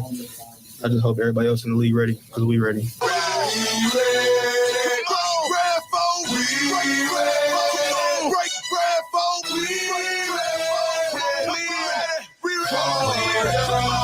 Welcome back to the program, the Bill Michaels Show. We continue on. We are in the palatial studios here at WKTY in La Crosse, Wisconsin. Joining us is Mike Clemens up in Green Bay, Packers OTA wrapping up. And Mike, Keyshawn Nixon, they're ready. They're looking forward to the season. They've got depth in that secondary right now. We still don't know to what is going to go on with Jaire, but the one reality is in the division, like you had mentioned, the division has kind of slipped away from them. They were 1-5 last year, and that number has to change. Yeah, and that's something I'm trying to tap into these guys because, Bill, now is the time to get better. Now is the time to get better, whether it's in the weight room, your conditioning, and maybe changing your technique, adding some tools to your toolbox. You know, it's kind of like a firefighter who does the drills and studies and packs the truck because once the season starts, you're on your way to the fire. It's too late now, you know. You just got to go battle a fire. And so Keyshawn Nixon is a guy who even joked yesterday that he said, when I was at the Raiders, I just sort of got paid. Like they didn't use me. Since I've come to Green Bay, that's when my career actually started. I went from kick returner and I excelled at that. And then I went from nickel and I excelled at that. And now I consider myself a starting corner in the NFL. And so I said, where are you guys at though in terms of, yeah, you had your 11 wins, but you failed in the NFC North and then one and done in the playoffs. I think sometimes we play to the competition as a defense. When you want to win a Super Bowl, it don't matter who you play, you got to come out and play. So we won 11 games last year, but we lost 2 games to 3 teams, and then we lost to the Bears, so that was our 6 losses. The next hump is to beat the teams that we lost to, and the 3 teams that we lost to twice in this playoff team. So that's going to get us over the hump, is to beat the teams that we need to beat. Mike, which is true. He's 100% correct with the division seemingly I want to say getting better via the Bears getting better with their new head coach, adding depth and personnel to both the teams, the Vikings and the Detroit Lions, even though we know there's circumstances there. But it all starts. The division is not a take for granted thing anymore, Right. And let me talk to you about the Jordan Love question. Yeah. I know that Jordan, he's said this earlier this offseason. Like, yeah, I was playing with an injury most of last year. It affected my mobility. There's probably plays that I could have extended. He's going to be more guarded because he doesn't want to be that. That's not the image he wants out there. He is far more smarter and calculated than you think about this stuff. And so he wants to turn that page and move on to this season. And he's also been asked to be more of a leader. And so he's doing that. Oh, by the way, LaFleur had his 2-set going on. He's pretty much got guys that if they had to play Sunday are with the 1s. And then way at the other end of the field, it's Stenovich with the 2s and the 3s, right? Right. Like McCole Hardman, by the way, number 6, the veteran from the Chiefs and the Jets. He's down there with the 2s and 3s because he's still learning the offense. Right. He wasn't even up with the 1s yet. So, but Matthew Golden, your first-round pick, he was getting some rotation there with the 1s. So that's what's going on there. Love is throwing a great ball. And then down there, I was looking at the 2s and 3s. There's Malik Willis, your second-round quarterback. He also got to do some 2-minute drill with the 1s. He looked great. Yeah. And I leaned over to Zach, who was at practice yesterday. I said, do the Pittsburgh Steelers currently have anybody on their roster at quarterback that is Malik Willis? Right. Yeah. Right. Mason Rudolph, yeah. And Will Howard. Right. What are the Steelers thinking? And did you see that Andrew Brandt tweet about how much money the Jets still owe Aaron Rodgers? Oh, yeah. The Green Bay with Jordan Love and Malik Willis, they're pretty set at QB, man. I want to ask you, Mike, about the Jordan Love thing. I want to go back to that real quick because when we talked to Greg Cosell at Super Bowl, he had said he wants him to go away this offseason and work on just the fundamentals, just to get his base back underneath him again. Was there any discussion of him working on things in the offseason other than just recuperating from the injuries? No, it's just, he's got a new quarterback coach in Sean Mannion, who's taken over for Tom Clemens. And Tom, it seems legitimately like that's it. It's time for me to retire. Right. And they had Sean Mannion in all last year to learn what Tom was doing to pick up. So they have focused on that position, no question about it. There you go, Mike Clemens joining us for a couple of minutes, and it is about time for us to get out of here, and we're going to get ready to take off. Grant, you're going to be heading over to Flipside doing your show. Yes, sir. And then I'm going to be heading over to Celebrations to do the Quick Trip to Quick Spirits dinner coming up tonight, and then back out on the road we go. We pile back into the RV and off we head. We're moving and shaking. That's what it is. And it's been great for everything that's gone on out here in regards to being in La Crosse. It's been a lot of fun. Thanks to Dan. Thanks to everybody over at the Loggers. Thanks to everybody over at Flipside. We're not done yet. And thanks to everybody here at WKTY and Heather and the gang over at Buzzard Billy's. And we've had an absolute blast. So always good to get back out here. We'll be back out here at the end of the month for the Big River Rally as well.